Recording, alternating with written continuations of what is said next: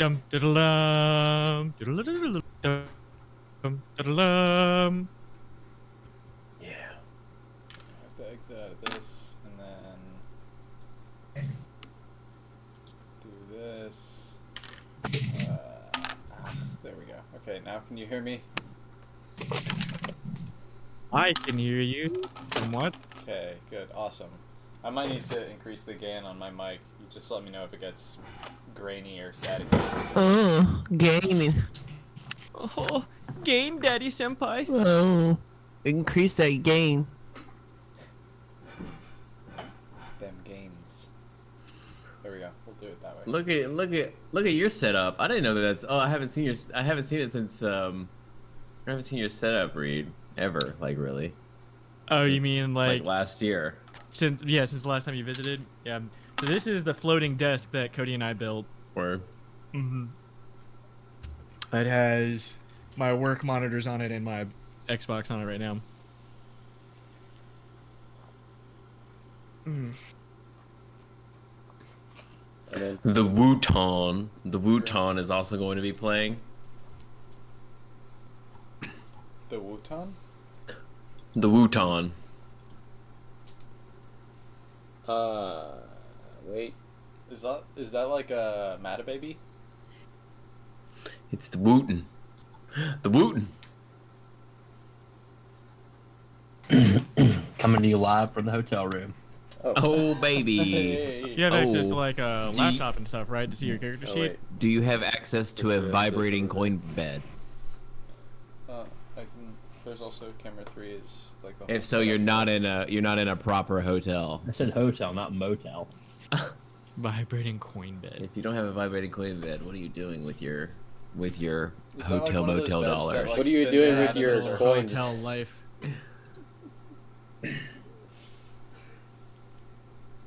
No, we staying on point, baby. Please. Hell yeah, points. Alright, I need to go to roll 20. What's in roll 20? Oh, nothing, I guess. Shit. Theater Fuck of me. the mind. Oh, our camera feeds from Discord showing? Here. I don't Reed see you and guys. Zach are, and I have them up here on the thing too. Gotcha. Because I have a camera on this too. Oh wow. Dickle. Oh, I guess you need to scoot that way. Funny. Camera. That's fine. Oh wait, can you guys see that on camera 3? Oh yeah. It's a bourbon, or it's a barrel. Don't tell me what dickle is. I know what it is. Listen, I've had my fair share of dickle. Don't tell this man Alright. about Dickle. Fair share of. Clearly, this Yeah. man knows about Dickle. He knows all about the jackal. Yeah. Yes, Dickle. For everyone in chat wondering what we're talking about, this is Decal. Jorge Decal, Oh yeah, yeah. Or estimated hey, decal. 1870, which is, you know, it's like almost 75. Estimated? That's right. Yeah, estimated. 1870. I'm pretty sure that's actually estated, Stated. as in they established the estated at the estimated date of 1870. No, that's just my What am I body walking count. to? Silent Reaper, welcome. We're just chatting before we begin with D&D. Is Megan actually on her quite way astute. here, or is she I don't know. setting up her own thing? That's a good. There's a Megan. No, that's a There's Groovy. So I just heard the badum and I was like, oh. Oh, I didn't hear That it. sounds And the good. part of Megan will be played by Groovy today. I don't know. Her and I were just talking about the organized strike on October 15th. What? There's a nationwide organized strike on October 15th. A strike against what? It's a labor strike. Oh, okay. So just all jobs? Yeah. I mean, like, the movement is geared towards having a living wage and better working conditions for the people that don't.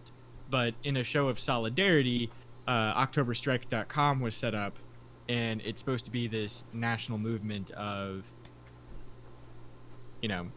striking against work or whatever.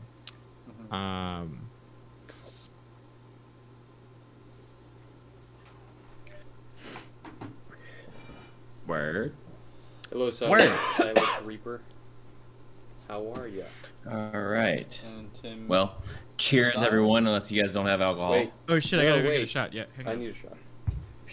guys, come to D&D prepared Sorry. with your alcohol. We don't really have an excuse. We're like literally playing from a bar. It's within arm's reach. I'm just fucking with you. I don't really care. Like whenever we start is whenever we start. But yeah.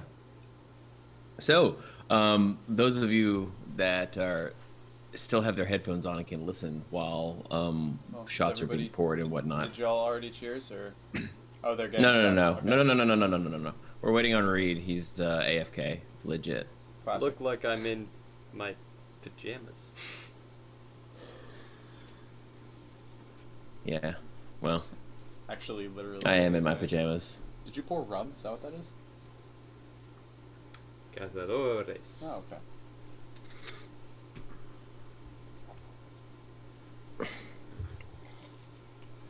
Megan. Greetings. I don't know if you can hear Because her. she is joining from home. Yeah. No, Megan's here. She's just like on the other side of the. No, she's not here. Other side of the house. Maybe I should pour more alcohol just because I don't have to go get refills. That's important.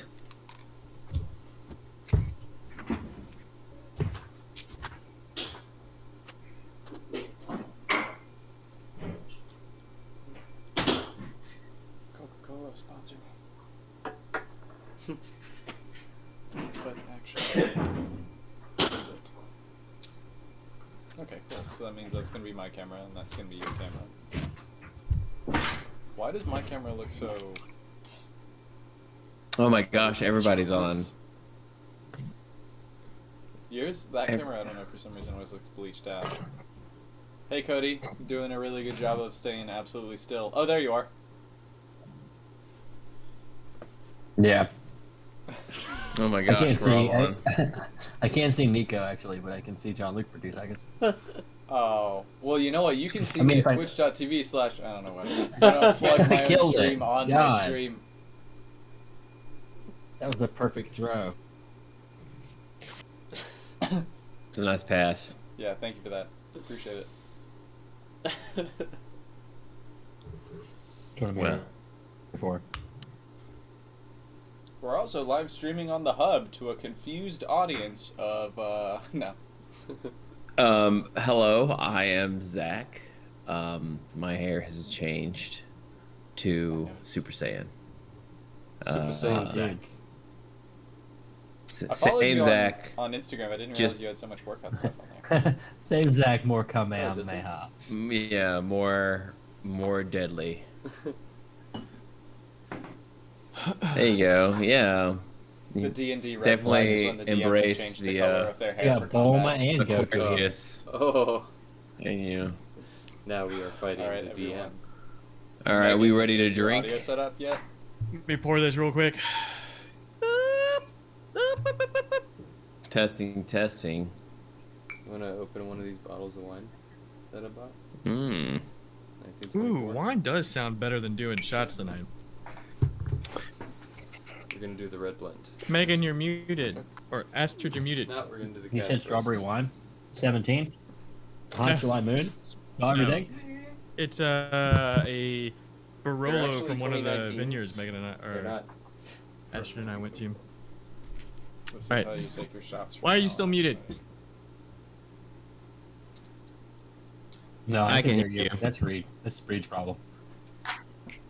I That's did, and I gonna be a remember fun why. It's because while everybody was over Ready to do this. Yeah. at Nico's one day, everybody had group audio on at the same time. Well, So for the it was first like, 10 minutes yeah. I was logged on, I was just talking to Zach because I thought you and Nico were both muted, but I had you both muted. Yeah, Whoops. exactly. Do I? I don't think I have Megan muted. Maybe I do because she's normally here. It wasn't muted. For some reason, I don't know. All right, well, I'm ready to do my shot at if I was the last person. I don't know if I was. All right, yeah. Let's get this going. Let's get this gravy train All rolling. right, well, cheers. Cheers, everybody. Cheers, everyone.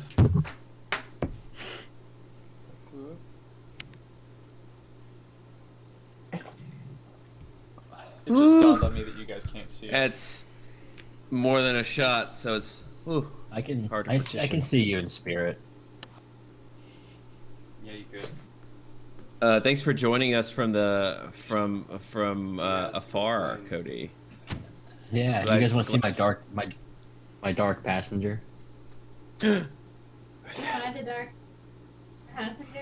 Yeah, you're the dark passenger. Listening to some D&D.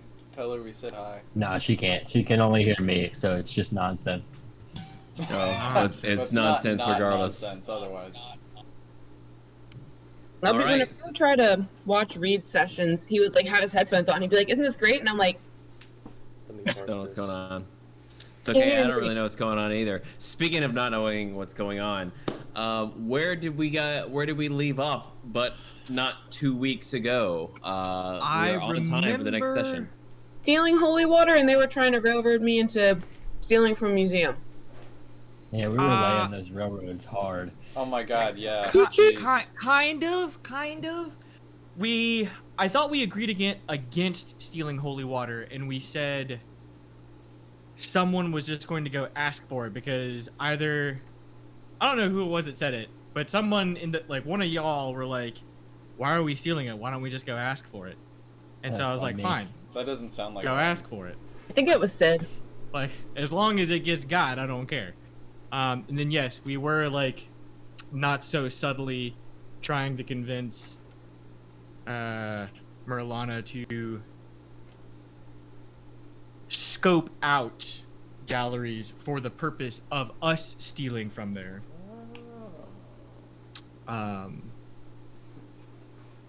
Yeah. And I think we decided to go break after that because we still had around a week, I think, before. Yeah, roughly. Okay. We had little safe haven except for the Forgotten Lounge, and you guys were kind of having breakfast, kind of deciding where you're going to part ways.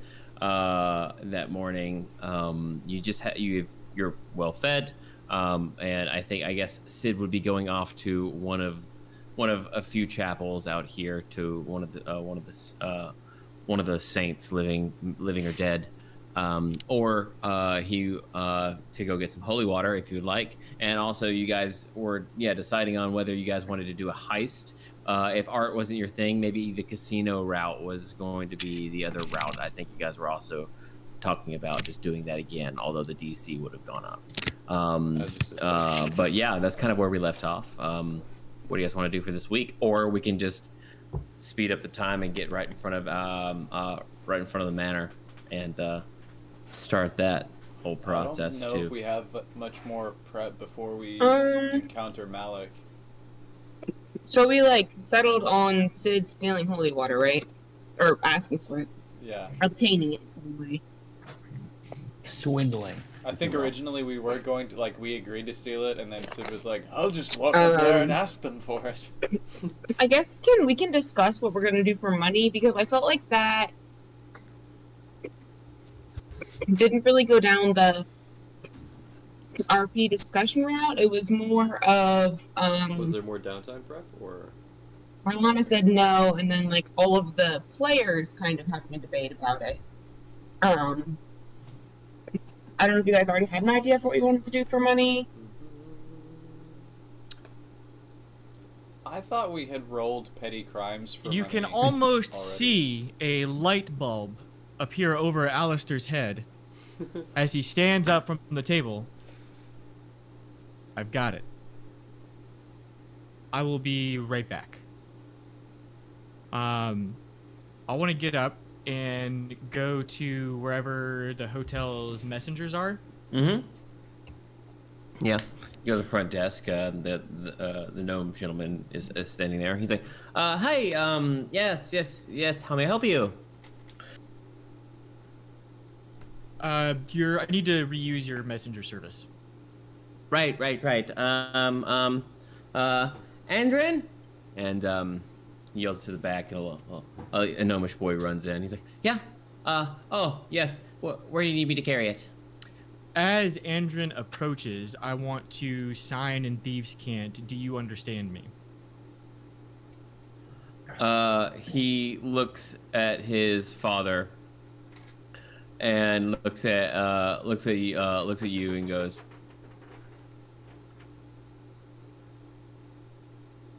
and just nods. Excellent. So I'm gonna speak to him in Thieves' Cant, and unsure and also don't care if the dad can hear me or not, like the innkeeper being Looks a little befuddled, but yeah. I want to tell him, so comes in waves. I'm going to assume you're familiar with the Undertow and who their main points of contact are in order to get like messages actually down to the late Dorabir. And I'm going to see, does he react to me saying the late Dorabir? He kind of make a perception check for me on this kid. I don't have beyond 20 up. What are you doing with your life? I know, what am I doing with my life? I went to go pull up my character sheet instead of Roll20 and I was like, nope, wrong campaign. You say perception? Yeah. Can it be passive? You've been here a couple of days. You can tell that this kid, another reason why this lounge is probably used by Balthazar Satsura is that the kid has been useful enough to get messages in and out in a variety. Like, the kid is smart, and that's kind of availed him to a couple of different languages, it seems, including Thieves' Cant. You don't know whether he's involved in those worlds or whether it's just benefited him financially to kind of take care of the family in this manner. So you don't know how involved he is with the criminal underground. So continuing so yeah, whenever you say the late Dormir, he just kind of like whoever that is. Okay. So continuing in Thieves' Cant, I want you to go to the typical first stop or first tier of messengers that would receive, normal life messages to be delivered to the Undertow, and let them know, if they haven't already, that the Undertow is almost completely non-existent, and you do see recognition there, like, and that I, Alistair Faust, have taken over. And all you start to see him really squint and see, like, he thinks he's losing the translation, like he's really kind of like. So I'll repeat it back to him in common. I, Alistair Faust, have taken over, and all jobs for our friends will come through me, and only me. Okay. Okay, sir. Yeah. Right away. Yeah, yes, sir. And you see him kind of back out the back door, and the dad's like, "Oh, and one more thing." You hear the feet stop, even though you don't see him. If you go to 5 different usual pickup and drop-off places, and there is not someone waiting for you, leave. Make sure you are not followed. Do not come back here tonight. Wait a week.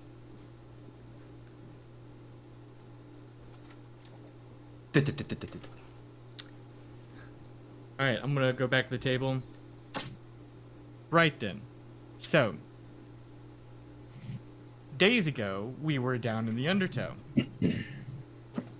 And while we didn't particularly intermingle with them that often, they did regularly get contracted to do work. Well, they're no longer there. But how many people know that they're no longer there? And we need money. Why fret over coming up with new plans and finding a new place to hit when we can simply contract ourselves for the next week? And after saying that, I'm going to lean back in my chair as though I've said something absolutely brilliant.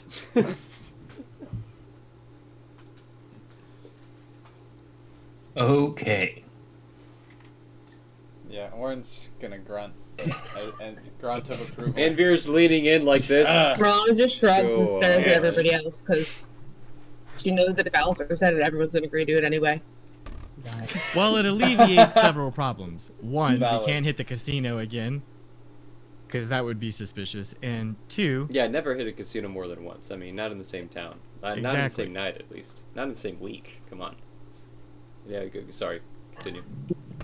Andrew, Oren, you're still on mute. I don't know if that's I intentional. I can I hear can- them. I can I hear them. think hear them Megan through might the have us stream. Yeah. muted. If someone could tell her, she might have us muted. I don't inside have the Discord. stream on. No, I mean, I can hear him through Discord. Oh, wait, no, so you may yeah, have him yeah. muted. In fact, I Oh. think you do have him muted from before when Yeah, we because you're were normally both here, man. next Oh, to you're each in the other. same room. Oh, I thought That's that right. I'm sorry. symbol meant that they muted. That's my Oh, okay. fault. It could be both. Let me fix that. If it's red, it's from you. If it's white, it's from them. Well, it's red and Can you white. hear me now? Well, It's if both. it has any So it's red, pink? it's you. It's If both. it's just Okay. white, it's Okay, I can hear her now. sorry. I could hear her this whole time. I didn't know you couldn't hear me. Yeah, it's No. from it's a carryover from when she was right next to me that one time when she had brought her laptop. We were both sitting beside each other to talk and listen. No, it's carryover from when I was at Nico's. From when she was here. Oh, okay. Because Doesn't yeah. matter. Doesn't matter. Too long, didn't read. Can you hear me now? Yeah, Okay, sick. We're all good. we're good. Cool.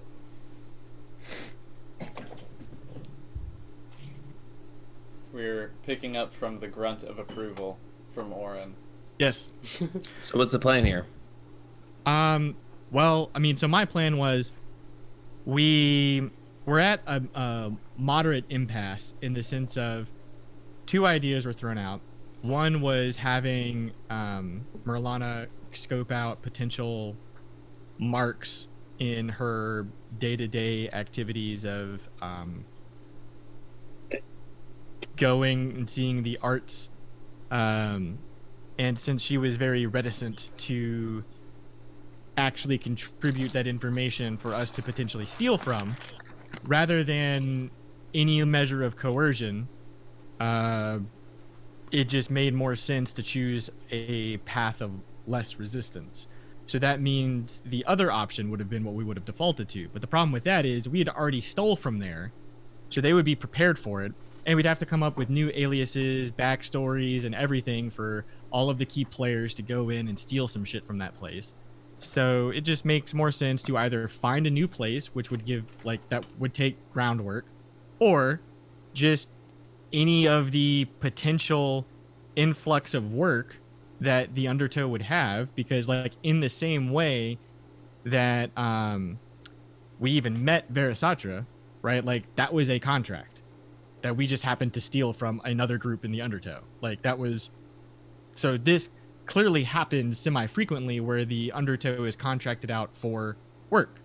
Mhm. So over the course of the week, Mhm. between now and when we need to meet Anton Malik for the purpose of making money, I want to have all of that information brought and sent to this inn with Alistair as the figurehead of the Undertow, because for all intents and purposes, we are most likely the only surviving members anyways. So it is quite possible the Undertow will end up being renamed to the right people. This is a very Alright. bureaucratic thieves guild we have. Yeah. Hard to We are disagree. the gentlemen and gentlewomen bastards. All right. You're so damn I right. would say, I would well, say, Oren wants to ask Merlana, did you maybe want to go find your friends that we lost track of? Oh right, that Contact. was a story thread we needed to pull on too. That in the Yeah. in the holy water. I don't know if that's like a, Um, we need the whole party to do that, but I also don't think we want to split the party. Well, we Remember can what have happened the like last time we Sid split the and party? Can we Anvir just- go and get the holy water because it's like Sid's brain power and Anvir's powers of persuasion, and then the three of us can go and figure information out about Merlana's friend. That's a good plan. That's a good plan. And we'll try to stay out of combat. Well, This time? when Oren and I had nobody had dies. attempted to follow up on that. Please. What? Anvir looks Yes, at. we're not gonna fight the church. Don't worry. All right. So yeah, we can go ahead and do that. I guess we can go to the church first. Which deity? There's a couple of different patrons in this city. Anvir, you would be, and Sid, I believe you'll both be familiar with. There are basically 4 major patrons. One living saint and kind of a saint, I guess it'd be. He's called a saint in some circles. And there are 3 other dead patrons as well. There's Maro Consol the dramatic, Eros the coward, Tavado Peron the captain, and Azavako the merchant are the deities that are worshipped in this city. They have various different churches. Some of them are churches. Some would basically be called like glorified gambling dens. Depends on kind of where you're going and which one you would like to visit. But yeah, there's basically 4 different deities you could kind of choose from to go get some holy water. I would probably want to do a religion check to see Yeah. who the best one to go to would be, but my religion is +5. If Andrews is better, then I think he should do the religion check. Hang on a second. Hang on. Wait. So religion. I am not His proficient, so religion is gonna be better than yours, unless. Aren't you got that also like proficiency. semi a native to Pretty good. You've got Surash? that proficiency in religion, but I don't think you. yeah, I just have a like high proficiency in instant intellect. check, so Right, but I mean like depending on how many of these churches, because you grew up from money in So Zarash, no, you do not so have it a is high likely you religion would be bonus somewhat for familiar this. with any of the existing churches at that time, and if they happen to be the same churches, then I don't know. That sounds like advantage to me. Who wants to roll? I roll a religion check. You roll a history check. Aren't they both Oh, man. intelligence? Can I? Is Can it? we use Yeah. I'm just gonna Can we roll it. I'm just use, gonna roll it. Here we go. Okay. bards? Here it is. So Here it is. It's Yeah. it's Wait. Hang on. You could use bardic Hey, inspiration bardic on him didn't for this. swing if you over. want. Okay. So Zach. yeah. Can we bardic inspiration this this religion check, really quick? Can we do that? Can Anvir do Is Yeah. that that? that big of a deal? I mean, yeah. I would say. If I he's mean, I feeling would just say go ahead and roll. particularly- What song are you gonna Like, use to inspire him? You guys, religious. you guys are putting a lot of energy Okay. into this. Okay. Chariots of fire. roll 20. It's not connected. Well, our lives may or may not be relying on the success of this. Okay. Could be. I don't really know what you're planning on doing with it. Well, are vampires only susceptible to certain deities' holy waters, or I don't know. We're just trying to make it easy. Are they even susceptible to holy water in general? I think So- in D&D it does something, but it doesn't like do damage to them. So yes and no. Like if we want to, we could talk about the mechanics, but a lot of that would be meta. But rules as written, mechanics for holy water, as distinguished between divine water, because you can bless anything and be an evil cleric, or a neutral cleric, or a good cleric, or whatever. So the importance would be, in this case, since vampires are traditionally lawful evil, although Anton Malik may not be. Since vampires are traditionally lawful evil, the assumption is we would need to have a cleric that is at least good aligned to bless the water. For the good of the city. Right. If you wanted to like play the whole like order versus axiom, then like you could say chaotic good might be best, but like that's not really a mechanic for water per se, so much as like affixes to magical stuff. All right. So did we decide who's rolling this? It's like, it's It's a religion check. Very quick. I thought it was very Well, easy. because I the rolled. Cody, religion roll it. bonus is higher than I rolled, but it didn't connect, so my beyond 20 is not Uh-huh. connecting, so I'm just gonna roll it by hand. Okay, I rolled a 20 the first time. Sure. Let's see, 20. I'll take Yeah, it. sure. Not a I natural. believe you. Not a natural 20. Okay, dirty 20. I'll take it. It's an 8 this time. So, Okay, so I would say I'll take your 20 because I would say you're fine with advantage anyway because you did kind of sort of grow up here anyway. So you would know if Alistair explained that to you why you are searching for this holy water and it should come from probably a good aligned deity. You would say probably you would probably want to go to the captain's chapel, the living saint, Tavado Perón. It's actually his estate. It's in the middle of Zarash. It's one of the biggest churches, but it's not quite a church. He doesn't live there anymore. He's mostly out on the sea, or so they say. He's still sailing to this day with his massive fleet. But yeah, he basically is kind of the patron saint of Zarash. He's all about exploration and sailing into the unknown and kind of the bravado and the bravery there. And it's kind of you would say it's chaotic good would be basically kind of the alignment of this place. You're free to go there. You see kind of people walking around and before we go, what are we getting holy water for? And how much do we need? Oh. So we have no way of dealing radiant damage. Okay. The holy water there is basically to help curtail their fast region. Yeah, because they regain 20 hit points per turn or whatever. Yeah, something like that. I mean, it changes depends on like the kind of vampire, right? Like if it's a vampire spawn lord, regular one, marquee, whatever, blah blah blah blah blah. So what? We get some holy water, and then Sid makes some like holy Water steam gun. grenades. So it could be that way, or you could maybe add some flour, reduce it down into like a Make a cake with it. Like a small No. cracker, like a wafer. like a salve that we put on our weapons and Yeah. that kind of thing. But a grenade would probably Possibly. be like the I most need about 30 efficient. gallons of holy water. The grenade and you throwing it would probably be the most efficient usage of it. When I say Well- grenade, I mean I'm going to make a water.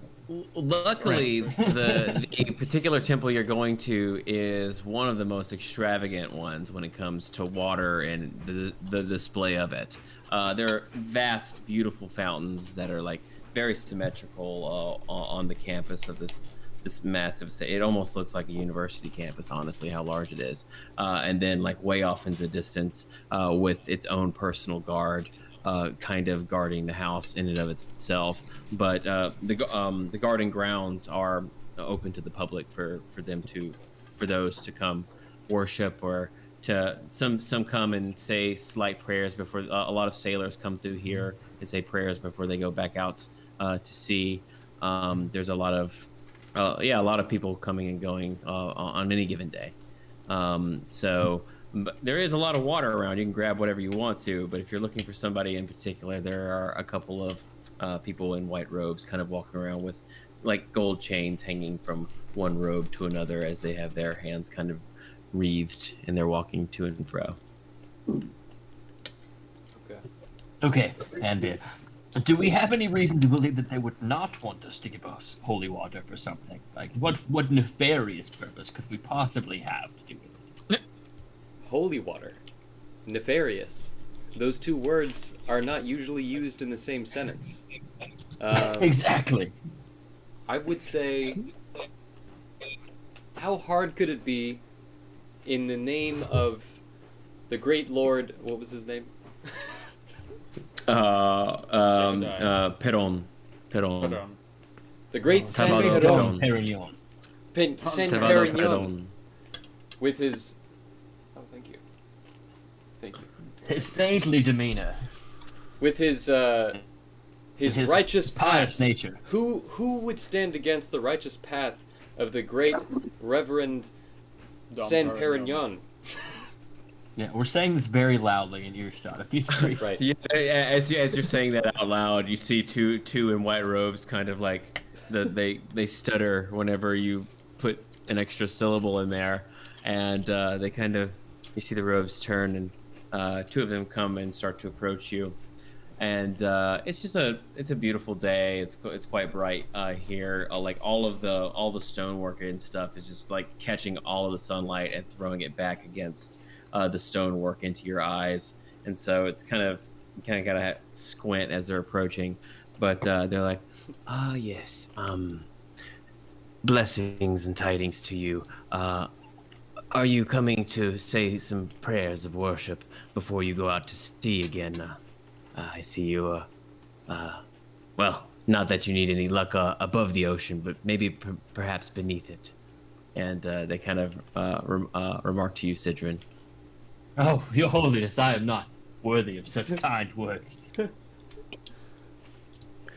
We're on a bit of a mission. We are. We do have a goal here, as it were. We're on a bit of a mission here. We're looking for a buffet. We're here to spread the word of the great Don Perignon. Perron. I believe it's Perron. They like it when you get it correct. It's Perron. Right. Of Saint course. Perron, please, the Saints. captain. Right. It's a I vernacular hear that you thing have a for everything. Zoroastrian accent. It's rare that so few know our patron saint of the city. Despite being an elven in nature, you look to be about 200 or so. I'm insulted. Oh. Okay, sorry. Continue. I am a wee baby. Yeah, and like, yeah, they're just talking to you. Like, are you perhaps a worshiper of one of the other ones, like perhaps Eros, or one of the other gods? Oh no, I said Perron. I said Perron. I thought I said Perron. Is that not what I said? Roll an insight check, both of you. Sure. What's my insight? My insight is not great. So, what I said Perron to. I was hoping to roll a deception check for the Perron, but. You both rolled a. Okay, hold on. Let me roll. 17. Okay, hold on.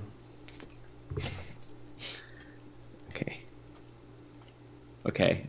Sid, you get this, but Anvir, you don't. Oh, well, yeah, 17 hits. Okay.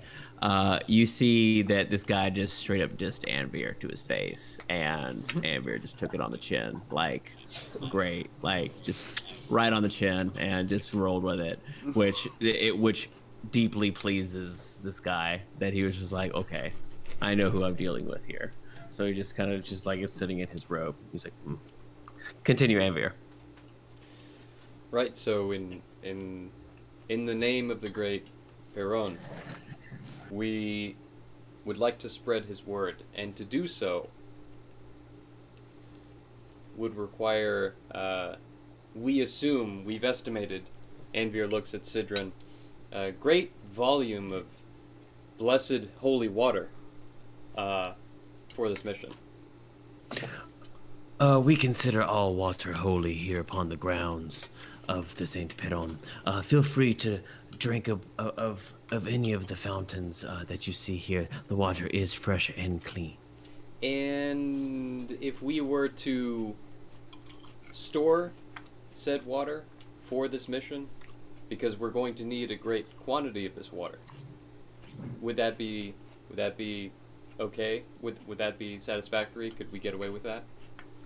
By all means, fill your canisters as Is you there a see way fit. to know? I like the cut of your jib. Sid is suspicious of the way he worded the fact that he considers all the water holy water. Yeah. Um, Where do you go to the bathroom? Right. No, I just don't want to get a bunch of water and come back and be like, this is just regular fucking water. We need just to water. test this. We need to test this. All of the water is holy. How do you gotta test it for holy? I can't think of a way to word that without being insulting. Is the problem? Hang on. Hang on. I actually think I can do that. Oh yeah, Reed, use your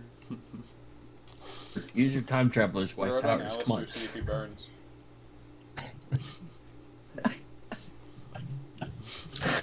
Oh, what can I summon a demon? I don't know. Okay,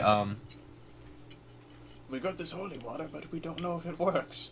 Come here. They're looking Alistair. across Can I to use you. lay okay. hands on the I have a water? solution. Yes. I've got a solution. Sure. I gotta have some kind of container.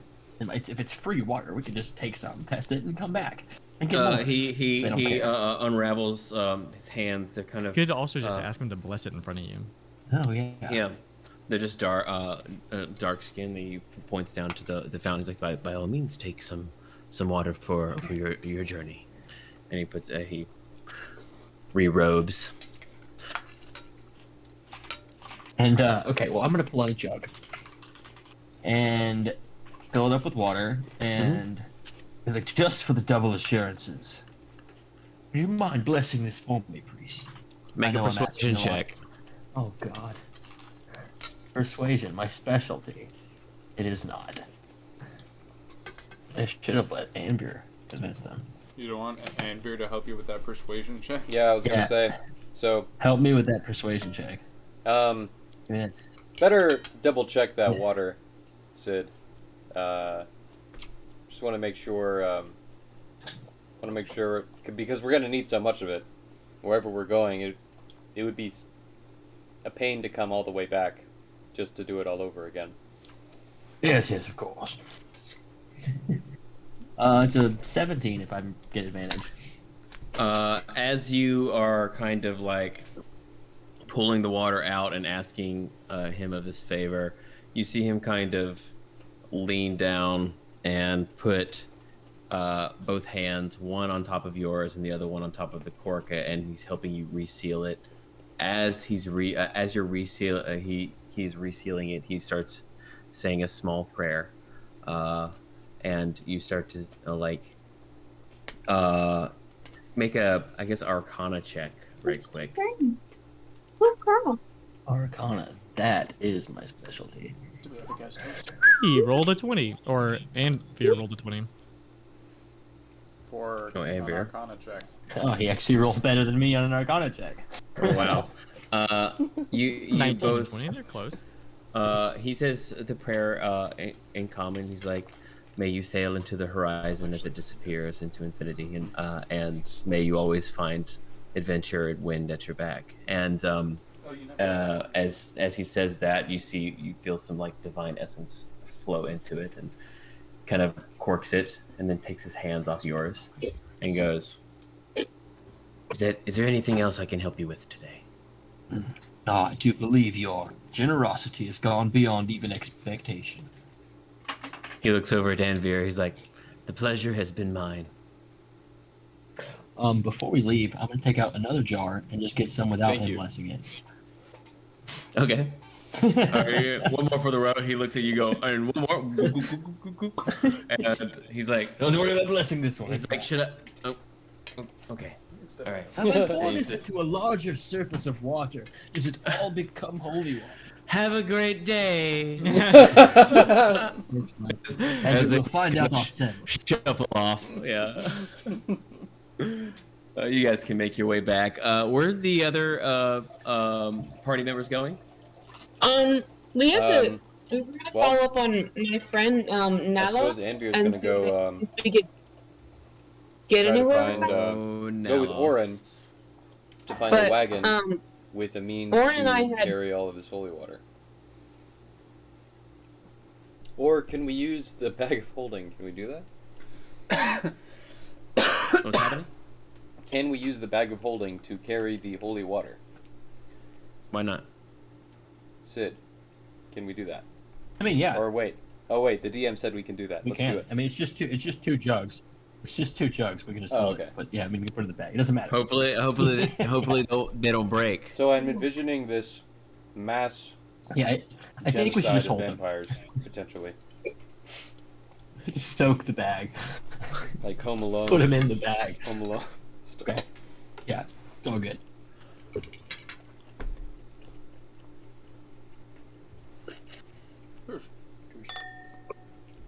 Thank you.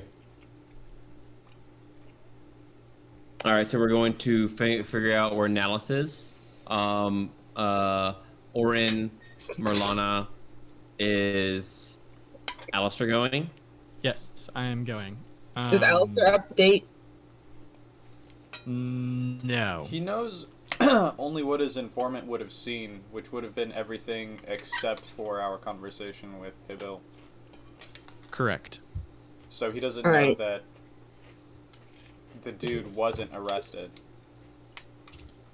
Alistair, if you wouldn't mind actually helping Orin and I with something. I had a friend, Nalas, who is a Triton who worked at the fishery, and he was serving to me as an informant for the comings and the goings of the shimmering syndicate shipments. And, well, Orin and I were out and we witnessed him being arrested by the guards of the city, and we went to Pibble to try and see what he was being booked for, and Pibble had no record of him, and it turns that the guards we saw were impersonating the city guards of Zarash, and we suspect that they are actually with the syndicate, and we were hoping that you could help us look into this so that we can clear the city of these false guards and perhaps see what the syndicate is up to.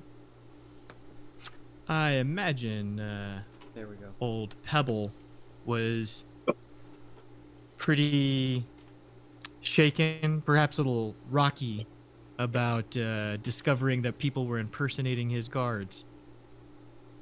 I guess I kind of owe him one. I can certainly help y'all with your mission. I knew a good portion of this. One of my watchers was trying to get your attention to help, but no one saw her in time. So, but it's okay.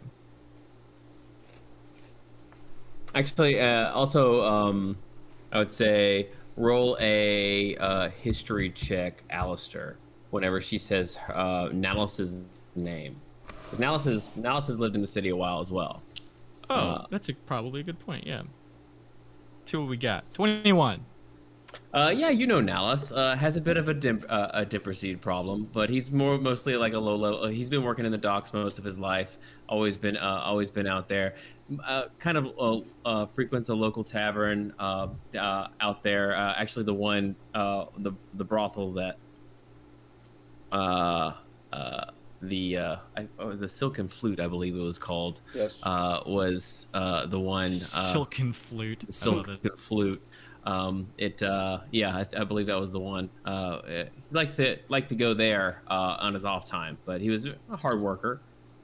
Didn't know him personally, but you know that he would come down and score every once in a while some drugs. All right, cool. So I wouldn't necessarily say traveled in the same circles, but we definitely know a lot of the same people. Mm-hmm. Alistair, do you think potentially we know of any place that the Shimmering Syndicate may collect themselves, where they may try to regroup? There's a chance they're holding Nalus there before they can move him. We witnessed this maybe just 2 or 3 days ago, I think. Actually, I have no idea in reality how many days ago this was. But, And we did look at the wasn't it last night? Or I thought it was before we went into the sewers. Right? Yeah, it was like Undertow. 3 or 4 days before you guys went into the Undertow. A lot of shit happened in these 2 weeks. So I interrupted yeah. Merlana though. Sorry about that. What were you saying? We did attempt to look at the what's it called, the logs or the boats come in and out. Mm-hmm. We did attempt to look at the logs, and there were no syndicate ships registered at the time. So I think that there are probably lots of ships that are working for the syndicate that are not registered as such, which presents a larger problem in the grand scheme of things, as well as pertaining to this situation. The syndicate would probably have no reason to ship him out of town. Not for Why do you say that? Do you think they need not him for in advanced Zarash? interrogation. More than likely, he still is in Zarash for any measure of questioning or coming to Perron meetings. You know, like those kinds of things would happen in the city. More than likely at a safe house. How many places do you think in Zarash have the kinds of fortifications and facilities to do something like an interrogation? Innumerable. If We it can were make me, How many of them are not directly under our control or indirectly under our control? still innumerable. If it were me, I would choose a place semi-close to the docks for the purpose of disposing of bodies. If not that, then a place semi-close to the city's cemetery. Can we do some sort of history check to see if we could recall whether he was being taken further into the city? We only caught a glimpse of like where they were going, Yeah. but was he going further Yeah. into the city or further into the docks? So I'd say Merlana and Orin go ahead and make history checks to kind of recall like what was going on that day. Now that you're bringing it up again. All right. Not You bad. guys kind of tried to take a kind of a wide. You tried to give them a wide berth. So you kind of lost them halfway up the road. You don't know if they made it through the first gatehouse or not. So there's like a couple of different walled tiers of Zarash. You don't know whether they passed that first gate or whether they stayed on the dock side of it. Alistair, there is a but- chance that Nollis could not make it through the first gatehouse, and he may still be in the same district as the docks. If we limit our No, it search is to quite there, likely how that quickly he- could we clear that area? Let me send out. Actually, no. We should just go ahead and start making our way towards the docks. It is highly I like that unlikely plan. that they would have gotten past the first checkpoint if Pibble was unaware of your friend's capture. Guards escorting a cuffed prisoner would have had to talk to other guards, check him in, sign papers. There'd be a paper trail of it at that particular guardhouse. Granted, I'm making assumptions about how deep their particular web goes, but if they're simply disguising themselves as guards, then they would want to avoid any real garrison, which means they would have stayed more with the docks. Maybe we go back to the scene of the abduction and see if any of the other guards fact- were there, perhaps, or know somebody who had seen what had happened. We should start with known relations of fishmongers with the syndicate. Butchering fish would disguise the smell of any potential victims, brutalizations, and etc., as well as blood being in and around those areas would not be uncommon. Same with the utensils used for any kind of questioning that may or may not happen. So potentially the area of the docks where the fishing vessels come and go. Not necessarily where the fishing vessels come and go, but where the fish are moved from said vessels to sellers of said vessels, and where they would butcher the fish. Sellers of said vessels. Sellers of said fish. That's what I meant to say. Orin's gonna look over at Merlana and say, Is this going to be okay with you? Is it going to... Is that weird for you to be around dead fish? Are they like your family? Orin is socially completely just inept most of the time, by the way, so he doesn't actually know. So politically incorrect. I'm gonna kind of like cock my head at Orin at that question that he. Anvir tunes in just so that Orin doesn't feel alone and plays along. I don't know that Anvir's there. I think Anvir's not there. Oh my god, Anvir's not there. Orin, do you You're the feel weird watching a cow be butchered. I feel hungry. Merlin is just gonna like pat Orin on the shoulder and say, I appreciate the concern, but I promise you it's no issue with me. Okay. Then it sounds like we start at the docks.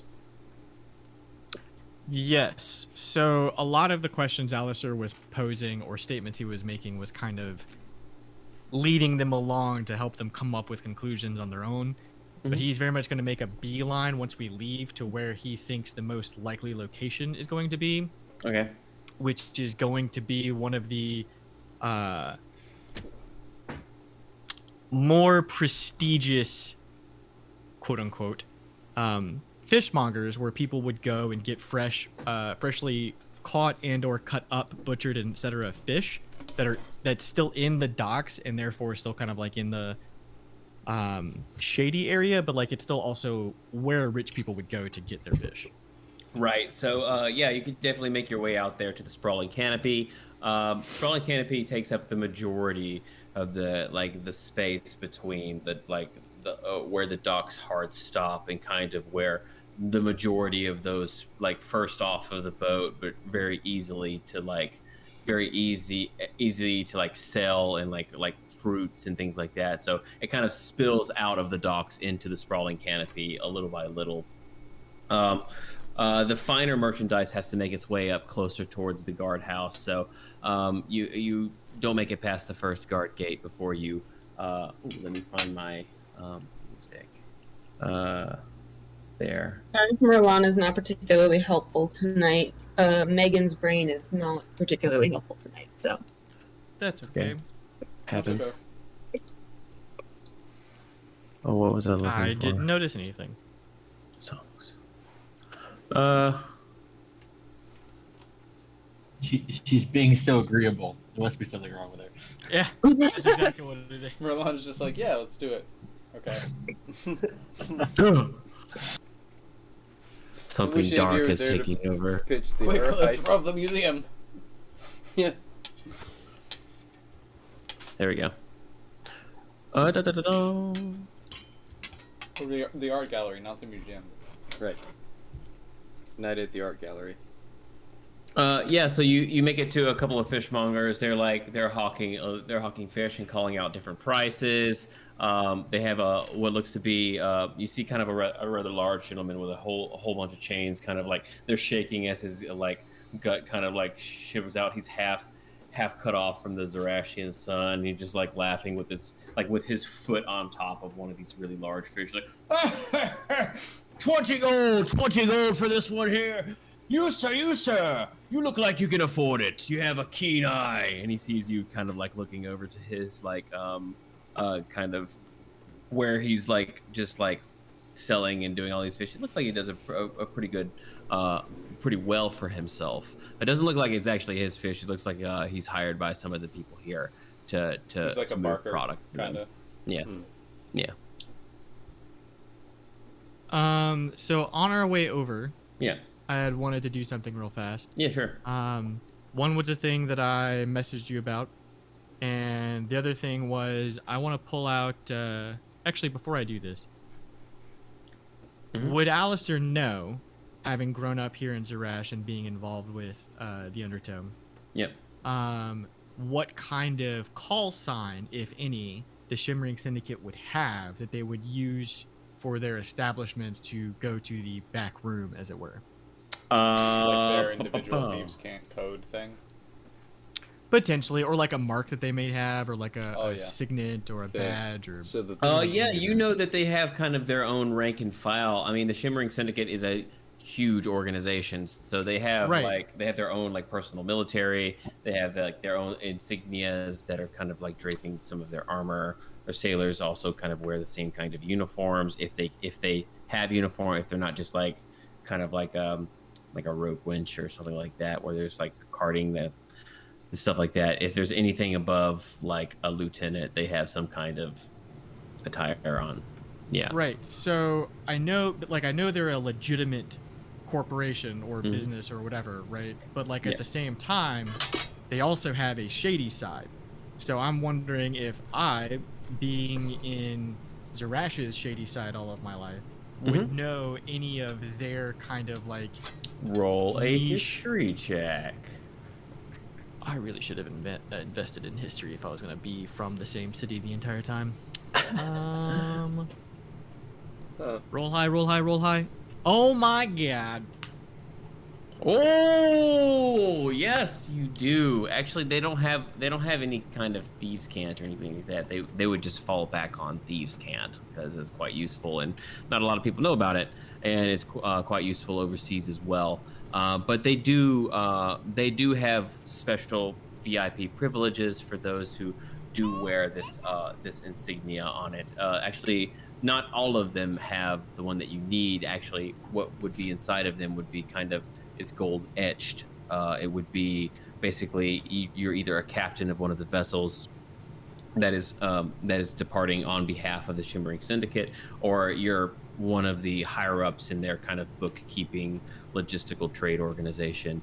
That's kind of the status of it. Like you have to be incredibly intelligent, or you have to be very good at your craft to be able to get some of these like different kinds of insignias. And it's just what it looks like is like six crescents, but the crescents on the top that are on the top one is kind of slightly off-put, but it's like dark steel on the bottom one, and then it's like a bright platinum on top of it. It kind of looks like kind of three different waves, like 1, 2, 3. This one, the gold one, has the gold around the top wave, like the sun is catching it. Okay, now the most important part of this particular line of queries. Can I fake it with disguised person? Roll high. Probably. Well, I meant the spell, but... Oh, with the spell? Yeah. Yeah, let me see what it's actually called, since I made Disguise self, right? Disguise self, yeah. Can I fake it with disguise self? Yeah, should be able to, as long as nobody touches it. Alright, cool. Then... I think even if they touch it, if you're just, like, redoing, like, an image on your arm or something to make it appear like you have that tattoo or that sigil, like, even if they touched it, it would still react the way skin reacts. I think. Then I would like to disguise myself as a human. And Nico actually gave me a good idea of like using a tattoo versus like a coin or anything like that. And I want to have it the insignia that corresponds with not a captain of a ship, but someone who is a high-ranking officer or whatever in the Shimmering Syndicate that you had mentioned, because you said there were like two. There was like, so the second one, not the one that's for the captain. Okay, so yeah, there's one. It's just the one with just the platinum on the top of the dark steel underneath the crest. I could draw it for you, but okay. Yeah. And I would have that tattooed on like my palm with the spell. Okay. And yeah, so that's what I want to have like prepared before we get there. And then once we get there, while he's doing his whole Barker thing, the guy that's out front, and you said that he doesn't do the butchering, he's just their salesman. He looks just like he's a sales guy. Yeah. Insight check. I'm kidding. Kitty cat. Sorry, then... I'm also preparing things. No worries. Then nice cat butt. is he like out in front of a storefront, or is he just like a stall? He's like, yeah, he kind of has a stall with like a couple of different coolers underneath him. He does have like a cart that's like, it just took off, like it seems to go back down to the docks to go grab some more fish.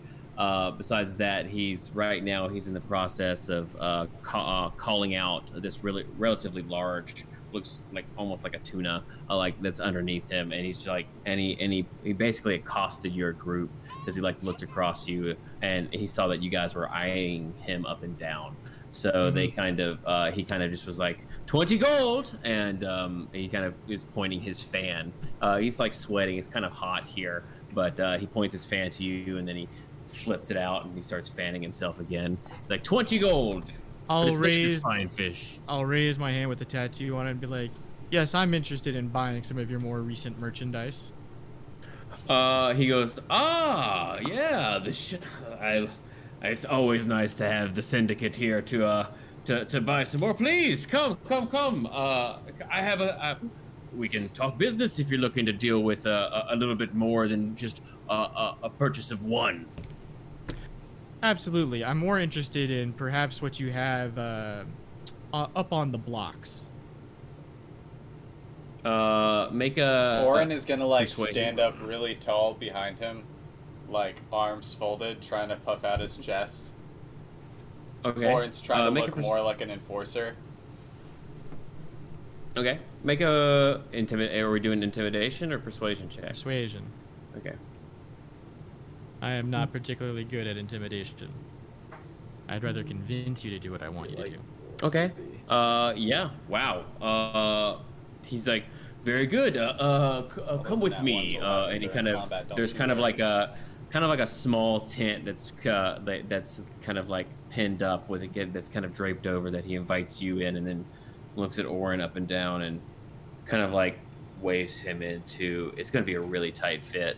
Am I coming to or no? If you want to come in as well, it's going to be super tight in here. But like you can see him kind of like pushing up, like in the pillows, and it's like the tent is starting to catch in his hair and like on his shoulders. He's sitting back. If they're just going into there. a tent, Orin is gonna look at Alistair and say, "It's okay. I can watch the door and make sure nothing happens from the outside." I'm going to make a point of eyeballing the outline of the tent flaps and say, "Yes, the door. Absolutely." Orin is gonna And he's just gonna rest one hand on the tent as he watches the outside. It gives a little bit. Yeah. He sits you down. He's like, all right. Yeah, by all means. What would you like to discuss? I can purvey quite a number of things for you. Depends on what you're looking for, I guess. Right. So I know we've used you and yours before in the past for temporary storage of some of our own merchandise. I've been sent here by the brass to collect a particularly large, maybe human-sized fish.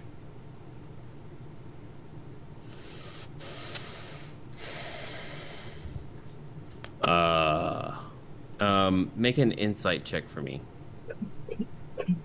Can I cast message to read or to what's his name? Alistair, yeah. Yeah, you can. Go ahead. Well, to All cast right. message, don't you have to like actually speak the thing that you're saying? But she's outside in the street, like. Oh, sorry. Right. I thought Is you were that in the tent where- with him. Whoops. Or are you in the tent? Like, where is Merlana? Where is Merlana at the moment?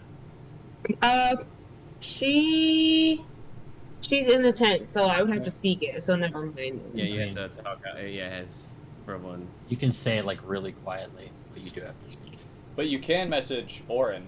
All you have to do is point at him outside the tent, and you can try and like muffle your voice. Yeah, fake sneeze and point. Message, but every word is like, Orin, help, help.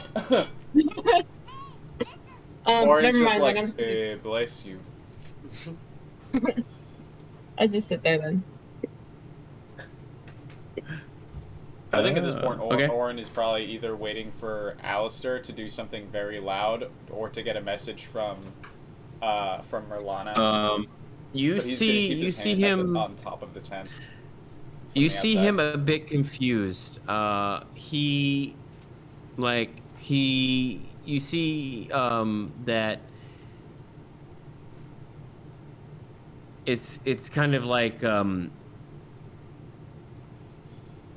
why don't you know where this is? Is like, why are you coming to him? Kind of a question mark over his face. He's like not suspicious yet. You see him kind of like, this is kind of why. I don't feel like I should be having to explain this to you. It's kind of like where he's kind of sitting back at the moment. So he's kind of like, he's like, I mean, it's the same place we always take them. Feel free to leverage, warehouse 3 over near port 6. That's kind of where, like, Insight check. make a deception check for me. Me? Yeah, you.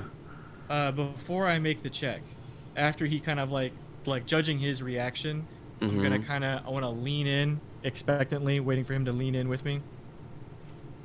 And then kind of like say like very, very quietly under my breath,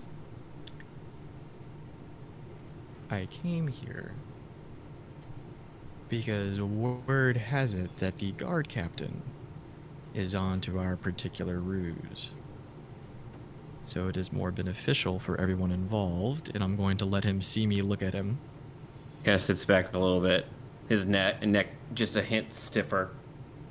Kind of like as he sits back. If it looks like I'm buying fish today. And then kind of recline back. That's gonna be Alistair's whole thing. Warehouse 3 is where you keep your extra large. What did you call them again? Grouper? I can never remember that name. Yes, they're groupers. Actually, they're called goopers. It's 2 G's. It's one of our better fish. It actually has quite a bit of fat on it, right underneath the belly. Especially if you find like a female that has eggs in it, then it's just one of the finer fish that you'll find. It'll be in Warehouse 3 over near Port 6 for sure. I'm a waste not, want not kind of person, and I've actually heard, now this is one of the reasons why I'm coming to buy, is to test this out myself, but I've heard that grouper cheek makes excellent grouper. Grouper, my mistake. Well, thank you again for the hospitality that you give the syndicate. Oh, you said you were coming to buy some fish. I'm happy to go ahead and sell. Absolutely. I want you to understand that he's saying this abnormally loud inside of the tent to like let it kind of radiate outside of the tent as well. I'm gonna try and like cut him off and like look at him kind of sternly, like stop hamming it up. Like, the syndicate appreciates that you've allowed me to cut in front of the line of everybody else. It is a hot day today, and the shade also was very much appreciated. Now, Oren is gonna peek inside the tent and just be like, I'm gonna you guys kind know of like everyone out here Oren. can hear you, right? His arms are particularly idle today, so they need to be filled with lots of grouper. Grouper.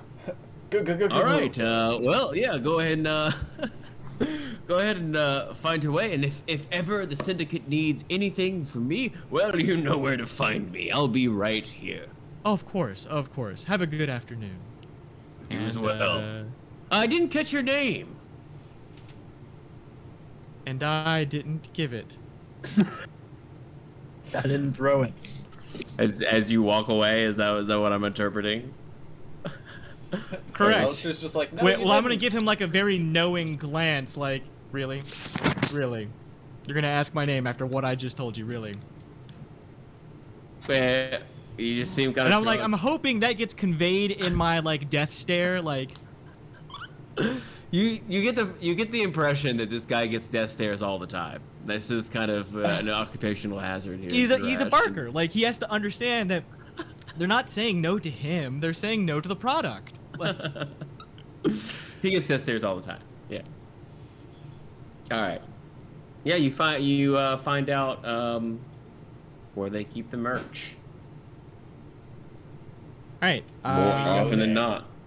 So I'm going to take a very long way to guide Merlana and Orin there to make it look like, in case anyone from that particular barker is following us, that I'm going the extra mile to relearn how to find it, as well as shaking any potential tails being the guards. So after we leave the tent, once we're walking and no one's watching us, is there any place where I could use disguise self, but like it wouldn't be seen, or is there Yeah, constantly you risk? can find it like like an alleyway or a place where you could probably get this off without anybody seeing you. Like, So there's plenty of those. at some point, Merlana is just going to look at Alistair, say, you know, if you would just tell us what the plan is, and then she's going to cast disguise self and appear as a human and say, I can be quite helpful. Half of the time, I'm making it up as I go.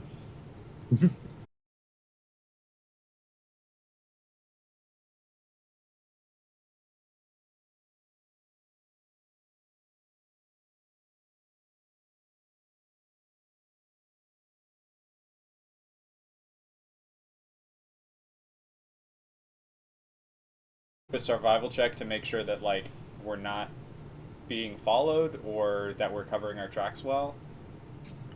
Yes. Can I roll against him to follow him? Are you guys looking to catch up with him? I don't know. mean- Are we Anvir? What are we doing? We just Anvir's stand like, back I in don't the know, house I'm and just we're like, bathroom. we'll just wait for them. What did I do? 14. I'm not doing Yeah, what are Anvir? bad or good this time.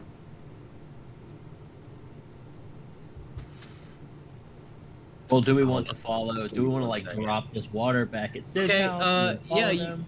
I mean, it's hard to tell. Like, like you think that you're not Just being grabbing, followed, but like after you walk for about 5 or 6 minutes, like you look back and it's just a normal Zarashian day. Like you're just like, okay, well, all right, looks good.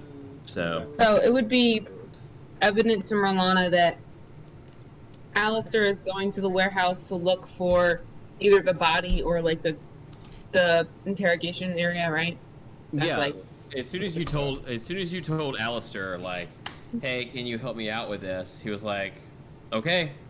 Like you saw him do a little bit of mental math, and then he just took off in a direction, did a thing, and now he's taking off in another direction, and that's kind of like how he's kind of been going about this. You heard him kind of negotiating with this fishmonger, and now he's like, all right, I know the next place. I don't know how communicative he's being about this, but Well, so after we're about like a block and a half away from where this warehouse is,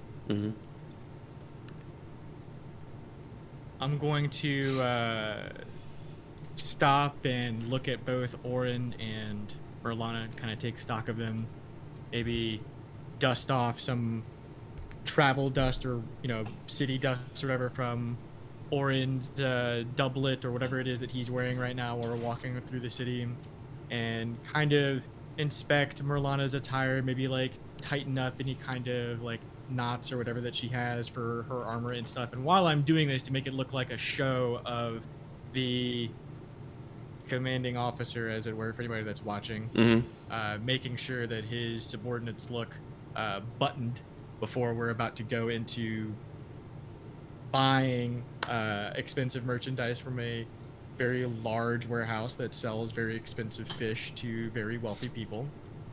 I'm going to explain the following. We will not be rescuing your friend on this particular visit. Instead, we are going to just find signs of life. If he is indeed here and alive, it'll be a lot easier to extract him under the cover of night. Additionally, we need to understand what their particular schedule is for him and how quickly we need to move. So, when I say it's time to leave, I would like us to leave. of course you would. Be in As on well, we'll plan. probably That have an is easier time what my moving plan than when we is. have Anvir and Sid helping us both. Correct. Thank you, Orin. Now And then then, we you show both up. look absolutely magnificent and spiffy, and Orin's like, going to wipe a hands smudge on off my something, own vest. And you look appropriate to be able to accompany me to this very expensive place of merchandise. I was in a dress. I wasn't in armor. Well, whatever it is that you had, like I would have made or Alistair would have made a point of like. But you look making like you a human fancy now, right? and she's Yeah. used buttoning- disguise self, so Okay. if you tried to like manipulate, your fingers would have just gone through her stuff. Right, but we know that she disguised herself, right? Yeah, we do. Did Merlana? Did you try to hide that or? Well, No, she I walked did away- it. I did it to make a point to Alistair. Yeah. Oh, right. I did it in So front like, of. I would go along with the magic and pantomime around the shapes of her outfit. I would like to think Alistair has done this before with somebody, if not himself. Like, Well, now, what you do with your free time is your business. fair enough. So with that, having discussed the loose plan that Alistair has, we'll go inside. Okay. So you make your way out to the. There's 3 of you, right? Mm-hmm. Yeah. Yeah. I think I legitimately got this set up while you guys were talking.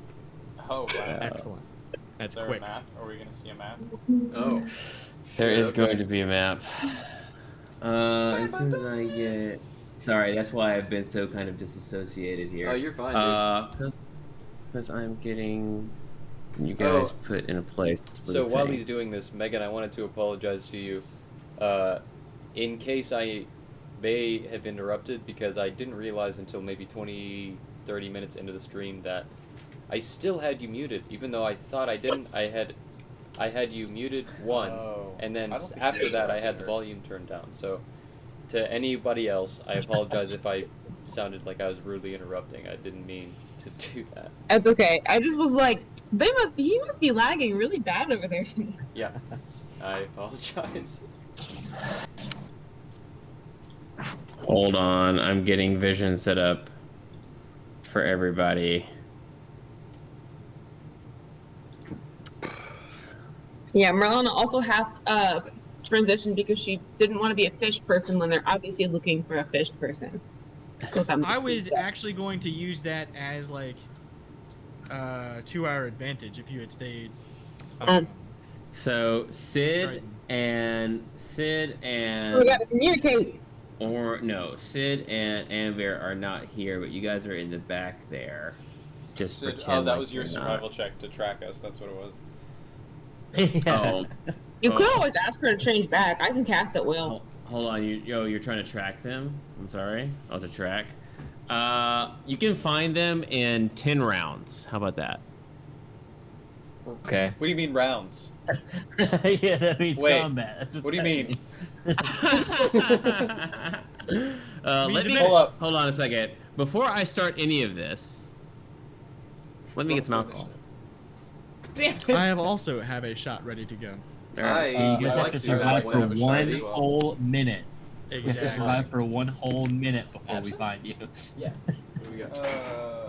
Well, we just have your absence. I don't know, like So Oh, no, maybe- Alistair's turn. MO so far with like both now, like since you've joined and then before, is if we're already in the middle of doing something, everything that's part of the plan is he is calculating or well, me as a player and Alistair as a character, I'm expecting everyone involved to behave as if they don't know anything and are acting as they normally would in a given situation.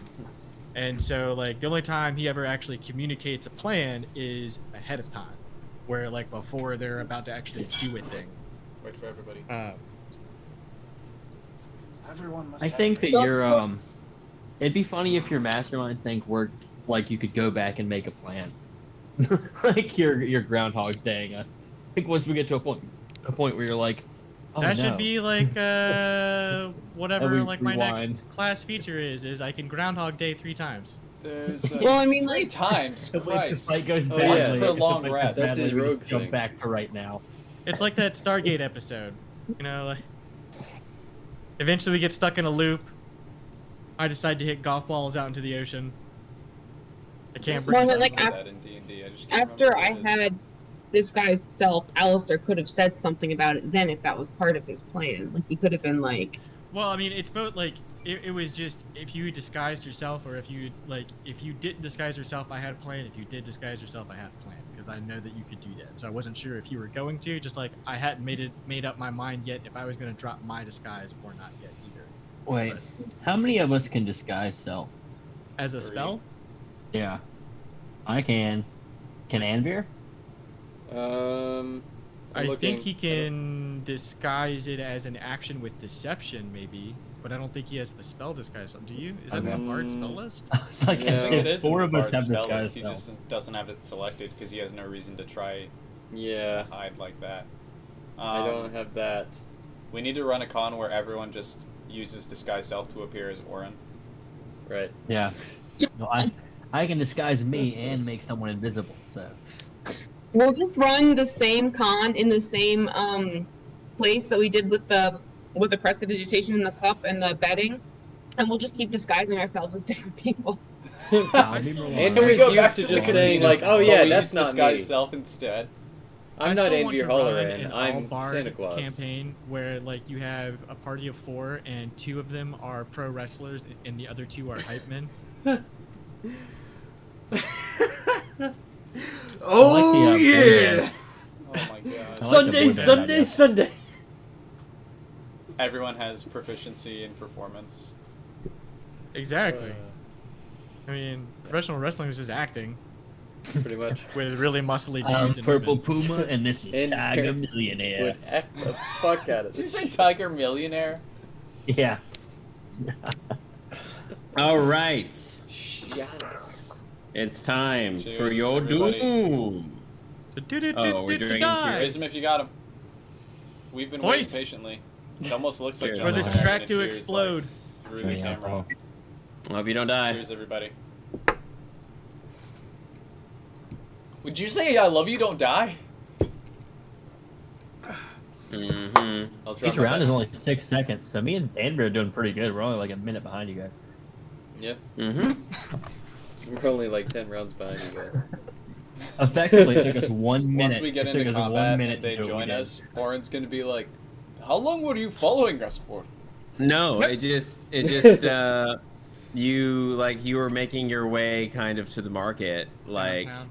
yeah, making your way to the market after you We would. just keep stopping at turns. I mean, and I'm when you're like, following the what mastermind would road, Alistair do? there's only so much you can do to keep up. Like, even as Anvir, there's only so much. I think the Alright. headcanon is that Sid would be like, alright, where would Alistair go? He would go that way. So we're gonna go I this just way. got So, it yeah. Yes. Where's my battle music? We're gonna I continue mean- going right I until just keep it pointing just and using, goes left. using message We're just, until that's what we're until gonna he do. answers me. Are you just There like we go. finger gunning down the street, casting message until Jesus. Alistair responds? Alistair, Alistair, Alistair. Then he gets a ping. I'm contacting you about your car's extended warranty. Ooh, I think I found it. Your cart's extended warranty with 2 horsepower. All right, and I hope Our this car works runs out on well. Orin power. You guys make it. I hope everybody can see what's going on here. Yeah, we can see. Yes. Okay. Alrighty then. You see in front of you the warehouse. I don't know if you guys can see my screen or not. I see. You might need to zoom out a little bit and zoom back in. Yes. Let's see. I This imagine warehouse. we're like flanking Alistair as he walks forward. I know Orin is definitely trying to appear as just like a bodyguard. Okay, Yeah. Marlana, where would you be? And Where would I be? you're there, but you don't be there for a while. Probably just right, right behind him. Okay, so I would say you're approaching this warehouse. It is actually the one that he's describing. Actually, is quite a distance away from any actual Haven Guard that would be out this far. Like, actually, Haven Guard don't even come out to the warehouses. It's just not safe and it's not practical. Like, if it's in a warehouse, the Haven Guard pretty much consider it your personal property. Like, you should be manning it. If you're gonna have guard, it should be a personal guard. Like, again, we're very like laissez-faire economy here. Like, you should be protecting your stuff. The city, they have to protect the citizens. The citizens are not living and hanging out in the warehouse districts. Nonetheless, you see two Haven guards standing in front of you, kind of flanking the doors of this one warehouse. It's relatively large, considering some of the buildings around you are. There's some carts around the streets for you. It's not too far off the port. You kind of hear the cawing of seagulls still, and the smell of salt air is definitely there. But yeah, there's these two kind of Haven guard that, not paying too close attention, do see this squad of three kind of roll up, and they kind of look a bit caught off guard and kind of stiffen up a little bit as you approach. Can I do a history check? I don't know if it would be history or if you tell me something different, to see if remember the armor was slightly different on the fake ones? Mm-hmm. Roll to see if I can tell. It would be a history. Actually, no. I would say either you can give me a history or a perception check because you remembered it. So I'd say whichever one you want to choose. Okay.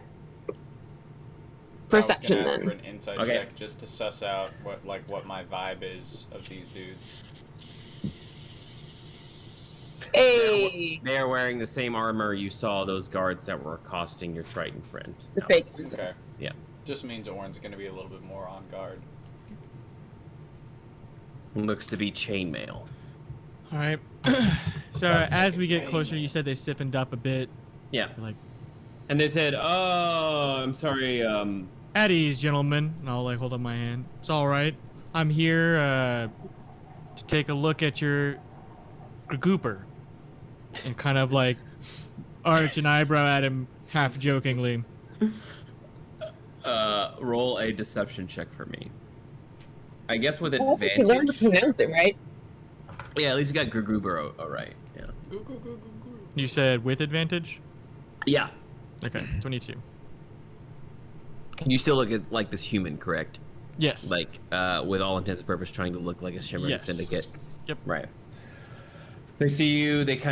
You see their shoulders kind of relax a little bit, and they say, that and more inside if you need anything. I didn't know that there was anybody stopping by today.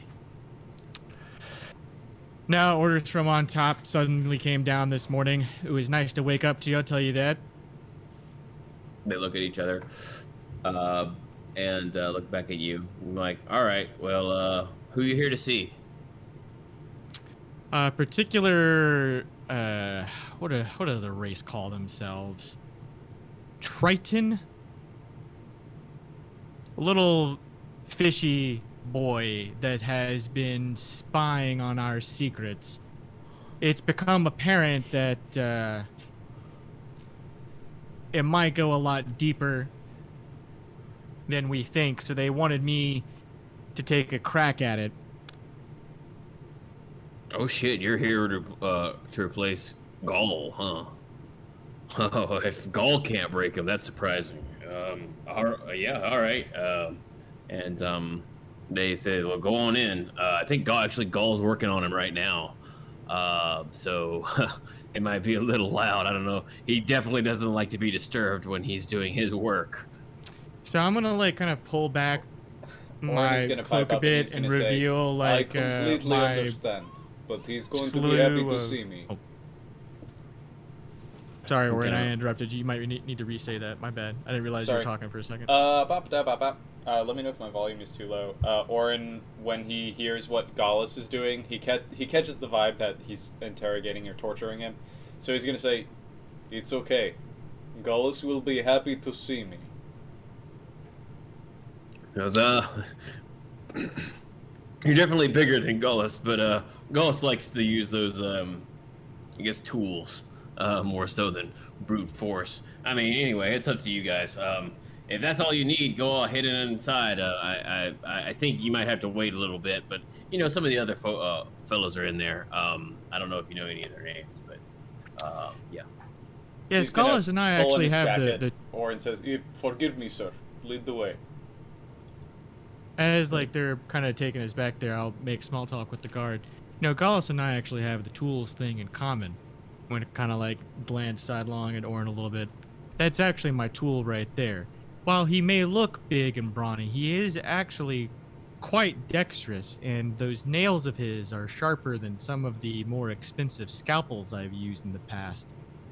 Nothing can get a nice, clean cut from a layer of skin off other than a sharpened bugbear's nails. Owen's just gonna give him this really weird wave. Like right before you step it, like this is I've already put you inside, but before you step inside, can't say this to the guard. He's like, honestly, I'm not about that life, but you go do your thing, man. And he kind of like starts to shut the door, like kind of behind you to like let you guys kind of go about your business. If you want to say anything to him, you can, but he's gonna just kind of leave you inside. What do we see right when we walk inside? As soon as he like parts the door, you see another. Again, you see about 3 people caught off guard. You see they kind of are like sitting around a table playing cards. These two, two of them were like leaning back, and one of them looks like to be in one of the other guard outfits, or at least one of the fake Helm's Guard attires. He's still fully done up. Might be his break or something like that.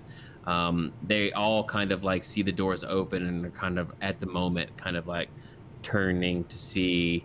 It looks like nobody was expecting guests here at daylight, in broad daylight. So they're kind of all kind of like what the heck is going on here?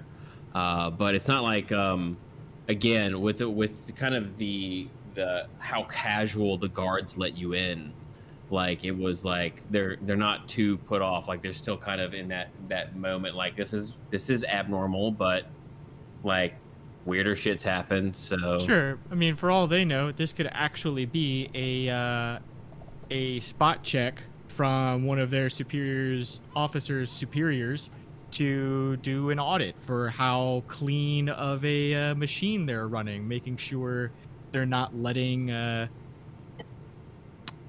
any, I don't know, strange people in, or like leaving any tracks, or I mean, it's a shady business. There's a lot of reasons why someone of high rank could just drop in on them, in my opinion, or in Alistair's opinion, I should say.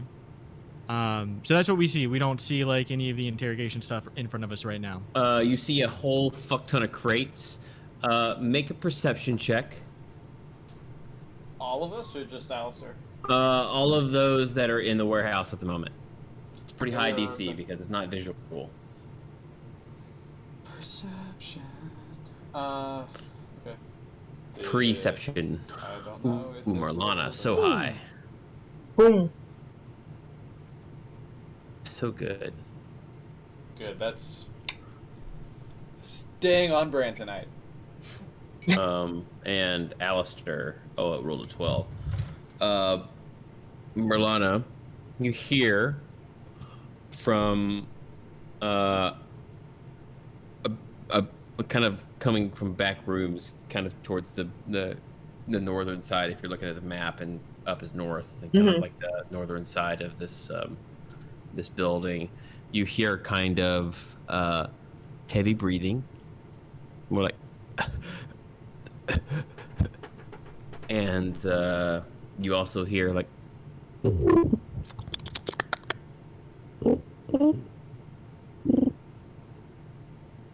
it's muted mostly. Sounds like pigeons? A little muffled. I thought that was a chair moving. Like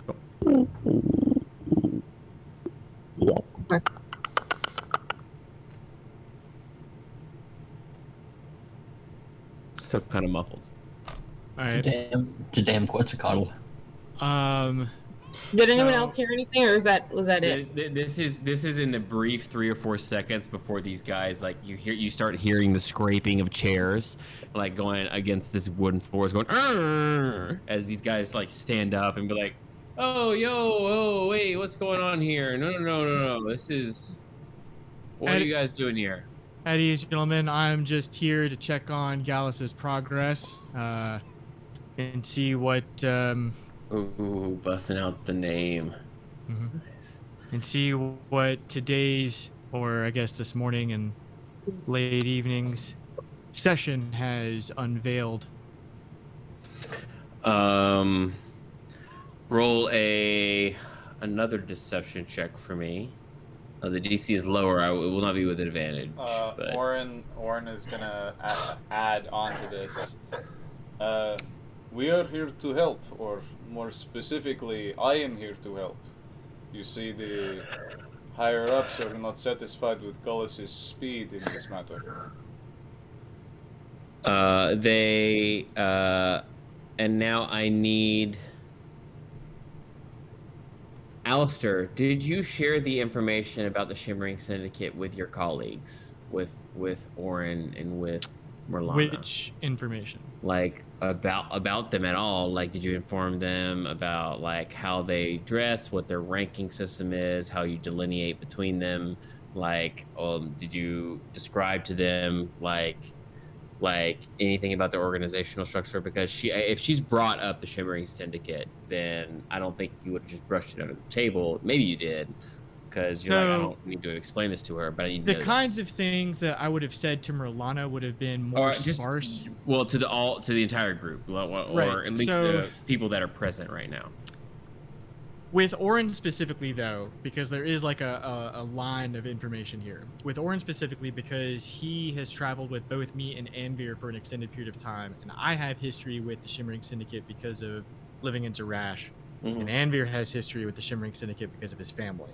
Yes. So he and I would have shared over drinks throughout our years together over the last like 5 or so years, would have shared a lot of information about like the Shimmering Syndicate, their ins and outs, like, you know, whether it might be like a pipe dream of like taking it over or usurping them, or like how they came up, like what it would take to infiltrate them, because I'm sure we've probably drunkenly dreamed about like, oh, what if we could pull one over on them? You know what I mean? Because like at the time we were just young thugs or whatever, like running whatever side jobs. Now as we became larger and more experienced, and Sid and Merlana joined our party, then one of the things that I deliberately glossed over for RP purposes was an explanation of where we stood in the city, who our current rivals, enemies, and allies were, and etc. Because like that's a lot of information to just talk about and kind of like waste airtime on. And I feel like it's one of those things where I, as a person and as a player, wouldn't be able to remember everything to be able to like make an itemized list. And I was kind of expecting moments like this where it's like, hey, do these characters know these things? Would you have given this information? Because it's like, yes, I would have given all of the quick and dirty details about the inner workings, like what I know for how, if I wanted to pick apart and tear apart a given organization such as the Shimmering Syndicate, I have relayed that knowledge to everybody of the right people. Did everyone in this room go ahead and make a perception check of... That's basically why I asked you. Make a perception check, all three of you, of the individuals sitting at that table in front of you. Okay. And you are not here yet. Can I? Did Alistair explain the symbol on his hand to us, or did he just do that? I mean, you would have recognized it. So, like, yeah, I would have explained that beforehand. Yeah, okay. Because, and did you explain what Merlana's role would be if you're the not captain person and traveling with you? So, that? This is actually something Alistair would not have explained, because see, this is one of those improv things. Oren knows Alistair didn't say this, but in game we've done this enough times that Oren kind of just has to figure out where he fits in best. So that's why I've been pretending to be like the new interrogator, like tailing Alistair. In this particular situation, the way like Alistair operates with any and all of these things is he makes a plan around who is with him, what they are good at, and they should naturally fall into those things. So in the case of Oren being particularly good at brutally shredding people's flesh. Yep. He's very good at that. Yeah.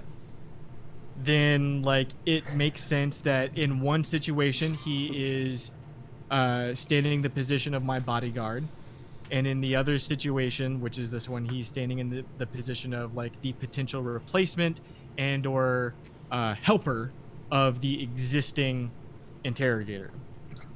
What Alistair expects, and this is going to be meta, and how much of it is meta you can decide for yourself based off of Alistair and Merlana's relationship. Because they don't seem to know each other that well or trust each other. What Alistair expects out of Merlana from what he's seen of her abilities. In the first situation we were in, you were not disguised. You were armored and you wore like your normal warlock attire and gear, right? So you were at that point, you were what's considered like his closest bodyguard of like this particular lieutenant, general, major, whatever, colonel, like whatever position I was like pretending to have. You were basically like his second. Like if something were to happen to me and I were to be challenged to a duel, you would be my second. That's the role you were playing, because you came in the tent with me, then you would, and like you stood closest to me, you're closest to my height, like you look more sophisticated than this bugbear. You were my second. Now you've decided to disguise yourself as a human, wearing like normal traveling clothes as we go into this building. So now you are my assistant.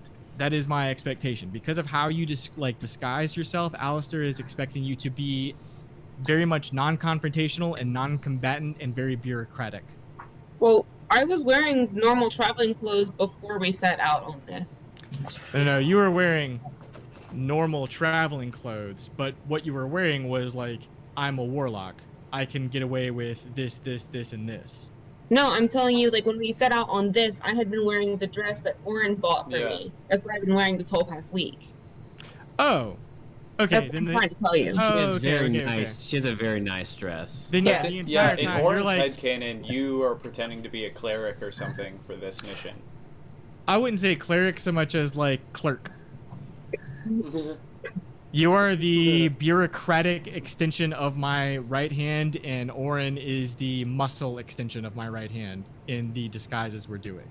If that's what your attire was, I'm sorry, I thought you were wearing like your combat like regalia whenever we were. No, that's what I was trying to explain to you. Is I'm in this dress, so I was like, I might as well disguise myself as a human. Right. So okay. with your perception checks, oh wait. No. I haven't rolled mine yet because I was going to ask you if I could use my passive perception of 15 or if I should roll it. Because no, you need to roll it. Okay. Because you're doing a lot. You have a lot of balls in the air, so you would not be able to passively do anything. That's not where balls belong. Depends on the day. That's true. Only if you're a juggler. So Oren. Yes. These guys got really pretty insignias on their persons. They got pretty what? They got like pretty emblems on their cloaks. Like these two that are sitting at the table. Oh, okay, cool. It's like one of those waves, like dark steel, and some white in there, and then like with a little gold trim. It's very pretty. How dark is it in here? They have it's broad daylight outside, but it's pretty dark in here. That being said, they do have two massive lanterns like in the top that are kind of like casting light throughout the chamber. So it's not particularly dark in here.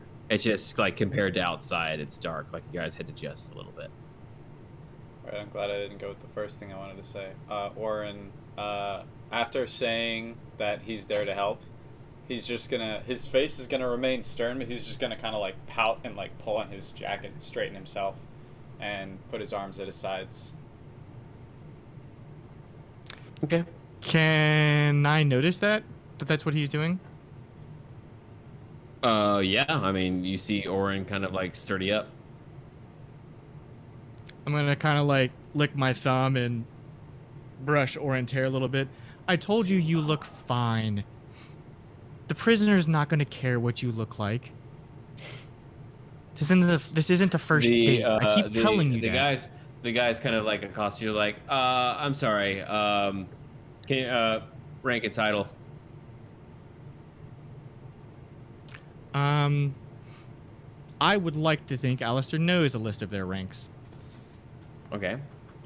You would know. But if you want me to roll for some of these, I'm cool with doing it. It's just like You're gonna have to roll a deception check, and it's going to be clear that you're rolling with disadvantage because even if you knew, you're shooting in the dark here, like because you don't know whether this particular kind of rank or this particular kind of job would be showing up at a warehouse on this day at this time. Like you're taking a shot in the dark, even if you know a little bit about the Shimmering Syndicate. Sure. a royal So inspector. what list of ranks in their intelligence division would I know? I'm a 3rd level brain. So there's basically one for each kind of department. There's like one for accounting. There's like a shipwrights guild within the Shimmering Syndicate. They have their own naval academy. They have their own like resources. They have their own kind of like like magic college, just because it's kind of useful to have like people that are able to cast like like paltry spells and things like that, and enchanting. In terms of ranks in there's pretty much always a rank that is an equivalent of like what would be a lieutenant. That is the badge that you're impersonating. The ones that might be on the docks, that's hard to say. You would say either the naval academies. No. I would not be stationed from the docks. I would be coming from uptown where the aristocracy is. That is what I would correspond with. I'm coming from headquarters, effectively. Okay. So if you're going to be coming from uptown, then I would say you're either coming from you're coming from two different places in the Shimmering Kingdom. Either you're coming from the audit office, which is kind of like their tax office, or you're coming from their other audit office, which is their less personable. Less personal guild. Who is the name? Like it is the name of the person who runs the second audit office something that Alistair and other people of the underworld would know? Is that like a name that's like somewhat common because A, it strikes fear into people, and B, because it's an organization as large as the Shimmering Syndicate? It would be the former, or I'm sorry, the latter. Let me find the title though, because I have it in here. Okay. All right. So either you would be coming, you would either be you'd either be a centurion, or you would be a steward. The centurion would be from the less than favorable audit house, and the steward would be from the actual taxation office. Okay. As far as the public is concerned.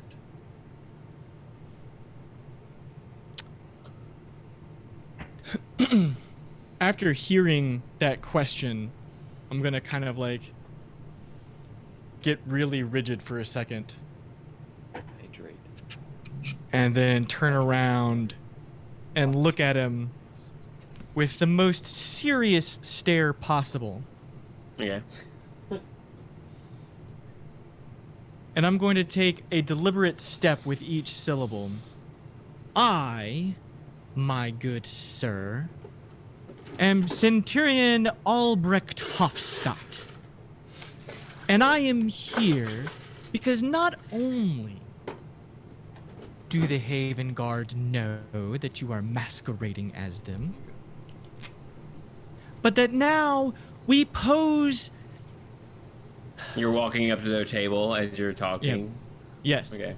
But now we have come to understand that a divine threat is posed against us in the form of one Kraken of the Deep. And I am here to make sure any and all progress is expedited. And I'm going to look him up and down and size him up, and then just kind of look down my nose at him. You're going to be looking past the guard to these two gentlemen in the back. You see kind of one like lightly brown-haired fellow with like kind of green skin and leather armor. The other guy's in like kind of dark leather armor with kind of dark shaggy hair, and kind of both of them seem to be human. The green guy's kind of iffy. You don't really know where he's from. But as you're eyeing them up and down, go ahead and roll a deception check for me as you say your name. Okay, so real quick, I started from right here, right? Yeah.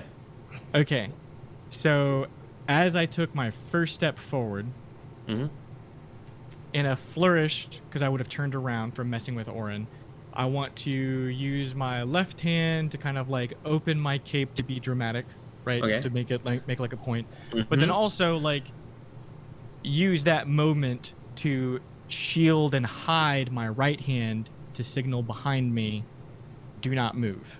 Slide a hand check. All right. Okay. All right. Hold on I'll one move second. Okay. So have we established? Yeah. So three things coming up real quick. Orin Merlano, what are you up to while all this is happening? Actually, Orin's gut instinct would have been to not move if he saw Alistair like moving like that. Because it's, I think it is Alistair that Orin believes it is Alistair that they're talking to and that they're referring to, and Alistair needs to identify himself first.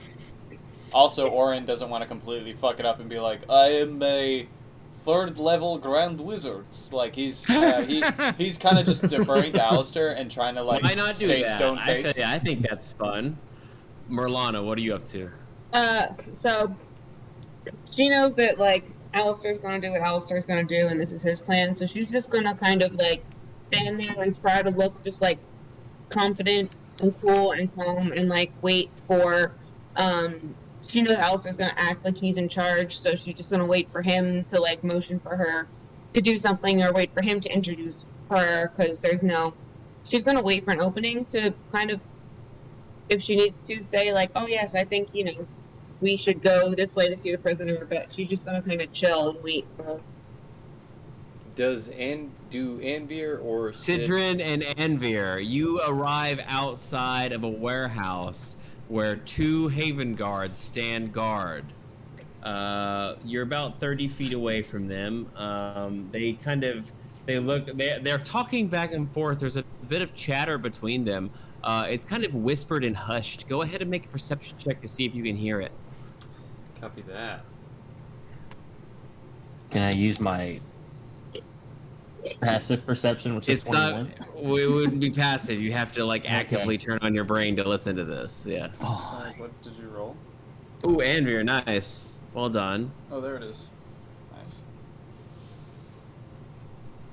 Nice. So yeah, Anvir, you see one guard with his head kind of like his helmet kind of pressed. It looks like he's not super comfortable wearing a helmet, but he has his helmet kind of pressed against the wooden door, and he's like listening. And you can hear him like saying, "He's like, yeah, he said he's from the he said he's a centurion. But I can't. I mean, I haven't seen anybody like of that rank come down here in a long time. Not only that, like he didn't really have the right.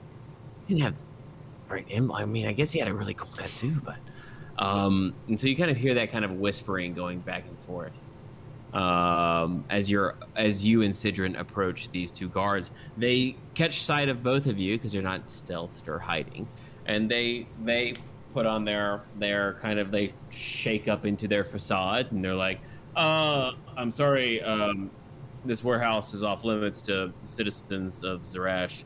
Unfortunately, there's been some sort of incident. There's been an incident inside. We're going to need you to make sure. Can Orin hear them through the wall?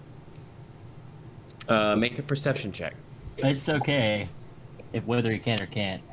Whenever Sid says hello, he's gonna point his hand forward and also use message to read to Alistair. As he says hello, he's also saying hello to Alistair to let them know that they're outside. You hear, you don't hear, but you feel in the back of your cerebral cortex.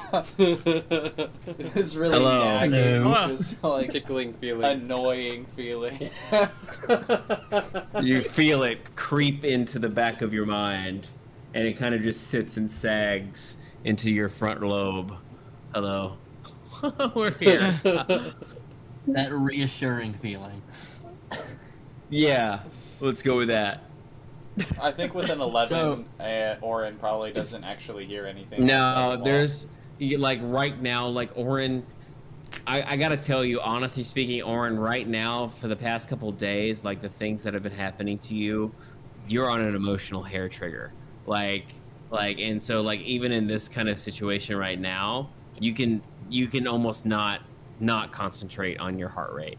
Like you have to like you're focusing on keeping it cool, Yeah, and that makes keeping it sense. I cool kinda means figured the same thing. yeah, He's gonna go keeping it Hulk. cool means keeping yourself in check. Like that's the best thing you can do for Alistair right now. I'm trying to think of how much Sid and Beer would know about Alistair's plan that's going on right now. Oh, not a lot. Probably not a lot. Probably not. Probably not a lot. Well, Alistair can respond to the message, but he Has has to to talk out respond loud. verbally. Yeah, You have to talk out loud, and you have to say something So to Okay. choose Sid your words wisely. So Anbeer, and to Sid at the same time if you wanted to. So- So after he says rank and title, and you give him your rank and title, you hear that come into the back of your brain, and he jaws back, and he's like, I didn't expect anybody from headquarters to be dropping by today. Like I said, And we he only glances- recently discovered that there is a divine threat involved, and it concerns all of our ships. Do you know, soldier, what a kraken is? He furrows his brow and goes, "What did you call me?"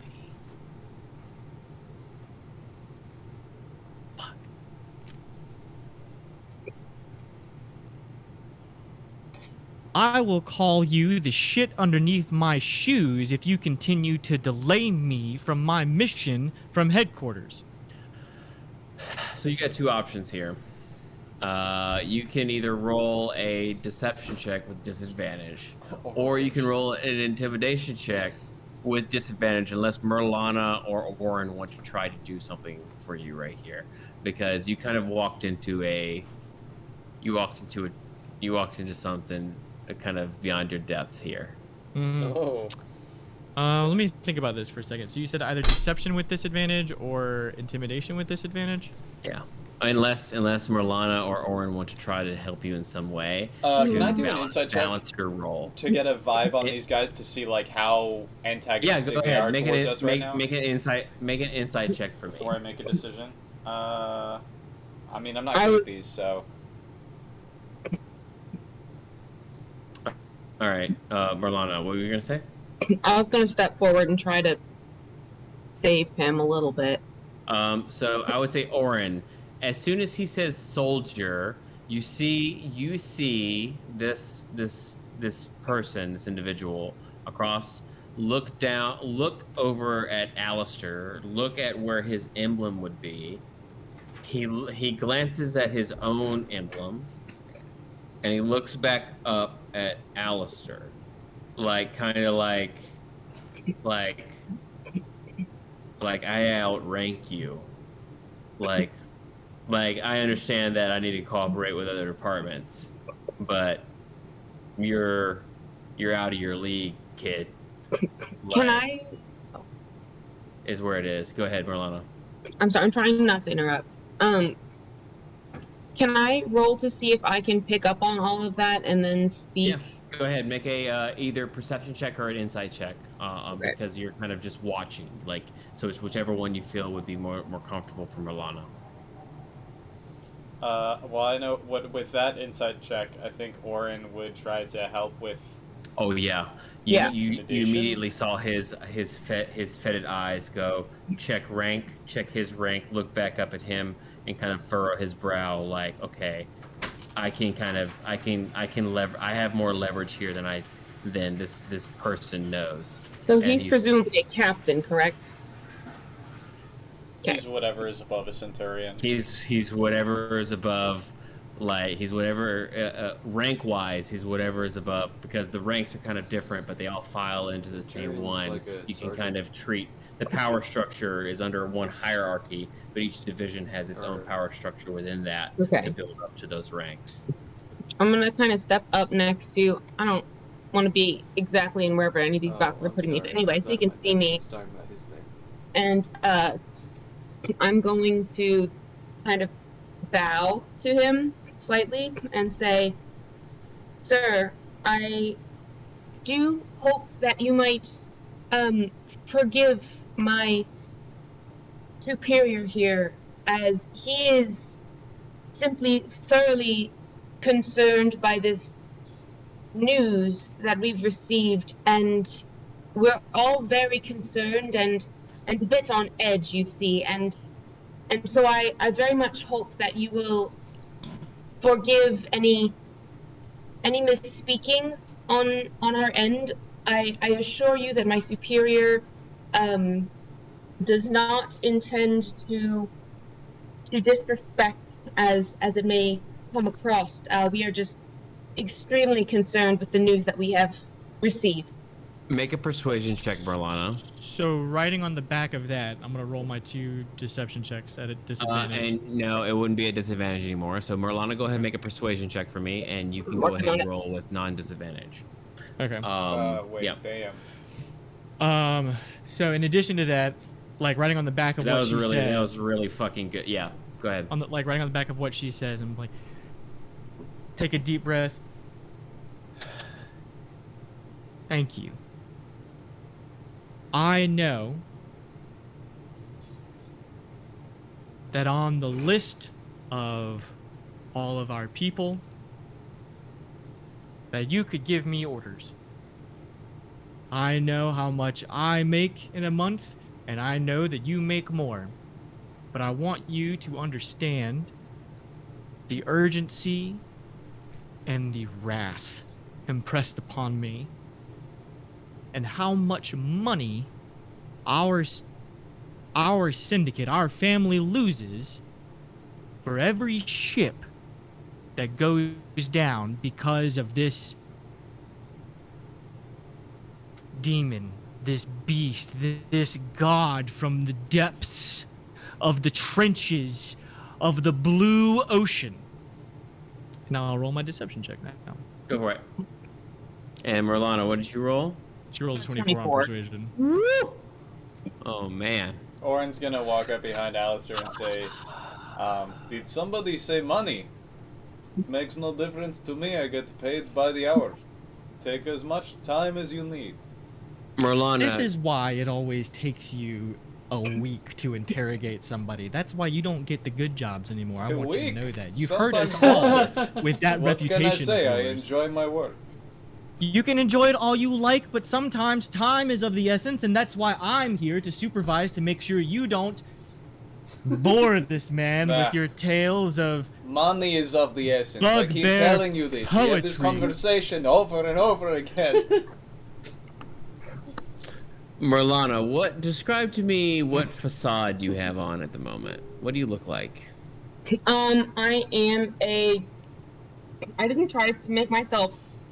Maybe I didn't really try to make myself taller. So I'm still like maybe like an inch. I'm like 4'11". I'm still pretty short. But I am. So I feel like that's risky because if somebody were to like reach out or something and like just go through me, so I'm like 4'11". Retained similar physical features, so I'm relatively similar size, like just kind of a petite, simple looking human woman. I have somewhat averagely soft features. I look not super intimidating, but not unintelligent either. Just sort of like you're not physically intimidating, but an intelligent, well put together, just somewhat normal librarian woman. Librarian. Yeah, like college professor, librarian type. She's a solid Mimi type. That's what she is. This guy in kind of like black leather armor, kind of like while he was talking to Alistair, said, "What rank did you call me?" And then you started to apologize, for Alistair. he starts to walk up to you aggressively. Like, not like he's going to like beat the shit out of you, but more like he feels like he's the most dominant person in this room at the moment. And he walks up to you and goes, I can't tell you how many. And he leans in really close to where you could smell the alcohol on his breath. And just he goes, can't tell you how many times I've had somebody that's quite quick on their feet. And he kind of like leans in and looks you up and down. Like he has to get real low to get close to you. He goes, where they're superiors. And he looks over to Alistair and leans back over to you. And he goes, are saved because of the work of individuals like you. And he leans back a little bit. Oh. And he looks over at Alistair. He goes, and he points. He goes, you will address me as sir. And you. And he points to you, Merlana. He goes, you're my new favorite. You should come join me over at my headquarters sometime. I can guarantee I pay more. And he takes a step back. He goes, interrogations have been taking some time. I apologize. That's not really up to me. It's up to him. You understand that. Melania, I'm sorry, you're going to say something? Oh, I was just gonna respond to him, just kind of like nod politely and say like, I love that Andrew's I'll consider it. He pauses one more time. He goes, and he mouths to you in common. He goes, a lot more. Like, just says it out like that, like, and not even trying to hide it from Alistair. Like, he just says it like that, like, matter-of-factly.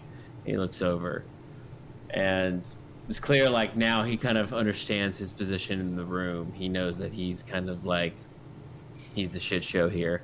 So he's like, so, I'm sorry that your superior is not happy, but needless to say, Gallus will get it out of him.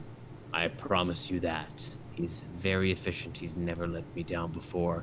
For some reason, it's taking some time. And you hear,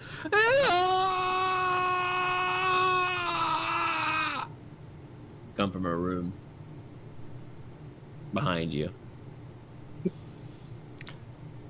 He goes, see? He's doing his work.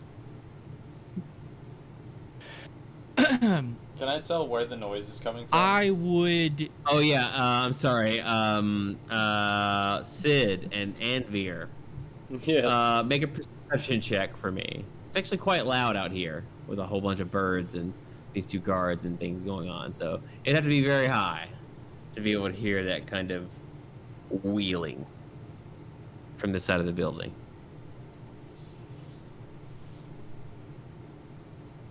Not bad. Anvir, you hear very muffled. Okay. Come from So- inside the building. All right. Can I? Go ahead, Merlana. What? Yeah. I was going to ask. I'm sure I'll have to roll for this. Can I tell whether or not the screams sound like, even if they're like Triton screams, or if they would be Nalos, or? You rolled with that perception check. You feel pretty confident that they are your contact. Okay. Okay. I got a question for you, Zach. Yep. If I'm hearing this, do I need to roll another perception check to be able to, for Anvir to be able to tell that this is veritably his group, the right people? Inside the building. Right. Well, you've been tracking us. You so don't- You would know it's us in the Yeah. building. I mean, yeah. So you guys have been tracking. So Sid has led you here. So Sid has been the one that's kind of been following that. Like he's been going. Carry 3, 4. this way, and Three.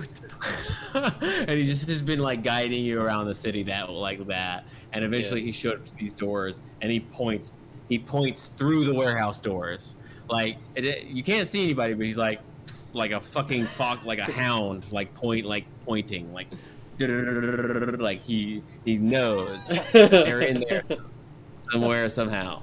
Hi, Mimi. Okay, so I'm all right. So I feel like Anvir would pick up on whatever he has picked up on and kind of like intuited that what he's about to do is the right thing to do. And what he's about to do is, first I'm going to ask you, since he's out of combat, is it okay for him to cast 2 spells at the same time? Cast 2 spells? Which spells do you want to cast? Alright, so I want to cast Thunderclap to spread awareness. And then I also want to cast Gust of Wind to blow the doors open. Oh, aggressive much. Wow. I mean, he rolled higher perception than I did. Sure did. This was the TPK, Oh, guys. God. Remember this moment. All right, so one I've more been time. waiting till tonight. Sid's gonna stumble and fall over and grab Anvir. So Sid, you so because casting these spells takes about like 4 seconds, and then like the other 2 seconds is like the portion of the spell like it goes off. So you start to see Anvir go like, and you're like, oh, so you start to see him like kind of going here, and the guards as well. Like if the guards are like, oh, like they've never seen spellcast. Actually, have they seen spellcasting before? What I want to do It's fat now. is I want to act drunk and fall on him Okay. and knock him out of his spellcasting. Okay. Because I So- don't think Sid thinks that there's anything wrong from what Reed said after Right. he said. Like, So I'm gonna go ahead He's and gonna just, hope that I'm gonna go with the flow there and just use this The motion guards are here. like, whoa, are you to okay? catch Are him. you okay? And they do start the like, magic trick at it. And in the beer. And do it. And the The gu- beer. I'm just gonna go in like this and be like, oh, I'm sorry. I'm just gonna try to catch him. okay. So you both stand up right there. Are you planning on like trying to force your way in this building, or are you going to try to talk your way through? I'm gonna talk my way through for sure. I think we're just gonna be a distraction to the guards right now. Yeah. Okay, so you guys are just going to occupy them with like conversation and being kind of belligerent. Yeah. Okay. I think a bit. What's your favorite Eventually, I'll send sport? another message to Anvir. Okay. Okay. Are there any good bars around here? Yeah, I think there's one over at like Port 4 at I think they start like talking to You you. boys get off of your shift. The Merlana, Alistair, and Orin, the guy kind of backs up from you. So Here. after he like said his last statement about, see, he's doing his job, I'm gonna say, well, if it's all the same to you, sir, I either need to talk to Gallus myself, or I can tell the crater that you accept all responsibility for what happens here.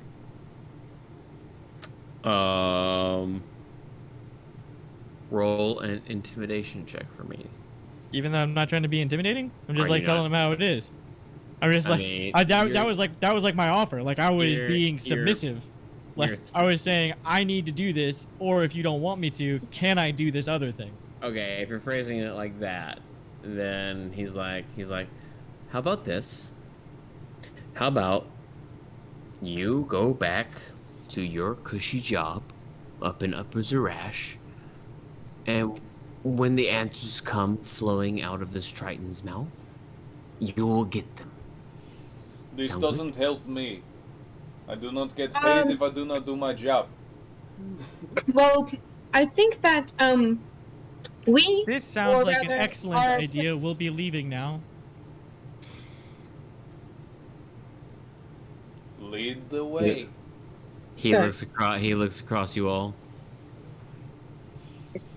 Orin He is looks gonna back at you- like he looks kinda back at reach you, one Merlana. big lumbering arm around Merlana to kind of like gently usher her out behind Alistair.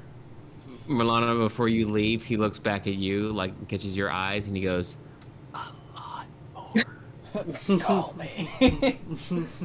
Merlana's gonna wink at him. And he Ooh. goes back to his table, and he sits down. He goes, "You'll get your answers in time. I promise you this. Gullus has never let us down. You'll be fine. You'll be fine. You'll get Orin- a promotion." Orin is gonna pull Alistair in as we're walking out and say, "So you're going to pay me," and then he's gonna pull him in and whisper to him and just say like, "I really hope you have a plan. Do we have all of the information we need?" I got what I came here for. Okay, he's just gonna shoot Merlana like a nod and walk out with them. As you guys are drunkenly playing dumb in front of the doors kind of slam open as Orin throws them, boom, and these guys are walking out. God! You guys, That was terrifying. Who is this bad Oh! man? Hello, What is this place? Who am I? Who are you? Who are you? What are you doing here? I am you. What are these people doing here? It's You or me. Really terrible acting, looking at the guards. it's awful. It's awful. I'm not gonna make you roll for this, but it's. Are awful. you not members of the Haven Guard, and you allow this drunk rabble to approach this fine The Fishery? Haven who? Rabble. Yes, the Haven Guards. Why? How could you let them? Rabble, I'll show you, Rabble. I don't have that many I take out a misdemeanors. flask and Okay, I Orin's need gonna a- grab I need Andy and a- throw him. I need a group deception check. I need everyone to roll deception for me right now. Get your filthy hands off me, swine! I have You guys are advantage on awful. deception checks. You're all awful. What are you talking about? I'm totally Deception. playing the accurate part of someone that just got told go back to my cushy desk job because I'm clearly a. I did great snooty- because I'm just shutting up and not saying anything. Oh my god. That makes. Amber, I'm sorry. Alistair, Amber, Milano. Alistair, Deception. roll Good higher deception, on too. Is it automatically rolling 2 dice for me? Nice. Well, it's either Well way, done. It would be the 19, but okay. Well done, Alistair. Thank you for. Yeah, you fucking guys are carrying fine. the You guys team. make I it roll a away 19, from alright. warehouse in Port 6 unmolested, and you got some information about who and what is going on in there. What you do with that is up to you. Okay. What do you do? Merlana looks at Alistair and says, "So we return tonight, correct?" Maybe sooner than that. Y'all stay here, post up on the corners. Actually, one of you should come with me just in case. And I'm pointing at either Anvir and Merlana. Okay. So Anvir. Come with you where? We're going to see Pibble. Oh, is it too late to when Merlana says come back tonight? Can she point at the building and message it to Nalos? Hey, you want to send a message to your Triton friend? Yeah. Nalos? Yeah. Yeah. Go ahead. You can send him a message. Yeah, you're definitely within range. You can send him any message you need to. What do you want to send? Yeah, just gonna pop in with a message, say, Nalos, we're trying to get you out of there. Hang on, we'll be back soon. You get back from that. Just If everything hurts, please come back soon. that's all you get. Oh. Okay. Nothing like a little bit of hope to keep somebody from breaking. Hey. All in all, I think a good job. Sorry to make such tragic characters. Joe, I have like one friend who's not dead, and you're like, I'm gonna kill him. I would like Sid and Orin and whoever else stays behind to set up and be lookouts for this general area and kind of scout it out. Okay, so you guys are gonna like post up, like post a watch outside of this warehouse. Yeah, it's like I'm gonna it's kind of stuck in a square, so you guys can definitely like get up on some rooftops or whatnot if you guys want to stake it out or what. And have I'm gonna you. take one of our charisma tanks with me.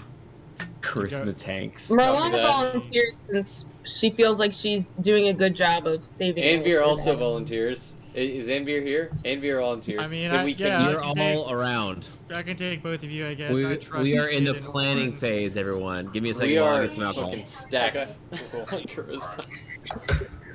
charisma. Orin is gonna say to Anvir and Alistair, so what is the plan we have for breaking him out? Is it, are we doing a knock-knock joke, or are we doing, what's the play? Let's do the You knock-knock know, joke.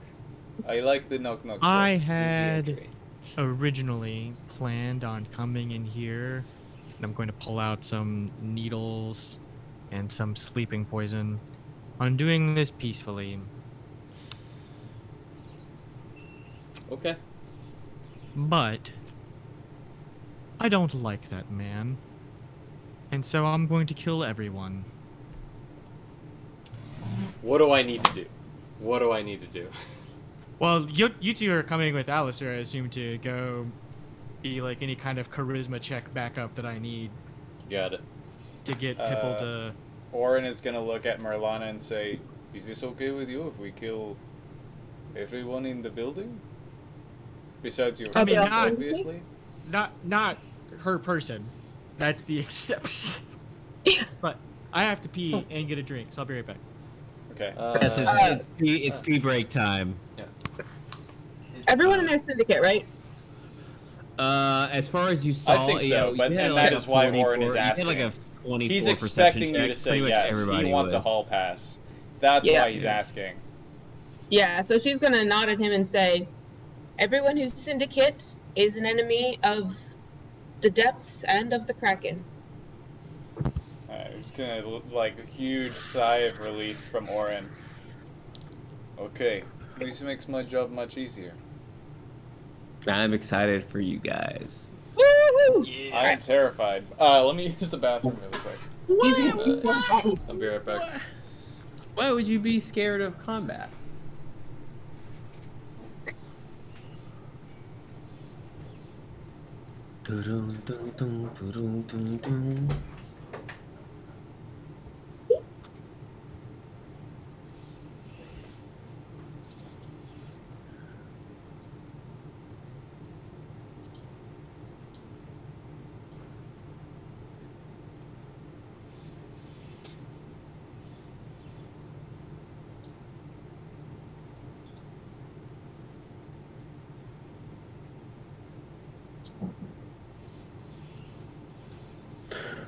What level is everybody?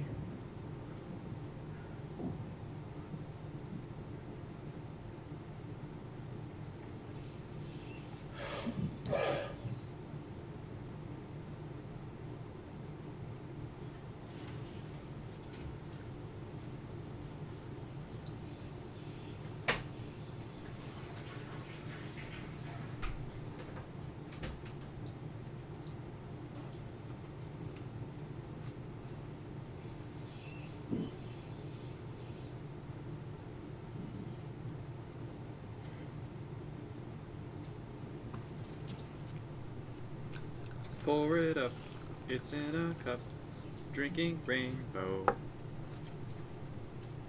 I can drink almost anything.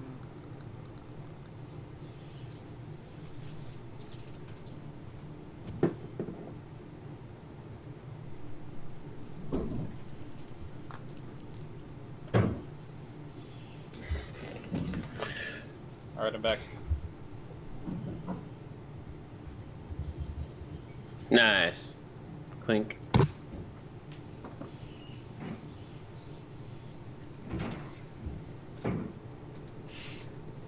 I'm just hoping you don't get the shit kicked out of us right before we have to meet Ant and Malik. Or die. Why do you? Hopefully we don't die. Why do you think the Shimmering Syndicate would be hard to kill? They're only the 'Cause there's most a lot powerful of them? organization in Tet. I don't They're want only any the of us most to powerful die. ones. I don't think it's gonna be a TPK. But I don't want any of the party members to die. Well, here's the thing about humans. They're unlike creatures who kind of like look to see like how best they can live. Humanoids are vindictive. So if Yes, they they are. feel like they want to kill somebody in particular, even if they're on the ground, they kill that person. Something about walking on two legs that just makes you a fucking predator. Yeah. Something about it. Just gotta kill things. Or want to. Same for birds. Birds. Fucking birds. What? Well, Really?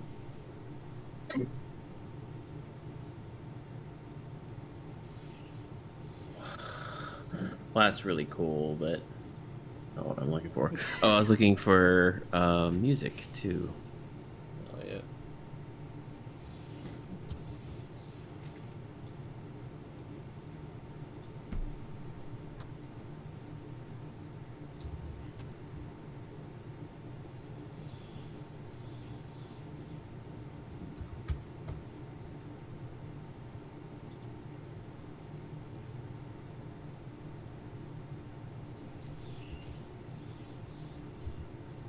Cool. I might partner with Sony.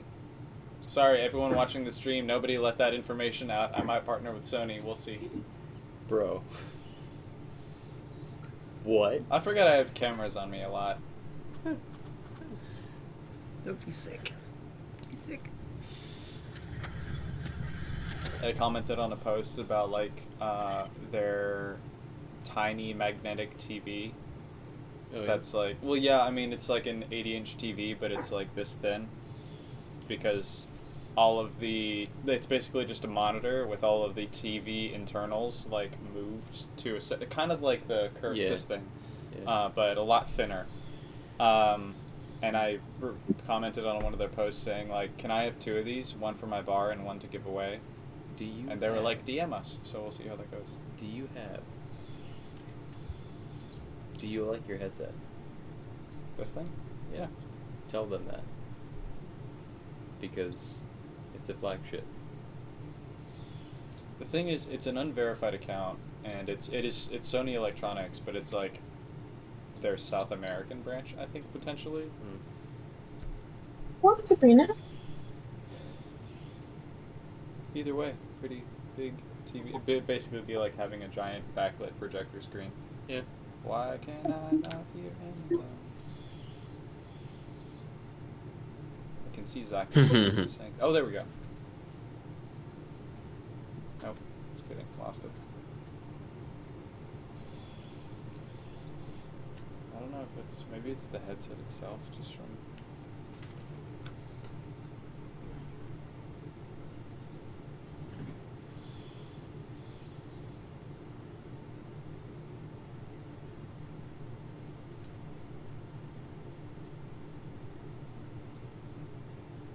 Oh my god.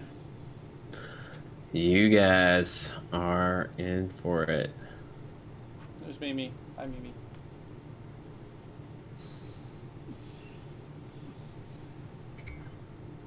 It's our first combat at level 6, I think. Yeah. Oh, why do you think it's going to be combat? This is our first negotiation at level 6. Oh, it's just a negotiation. All right. You guys are yeah. like, you guys are like, great. Okay. All right. Thanks, guys. Bye.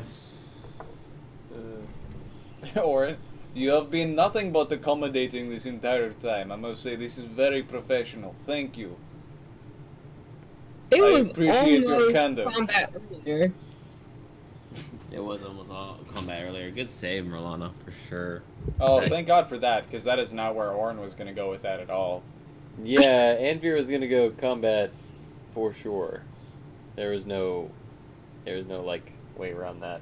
Oh, but you see how Alistair runs his cons now? Like how he kind of goes in half-cocked. He knows what he wants to do. but he brings people along that he thinks can kind of like fill the roles that might help. You have to decide for yourself what that role is. Merlana has sass and attitude, but she can dial. Like she knows when she needs to dial it back. Yeah, we definitely needed that, and it definitely helped. So thank you. Did I not make the Shimmering Syndicate the sleaziest motherfuckers in the world? Oh, You did, and I caught on, and that's why Orin is going whole hog into the like, yeah, I torture people and I love what I do. Never worked a day in my life. They're like Amazon if they were on the black market, just almost exclusively. Like if the black market had Amazon Hey, you Prime. need a kidney? You need 2 kidneys? Buy one, get one free, and if you order now, you'll get it tomorrow. You know a friend who needs a kidney? We can get you a kidney. We can overnight that kidney for Canonically, you. Just pay can we retcon $14.99. the Shimmering Syndicate so that they all speak with that like really annoying Boston accent? Yes. Yes. What the fuck? Get the fuck out of here! When we were in there earlier, we all had pretty good perceptions. Would we have an idea of how many like rooms and stuff are going to be in there? Yeah, sure. So, I was kind of relying on the map to describe it for you guys, but that's kind of my fault. So whenever Ree gets back, I'll go ahead and give you guys a full description of what was happening in that room and like kind of where you guys were hearing the sounds and things like that. I'll be a bit better about that. There was one dude, but he wasn't mentioned at all. Like I noticed him, but I wasn't sure if Merlana had, you know. Yeah. So I will. I'll kind of run the clock back and kind of paint. He the was picture in for line you, of sight, so I imagine we would at least know that he's there. Yeah. Yeah. Not everybody was talking. Like there were a couple of people like just kind of staring, like kind of watching and things like that.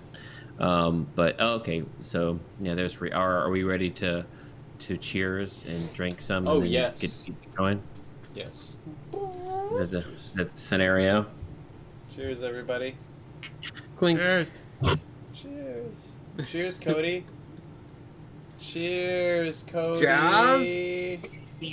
There we go. Cheers. Cheers, Well, Mimi. actually, we're here Cheers, to like Mimi. look for houses, and the one that we really like is like a farmhouse.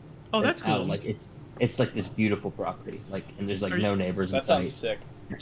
Are And y'all it's like- looking to like? Neighbors in sight. It's like 10 minutes Yeah. from like Ann Arbor. Used to have So that. it's like real Are y'all close. looking to buy or rent at like house property? Right now we're looking to rent, but the guy is like really cool. It's like a farmhouse that his family used to live in. It's on his property, and we just talked to him. We've talked to him a few times, but Yeah.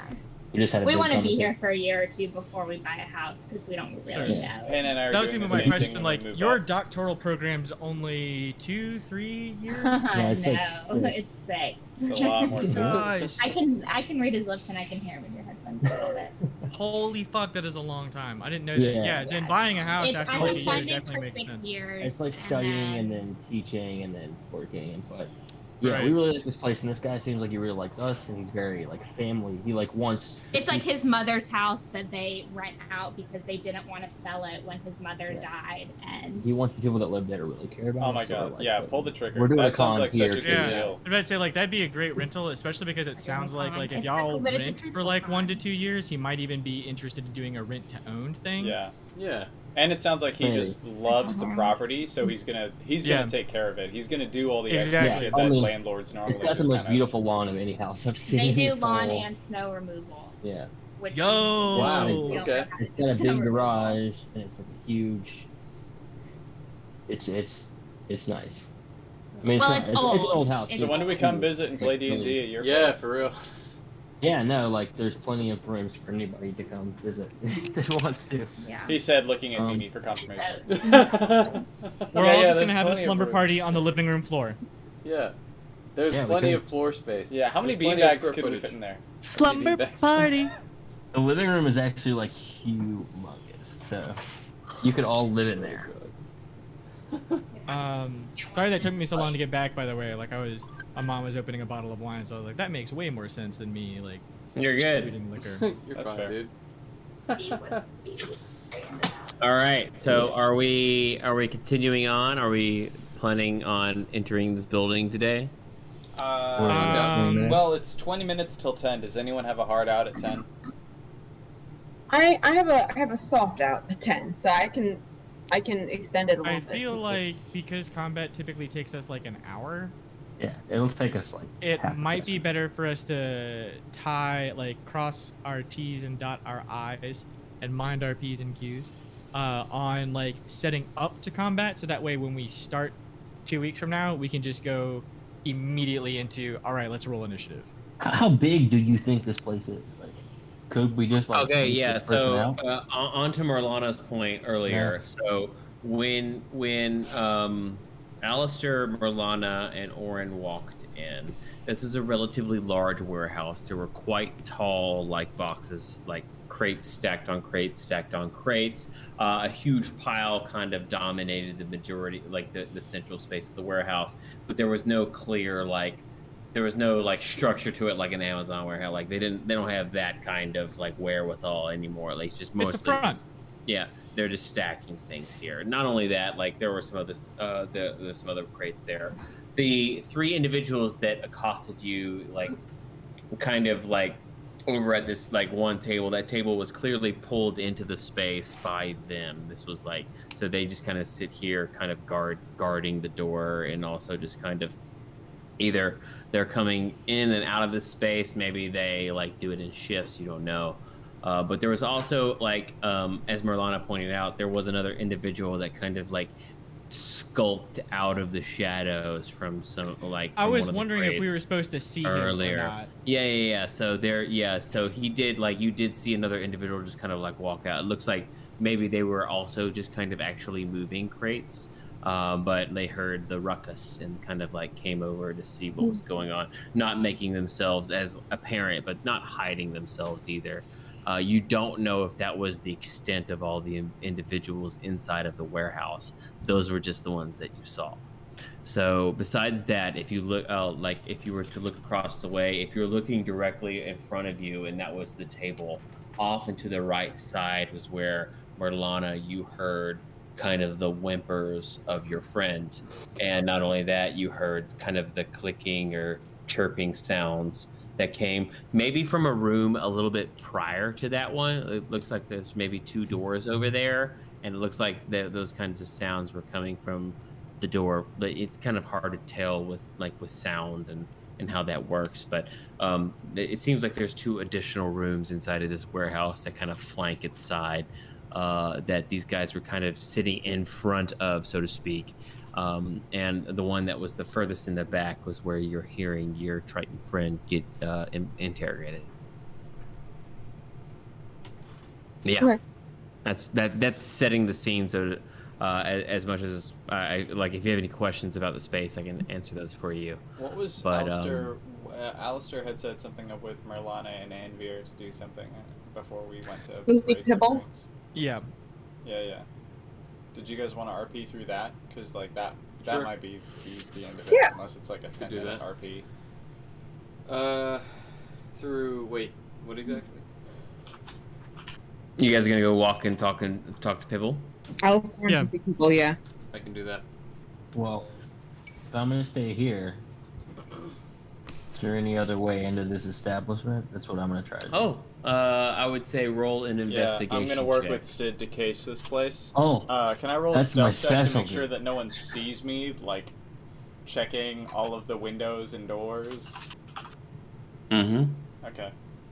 my passive investigation's 23. I feel like I have a thing that might help me with my stealth. 22. Hold on. Did I? No. It would be a rune knight thing. Oh, I'm not there yet. Give me 1 second. I'm not that far. I'm into sorry, Paladin Sid. yet. What did you say your roll was? 22. 22. 22. Yeah. Uh, Solid +8 investigation. fucking A, dude. Stealth it is. Yeah. I am Sherlock Sidrin. And I got 17 for You stealth. find in some shrubbery towards the back of the building. You find what looks to be kind of like some of the. It's not quite where, like it's like right beside where the cornerstone sits. It seems to be like a small hole. Like if you took your time with it, you could probably crawl through. But it's kind of hidden behind some bushes. and it looks like there's some crates inside that you probably would have to push out of the way to get in. But it looks like there's a couple of these stones, like some of the masonry here has fallen to the wayside. You could sneak through this hole, but it would be one at a time. It's relatively slow, and you can't guarantee what's going to be coming through on the other side. But yeah, you can get there's a hole there. There's a hole. There's a hole. Noted. I got a 17 stealth. Do you want me to do investigation also? Oh, what's happening here? You're also looking for things? Yeah, I wanted to stealth because like I'm gonna try and like keep to the shadows and try and be inconspicuous and unseen. But I just want to like case like where the entrances and exits, where people are coming and going and stuff like that. So if you're spending a couple of hours here, it would take it would take that long. Sidran turn himself be able to resist turning himself invisible, going inside the hole. It'd be 10 minutes of invisibility, but you could do it if you really wanted to. Go on a little journey. No, I don't want to do that right now. Magical journey. Okay. Yeah. So, Orin, if you sit outside of this building for a couple hours, that's what you spend you doing.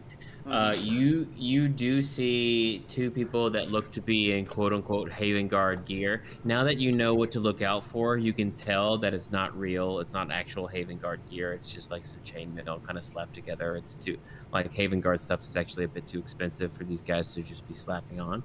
And also, they want to be able to have the excuse that's like, oh no, this is not real XYZ. Like they. Yeah. So they you do see two of them or all three of them depart the facility when three more do show up. So it does look like there is a rotation. There is like some kind of preparation or like this is like almost a Shimmering Syndicate facility, even though it's not. And that's also. Now, if Alistair was participating in this or saw this in any way, this is why the fishmonger was quite confused that you didn't know where this was, because this is pretty much an establishment that is run by the syndicate to date. So yeah, that's what you get out of that from. I'm keen on that. From, that's good. Yeah. You guys are gonna go see Pibble? Mm-hmm. Yep. Okay. Who all is going to go see Pibble? Anvir. Marlana, Anvir, Alistair. Sid and Orin are staying back and doing the stakeouts, right? Yeah. Okay. Doing fun Sid and Orin stuff. I need all three of you. Wait, drinking hold on. random stuff. Merlana. Testing out our potions for the day. Merlana, you used disguise self, right? previously, yeah, I can do it again to be. That lasts 1 hour. How long does that last? Let me look at it. It lasts 1 hour. Yeah, to answer your question. Yeah, I just choose to end it though if I want to. Yeah, you can. Let me ask the party, are you planning on disguising yourself before going to talk to Pibble, or are you walking in as is? I'm walking in as is. I would disguise myself not as Alistair to walk in. I'm gonna be Anvir. Are you? Why are you not going in as Alistair? If Pibble's your friend, right? So why are you not going in as Alistair? I don't know everybody else in this department. So Anvir's gonna do what he usually does, which is gonna be his.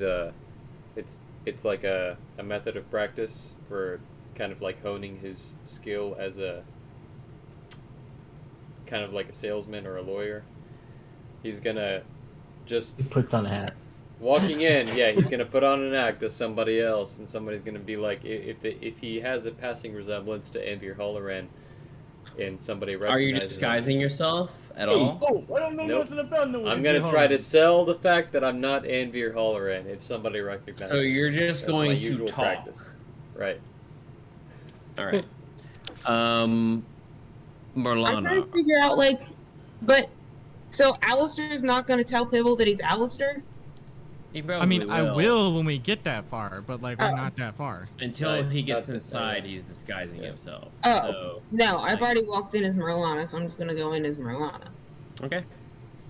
So you guys kind of make your way inside the guards, it's the Haven Guard, but at the same time, it's not uncommon for people to walk into and out of the jailhouse for a That's a big variety of deception. reasons. Yeah, that deception check is for my disguise using the deception skill, not the disguise self spell. Right. Let me find the jailhouse. Alright. Actually, I'm so happy that this map exists. So the same, but for Anvir. Because I get to keep using it. It didn't post for some reason roll 20, but Anvir rolled a 20. Oh, there it is. 29. Let me get Hey, everybody Brian. on this. Did Alistair tell me and Anvir what he's going to talk to Pebble about? No, because I assume y'all are coming with me into the room. I thought. So we're going to find out when we get there. Let Or me y'all are going to find out when we get Can there. you tell me what you're asking him about before we go in with you? So if you're asking about my deception roll, it is going to be Anvir's way of basically disguising his identity because he's kind of a high-profile guy. His usual method is if somebody recognizes him or his face or whatever, he kind of just comes in and casually says like, "No, Anvir Halloran, who's that? I'm Just this wear guy." glasses on and Yeah, party you I'm think straight. I'd be Billy hanging Horn. out with these To answer your schmucks if I question- was Anvir Halloran?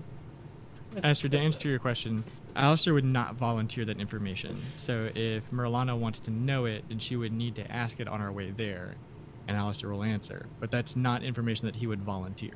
Okay, so role playing on the way there, Merlana says, "What are you going to talk to him about?" I'm going to tell him we found his fake guards.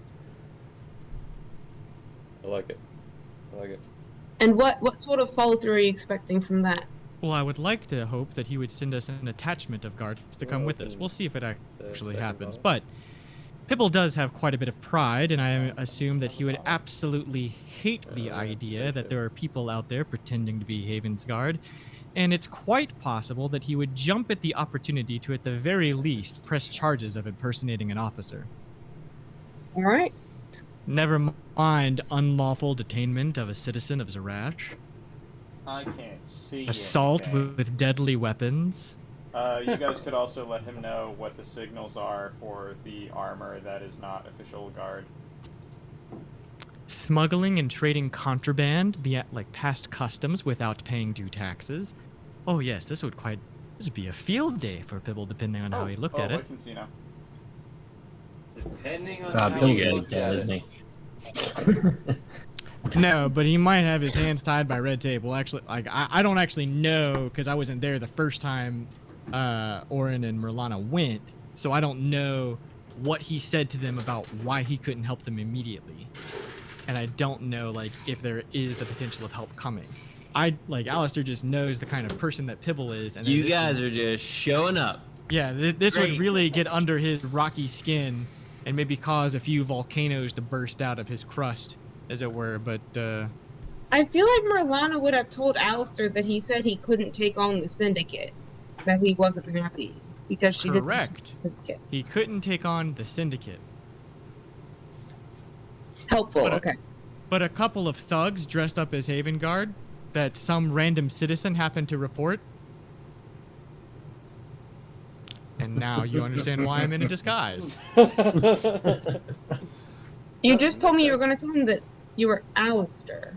I'm going to tell him that in his private quarters, yes. The other Oh. guards, especially because of who Alistair is and the notoriety he has in the city, he can't let Infamy. them know, and he can't let other criminals know that he just literally waltzes into the parole office and just Yeah, talks to the like- captain of the guard. Oh, you've backstabbed me? Allow me to go report you then. That's the kind of heat that neither Pibble nor Alistair would want.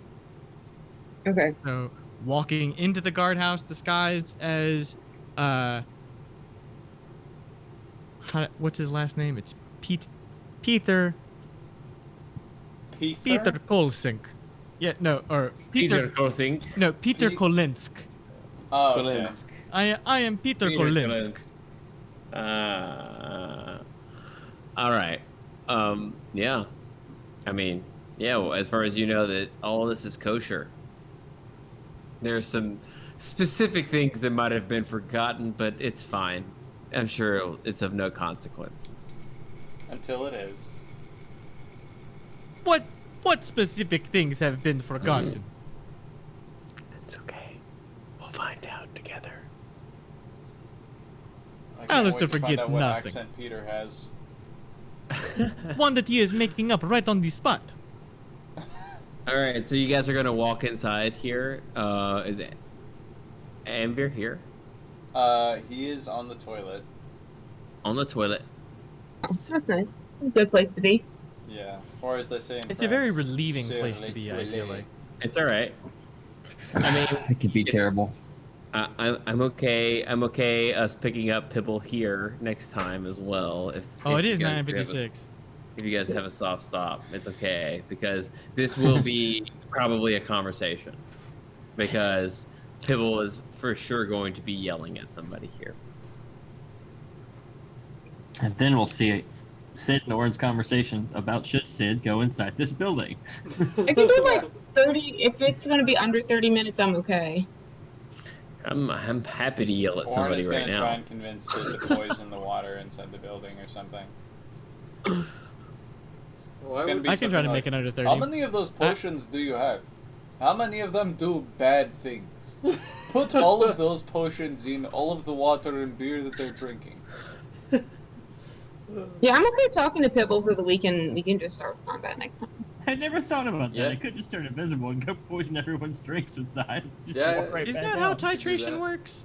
I mean, Let's ask if it our wasn't resident already nurse. made clear, Anvir was ready for combat, like, ages ago. When you tried to blow the door down? Right.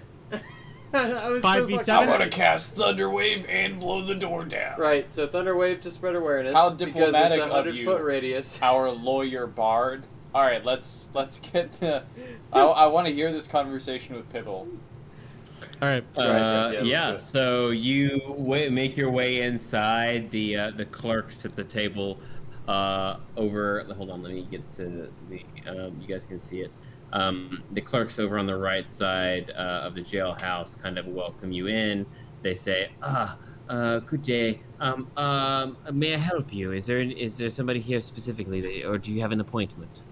Yes, hi, I am Peter Kolinsk, and I am here to speak to the captain of the guard. I'm sorry, the captain is very busy. And I am here I with do him. not care how busy your captain is. I have found people impersonating your what do you call yourselves? The Heaven Soldiers? The Haven Guard. The sir. Haven Guard? The Haven Guard. You're saying that there are people impersonating Haven Guard here in the city of Zarash. Yes, absolutely. Okay. We one are the moment, true please. Haven Guard. And you see like one of them snap, and like one of them kind of like walks from behind the counter and starts walking down the corridor towards Pibble's office. They don't have a way to message each other, so they actually just have to walk messages back and forth. They a few moments later, she comes back and she's like, "I'm sorry, what did you say your name was again?" My name is Peter Kolinsk.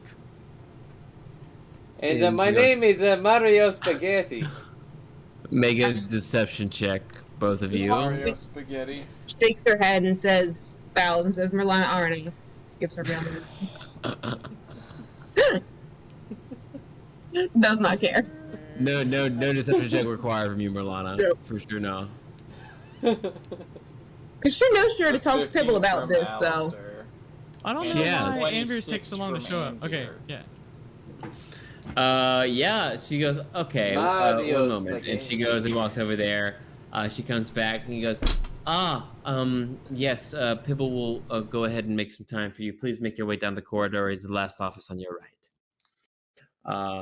And she sends you down the corridor where you guys go and see Pibble in his I'm going office. to, as I walk past her, I'm going to swish my scarf over my other shoulder and like tilt my nose up in the air. It hits her in the face a little bit and she goes, I'm kind of like knocks it out of the way. And she kind of keeps like sauntering. I'm going to, Anvir's going to let out two kind of like little mini gusts of wind out to kind of blow the curtains so that his presence is known. Okay. Duly note. It's not really thaumaturgy. I'll give it to you. Okay. Right there because I feel like you Performance have check? that. So, you get kind of a Marilyn Monroe moment with their robes, except the robes are a little bit too low. Yeah, So she Piddle's kind of just like robes holds suddenly it. flutter She up. holds it to her shins and her knees. Oh. And keeps walking. Pibble is in his office. He goes, come in, and his smile is like, oh yes, how may I help you today? And as soon as the door closes, he drops his smile. He goes, Yes, Captain Pebble. no, fuck you. One moment, you. I need to talk to this one. And he points to you, Merlana. He goes, I told you not to show back up here. Did you? I assure you, I have no idea who this woman is. You can immediately eject her if you like. My.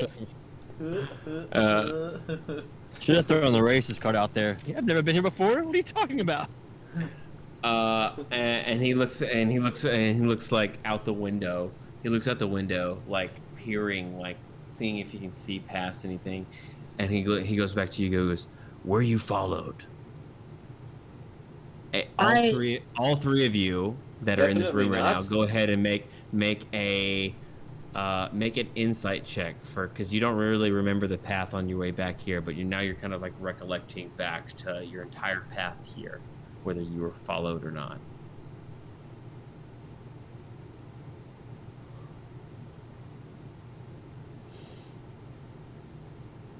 Ooh, damn.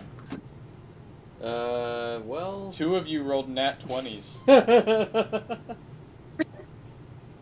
And Merlana got a Read! 18, so I think My we've got a God. pretty decent read on what's going on. Wow. Terrible joke.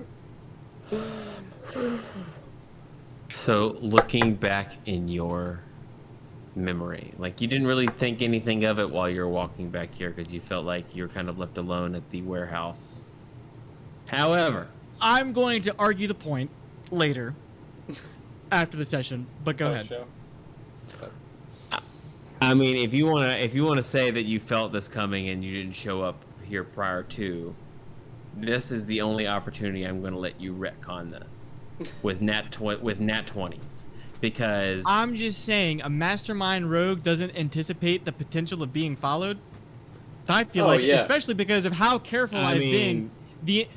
How careful I've been the entire time of us doing this, and because of the situation of how we left last time, of us saying, okay, the 3 of us are going to go do this, the 2 of them are going to go do this, let's take a piss break and a drink break. We did that, we came back, we all sat back down.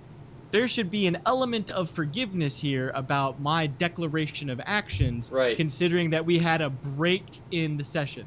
Now, So- you said this is the only opportunity that we've had to retcon, which is why I'm making a fuss about it right now. Because I Let me feel like... also hold on. So, regardless of the decision, I just also want to kind of point out for the audience. you rolled a nat 22, so go ahead. That oh good. Alistair has he has people following even members of the right people. Right. Just to show. Really, I didn't follow anybody. I just guessed Just where to you give were. perspective on kind of like the degree of at which his eye of detail, the eye for detail, kind of extends. All right. Like the scope of that. So- just supporting Alistair here.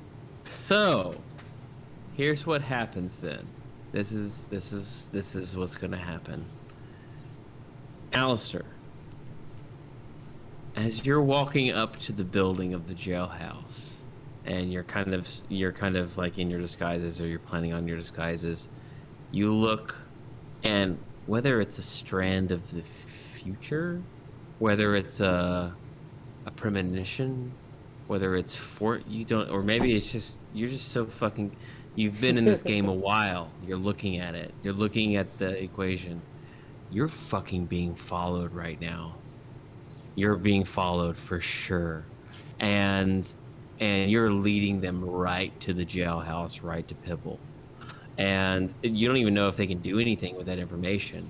But you're going straight. You're being followed, and you're going straight to the cops. So that is where you. So we're going to rewind. Okay, let's say like a little bit before then. Whatever mastermind points you had are extinguished. So we're back in time here. To where I want to say that like you had asked us earlier. You had asked us earlier, how long does disguise self last, and are we going in disguised? Yeah. And Merlana and I both knew that our clock was running out, our disguise self was going to end, and Anvir and I wanted to put on a separate disguise. If I know I'm being followed, and I detect that, or whatever, I feel that sensation, I would lead this person down either an alley or into a building where I can accomplish two things at the same time.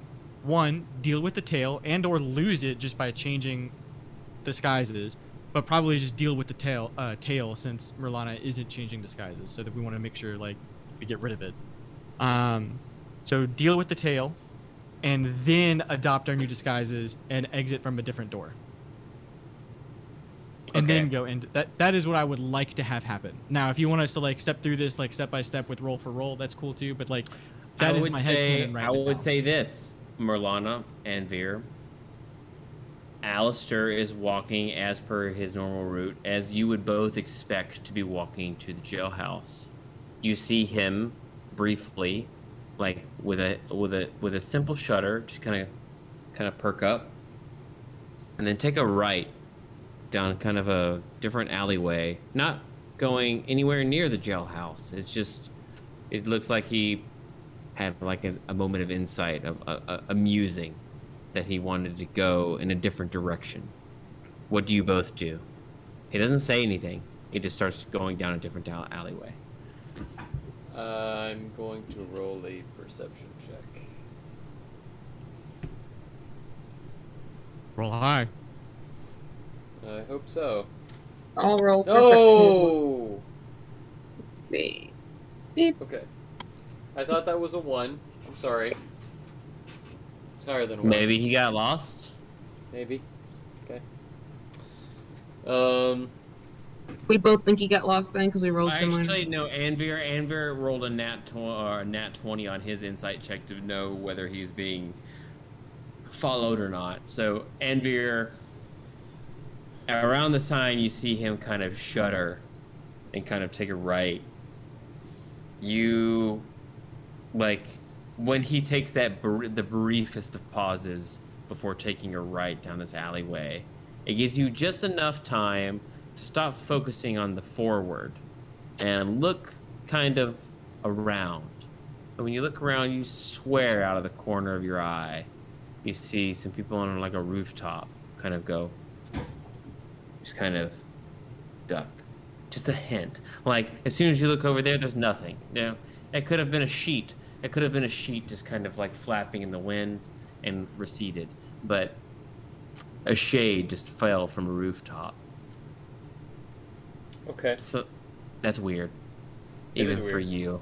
You've lived 200 and something years. There's nothing that just shifts for no reason. Like, nothing like, nothing natural catches your eye that way anymore. Right. Yeah.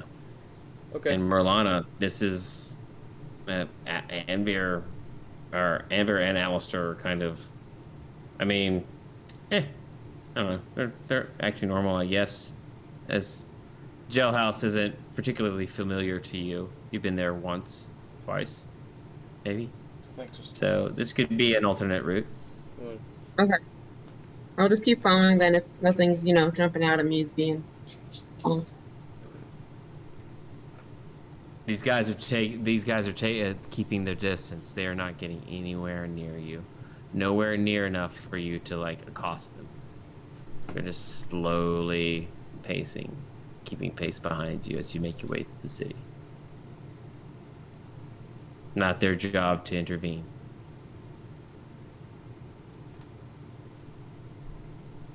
What do you do? So I would have ducked down an alley. Doors. Where are the doorways near me? There's, I mean, in any particular alleyway that you're choosing, if we're just choosing one at random, there's give or take 3 to 5 doors flanking your left and right sides. Most of them are built into sandstone walls. Most of them, you assume, have no immediate exits built into them besides the one, like, it looks like it's a room built into a house, built into, like, basically a glorified cave for a lot of these places. There are second-story places with some wooden bridges kind of crossing down here in the sprawling canopy across some of these sandstone buildings. So they look like residences? Yeah, mostly residential places kind of sprawled out between the sprawling canopy, yeah. What time of day is it? We're pushing about 5 or 6 p.m. now. It's getting decently late in the day. It's still hot. I open the first door on my right. Okay, you push open a door there. There's kind of a family of what look to be like lizard folk. They kind of go just like a mother and a son there. Before they can say anything, I'm going to say, keep quiet. I won't hurt you. If you make a sound, I will kill you. And I'm going to step all the way through, like, keep going, like, as I'm saying these things. And leave the door open. Roll an intimidation check. Are Anvir, Marlana, are you following here? Yeah, I'm should be right behind them, but my persuasion checks aren't going. There we go. I'm following, but I'm gonna kind of whisper, "What the hell, Alistair?" Yeah, Alistair, they just think you're crazy.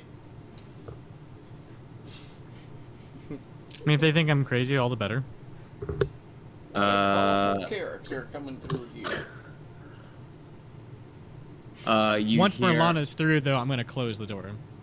Okay, Marlana comes through the door, and you throw the kind of the makeshift wooden door. It's kind of half rotten, closed. You hear immediately the kids like, "Mommy, what is going on?" And like it starts to become kind of a ruckus. Like they're not kind of like paying attention to you. They're like. And she's like, "Don't hurt my baby! Don't hurt my like." Easy. This is actually all just an act. We are rehearsing for the parade next month. That's right. Yeah. Marlana, you two go ahead and get changed real quick. I'll deal with the lady of the house here. I'm so sorry for intruding, ma'am, as well as the threat. Right. It's just part of the act. Sorry, boss. Here. So, Anvir is gonna go ahead and just do a little twirl and then say, "Okay. Haha, ta-da! I am the Duke of..." And that's his thing. That's York. The Duke of York. I am the Duke of York. Roll a performance check for me, Anvir.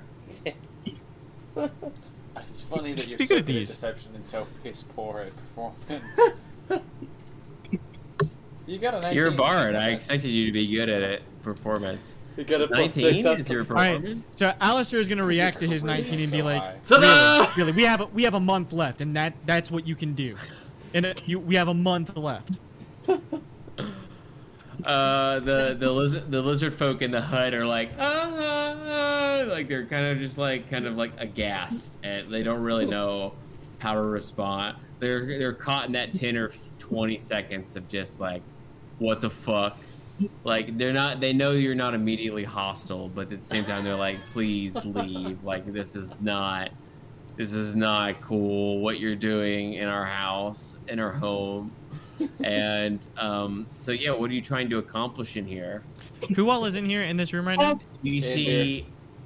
I'm sorry, Marlana, you're saying? Can I cast a spell, or does that okay?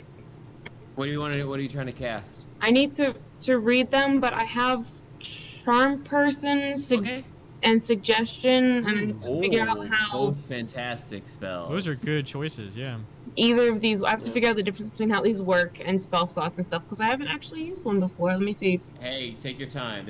Both of those are fantastic spells, and I want you to read them because they are so good in this situation. Right. Both of them are great.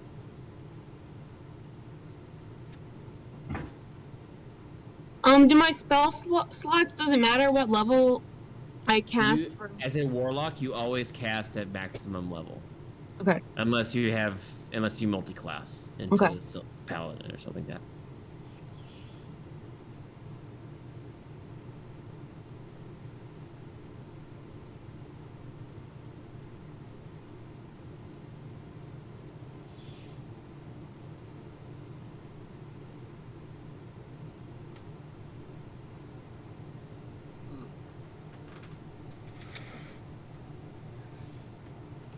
Alright, I read the first one. Let me read the other one. Yep. They're both great. Suggestion, I think, is like technically a higher level spell. Yeah, it's level 2 and charm person's level 1. I want to cast suggestion. Okay. What are you suggesting to her? I say, madam, if you will, I assure you that we are merely harmless performers, and we really could use an additional space to rehearse our performances. And I really think that you do want us to use your house and welcome us here for whenever we need to perform over the next month until the parade. Okay. Give me 1 second. It's a save, right? Wisdom saving throw. Wisdom saving throw. Okay. Okay. No. Not at all. All right. So in terms of what your suggestion is because it kind of needs to be boiled down to like 2 sentences. So what I heard there was, let us use your home, and whenever we need it. Is yep. kind of what I heard you kind of say. Is that accurate? Within the time frame of. Yeah, within a month. Yeah, because that's also important to make to keep them from acting against their own interests. Okay. So you see kind of this like aghast lizard folks, like females, like face, kind of like just kind of, you see kind of an exhale and something consumes her eyes. You see kind of black ink wash from the top down to the bottom of her eyelids and then goes back to her normal face. She goes, yes, whatever you need. Come on, honey. They need the space to practice their play. It's okay. Come here.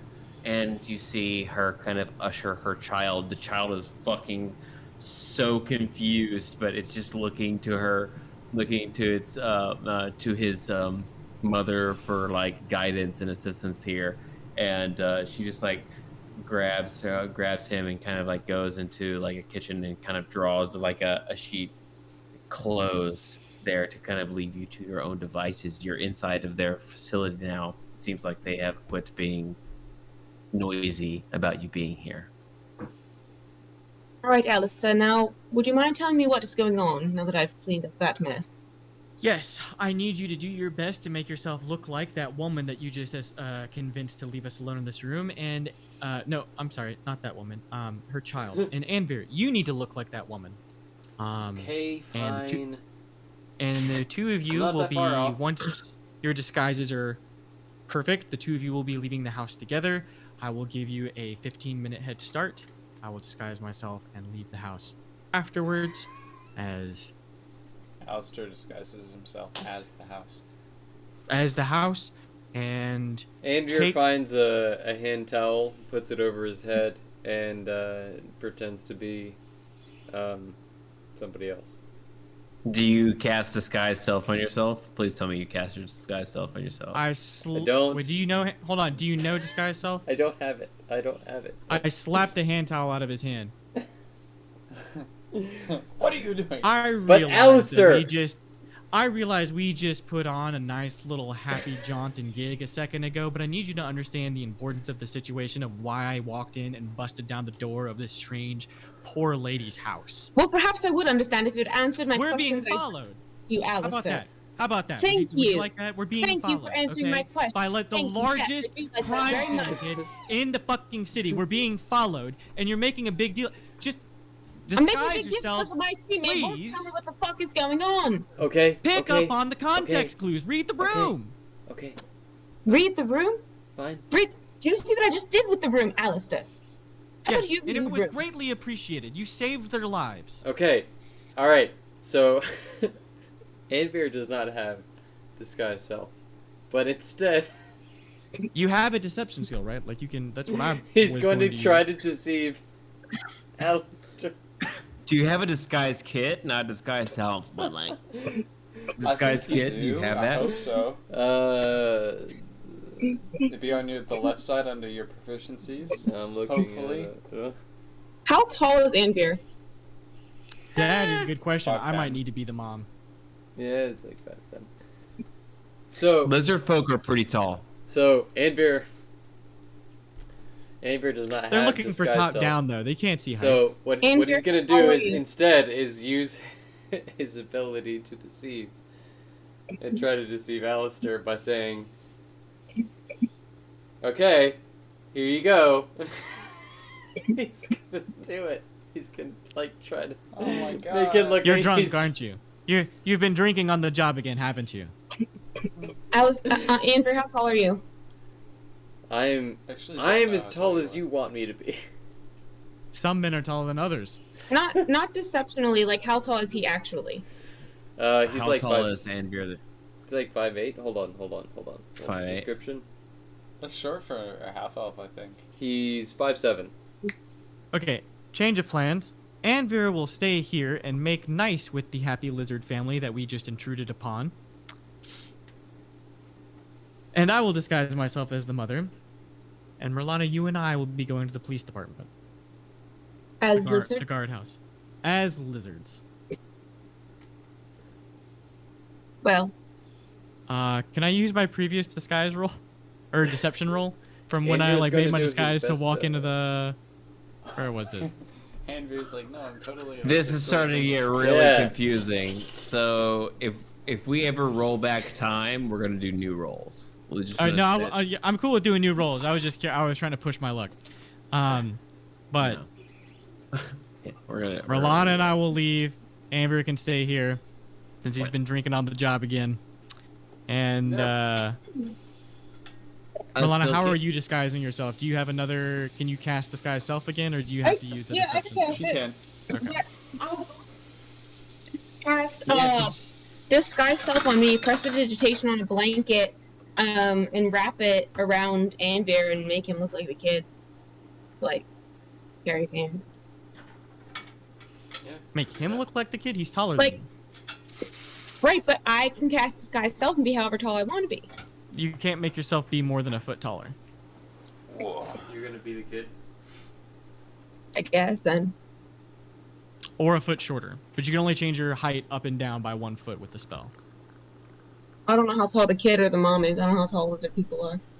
I mean, like, it ultimately doesn't matter that much as long as it looks like whoever is being the parent casts a little bit more of a shadow than the kid does, because they're on mostly buildings. the same tall. Yeah, they're mostly the same height as normal humanoids. So the mom was like 6. Like she's like lizard folk are pretty tall. So the mom was like 6'2", Okay. and the kid was like. The kid's like 7 years old, but he's Can you like turn it down a little bit, please? tall, like 3 feet tall. Like Okay. he's not that old.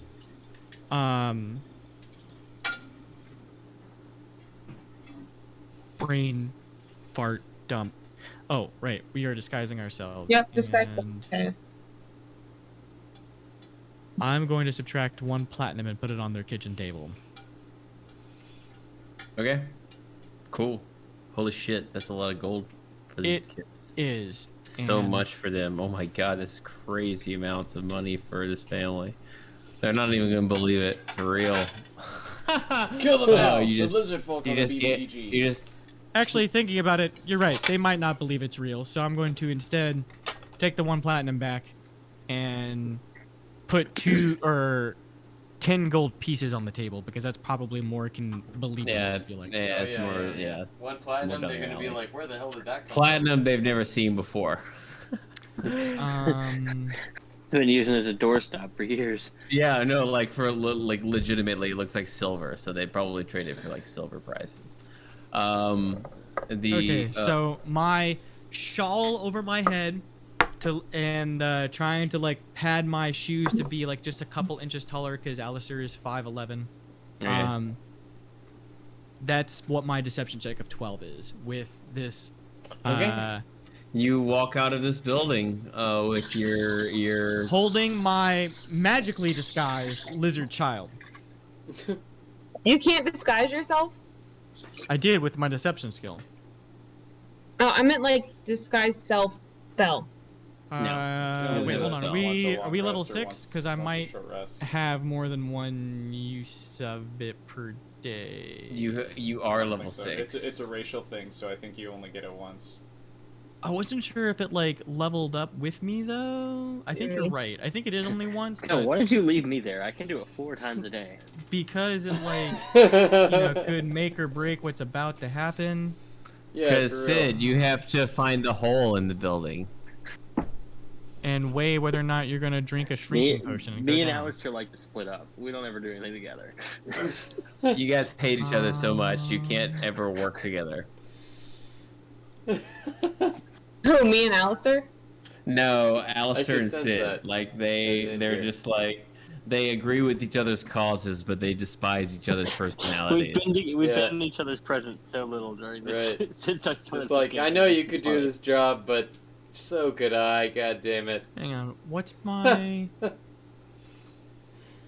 What am I again? Where does it say? Hello, racial feature, please. Racial traits. If it's racial, then it is. Sky self once per long rest. Okay, once per long. And legacy of Malbolg. Okay. Malbolg. All right, I gotta go. Anyways, It's all right. Yeah, I think it is really only once per this is- rest. So like we can just say that I had It's used my okay. deception skill. This is pretty much time for I think everybody anyway. Glacia. So. That's Yeah. the rogue or the type. So we can pick this up next time. I think I'll be back by the next time we play. I might be back from Yeah, Japan. I'll be We'll back see. too. I mean, I got a vacation for the next like week, so I'll for sure be here for the next like downtime thing. Yeah, and I'll be here for, of course, I'll be here for the usual D&D sesh because I have that day off typically anyway. So I should be here as well. also, what a session! type- Oh my god. It was a good session. Oh, I'm excited to get into the post game, but I want to make sure that everybody that needs to leave has the opportunity to Oh yeah, to so leave hung gracefully. up. Oh, of course. Cody, you Because still I know there? Or did you bounce? Cody just said that he has to yeah, I'm jump. here, but I need to go. Oh, okay, I just wanted to make sure I could say bye, Cody. Thank you for Bye, Cody. Sticking Thanks around. for coming in, even though Bye, that you're Cody. on hanging out with holiday. Oren Bye. and casing the joint real quick. Yeah, We'll we'll see pick if we up get to on that poison before their they water get back supply. on shore. Yeah. That's fun. I'm always eager to use invisibility because, like, who's gonna know? Not in this setting. Probably nobody. Oh my god, this setting is ripe for magical use. Hijinks abound. I'm excited. So All right, well, I'll talk to you guys soon. All right. Good See you, day. Cody. Take care, Cody. Okay.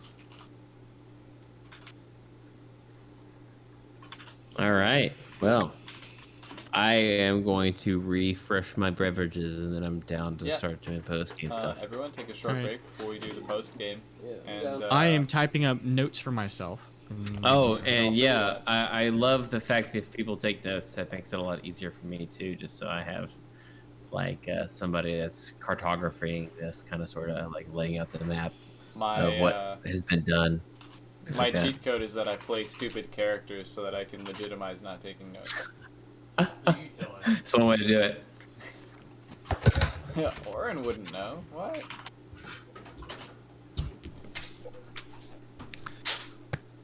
Hey, babe, what are Merlana's stats and passives? Can you look at it? I'm trying to hook up my headphones there, but only one of them's hooking up.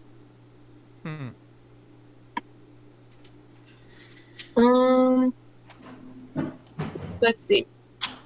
Her strength is 11, dexterity 11, constitution 15, intelligence 14, wisdom 14, charisma 19, proficiency bonus plus 3,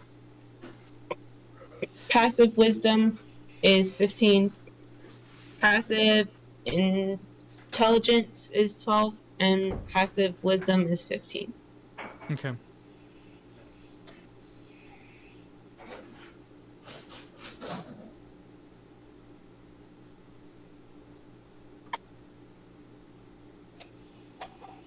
I forgot. I have the invisibility spell. It might be better to cast it on Anvir and bring him with us. Or cast it on myself. The problem is like, would I have the wherewithal to cast it on myself and let you disguise yourself as the... I'm trying to think, like, would Alistair leave this up to his own abilities to disguise himself versus, like, magical deception if he had it available to him? I don't want to metagame, but I think your galaxy brain play here is to split into groups where you let, like, some of the family go. You let one family member go with one party member at a time. And that forces them to scatter to try and figure out which one of you is worth following. Yeah, that's and why I you was going to always have, like... whoever splits up has the option of splitting from their family member that they're grouped with to basically say, like, alright, let's see if they follow you or me now, and that kind of just edges your bets. That's, I think, the galaxy brain play. Right, so that was, like, my original thought once we came in here and Zach said it was a family. But then, like, when I was in the position of having to make an intimidation check and then rolled badly, I was like, okay, well, this is going to be a lot harder because now I have to convince them that we're doing other things. And then Merlana saved the day with using suggestion, although we could use charm to convince him to come with us. So she chose the correct spell. She chose suggestion, which lasts up to 8 hours. Mm-hmm. Charm only lasts 1 hour. Right. At the end of each spell, you know that you know something was done. Now, these guys don't know anything about magic, so the odds of that actually having any repercussions are quite low. But they'll just be like, oh, some divine entity was here, or like some muse was here. Like it's just like now that I actually like, because I was trying to rush myself really quickly through a lot of that decision making because I knew we were getting close to time, and I mean Alistair is statted out to be smarter than I am, so it's like he would be able to think of a lot of things, one, better, and two, quicker than me. So like now that we have a second since we stopped there, I have like a time to sit and think about like how he would actually have us all leave the house. I think Nico's partially right. I think another like idea is like I also can make any of us invisible too. God. So the question is like, who do I do that to, and how do I have us leave the house, and in which directions are we going? Cosmic, thank you for the new follow. I appreciate it. Because like a lot, like once Alistair realizes that he's being followed, like this is huge. Like the right people have been followed by different people before, but it's a big deal the fact that we were followed by somebody from the Shimmering Syndicate. Just when like you're it would a criminal equally being be... followed by the law, I feel like that comes with the territory. When you're a criminal being followed by other criminals, that's a huge red flag. Yeah. And especially because like I was actively pretending to be somebody else. And now this puts us on a clock. Because I reacted in such a way that gave away the fact that I knew we were being followed. And I broke into a residence and not like a store. So this puts like a clock on what our actual time frame is. Which now that I'm like talking myself through this, I actually know exactly what Alistair would do. By the way, guys, I had a great time tonight. I hope everybody had a good time. Oh yeah. Well, this is why like it's important for Alistair to have like... See, Alistair works as like a turn-based strategy character. He does not work as a real-time strategy character. Not by any stretch. No, he's kind of like a... He's kind of a burst character. Like, I see what you mean when you say turn-based, because that's kind of how he works. He's really, really in his element in one turn. He does a really great job, and he can do his absolute best in that one turn. Sorry, I'm out of frame. I'm trying to open. How dare you, sir?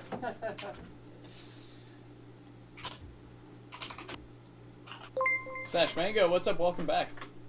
Thank you for resubbing, man. I appreciate it. Hello, Bish Face.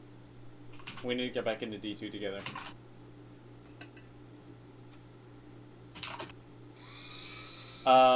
Quick, by the way, I think the next time we go into combat, Orin is gonna trigger Orin. And that's when, I don't know how you want to play this mechanically, but, like, that's the closest I think Orin is gonna come to, like, losing control.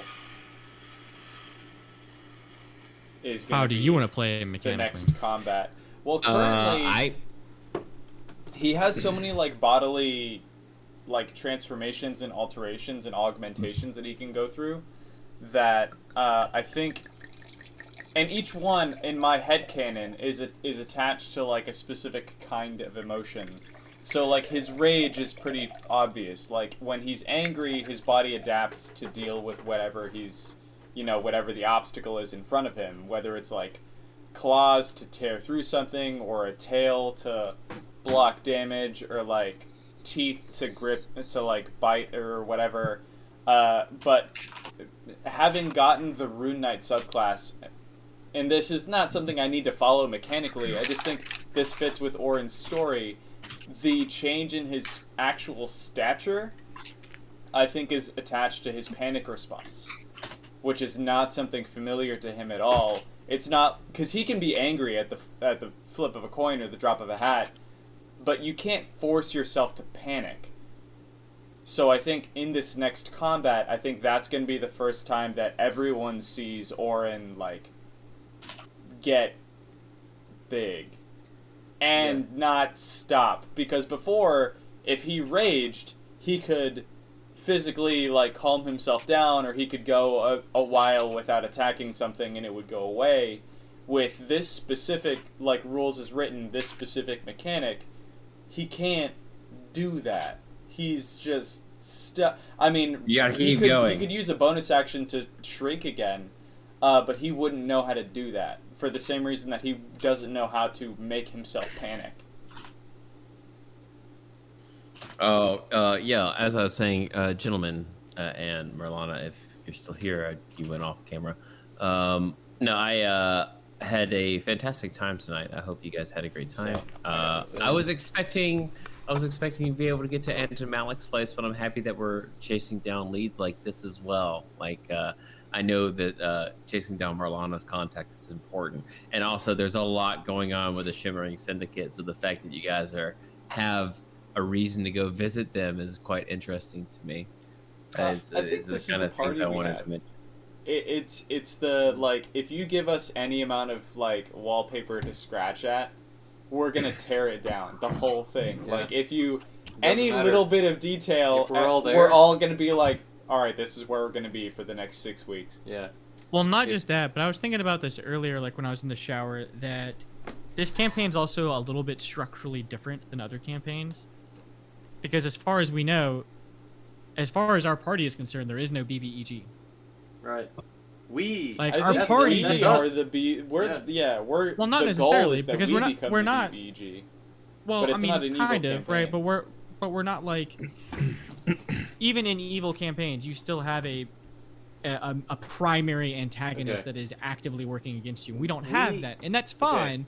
But that's not the kind of party or the kind of campaign this is structured up to be. It's very much a character-driven and not a plot-driven kind of story with this particular campaign right now. That may change in the future, and that's fine too. But like right now, like all of our actions are based off of our character's desires, which is why like when Merlano voiced like, "Hey, can we go save my friend?"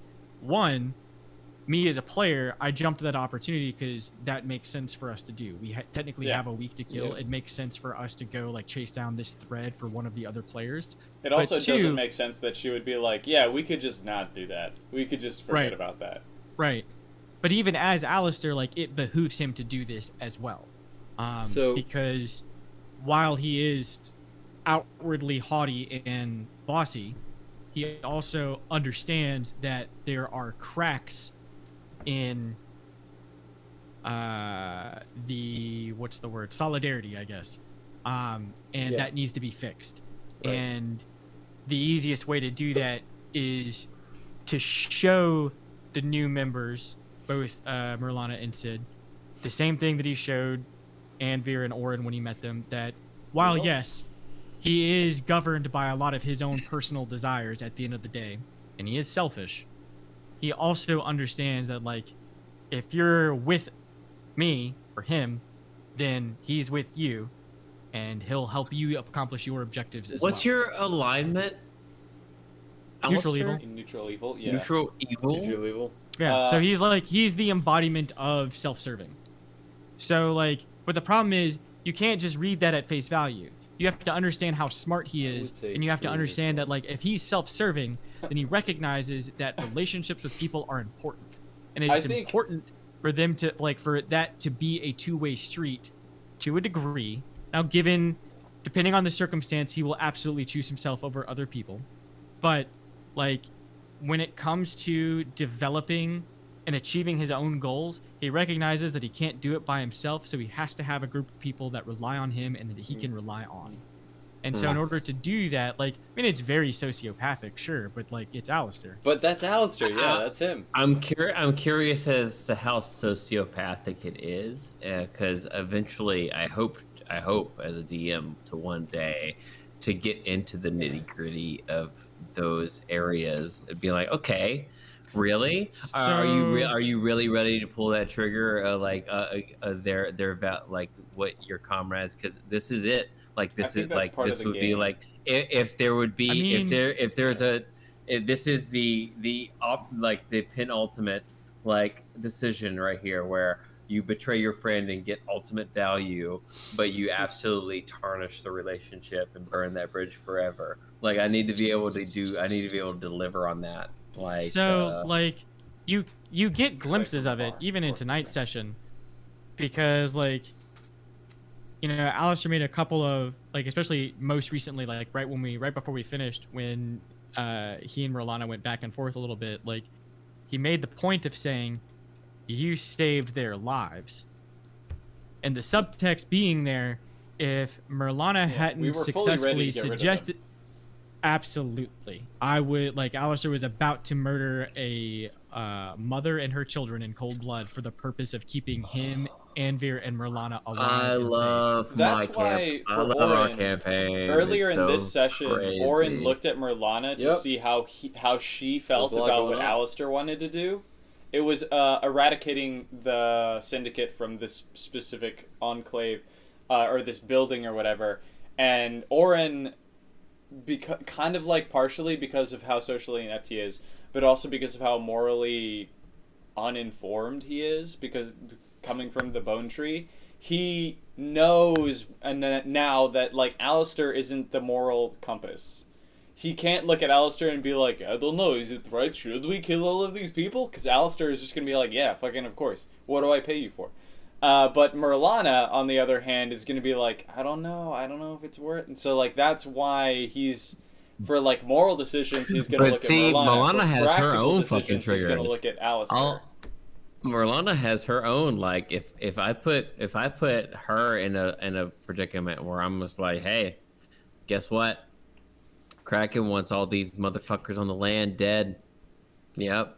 They're abominations. Every single last one of them. Every one of them are abominations, and you need to get rid of them.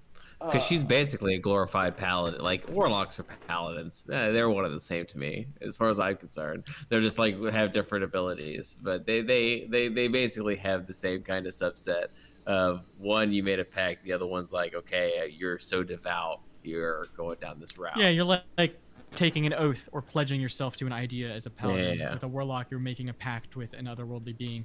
But, like, so to kind of capitalize what I mean, like, even Alistair's early ideas, because I haven't changed the personality traits and stuff like that since I made the character, but, like, that screen cap that I posted is, like, his personality traits, ideals, bonds, and flaws are what I set up whenever I built the character. And that's kind of exactly what I'm trying to portray whenever I talk about like his decision making, because like his moral compass is taking care of himself. Now, depending on scope, he considers the right people to be himself, right? So like a lot of his decisions are predicated on what is going to keep the right people the safest. However, he also accepts that like there is such a thing as collateral damage. Sometimes people are going to get hurt. Sometimes he needs his big beefy bugbear to punch an explosive door. But like it, all of that is part of the calculation of what is going to, in his opinion, increase their chances of success and survival to meet his goals. And he also recognizes that achieving those goals are going to be easiest if everybody is alive. So he does prioritize his party living. For example, when we realized that, or when Anvir and Alistair realized that Orin was in trouble, the first time we invaded the Grey Flag's hideout, that is why like 3 rounds worth of movement, right? Like instantly to get there in time to be helpful and to hopefully like save Orin, because like it's not okay to have a member of the party be down permanently, because like Alistair recognizes Especially that one that has a key role. Exactly, like he has a rapport with everybody and he's building one with Merlana and rebuilding it with Sid, and it's trust like that is hard to come by. So he recognizes that if he is going to be successful in building his criminal empire, he needs people in it that he can trust and rely on, and people who understand what he's thinking regularly. Now, granted, as Marlana has pointed out a few times this session, that's difficult in the beginning. But the idea is that like Ord and Anvir kind of know at this point, because y'all have been around him a few years, right? And like also we as players we've had sessions together. But like it's kind of that give and take of learning each other, our characters learning each other's personalities, in addition to us as players learning how we function and how we play our characters. Did you? I have a question for the group then, and like that's really cool. I like to hear that because, did you expect to go where you went tonight and do what you did tonight? No, but on that note, I have to step away. I'll be right back. I'm really glad that I got to do what I got to do. Are you glad that you didn't get to fucking cast Thunder Wave and Gust of Wind and all the bullshit you wanted to do on the outside of the thieves' hideout? So like, all right. In the long term, it would have been like so. This is like Anvir's outlook would have been in the long term. This is it. One of us is re-rolling a character. Right. In the long term, it would have been. It could have been really, really, really, really good. In the short term. Okay, in the short term, it could have been really good, but in the long term, maybe not so much.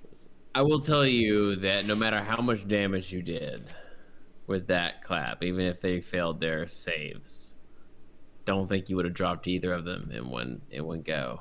Which means it could have probably gone pretty bad for everybody there.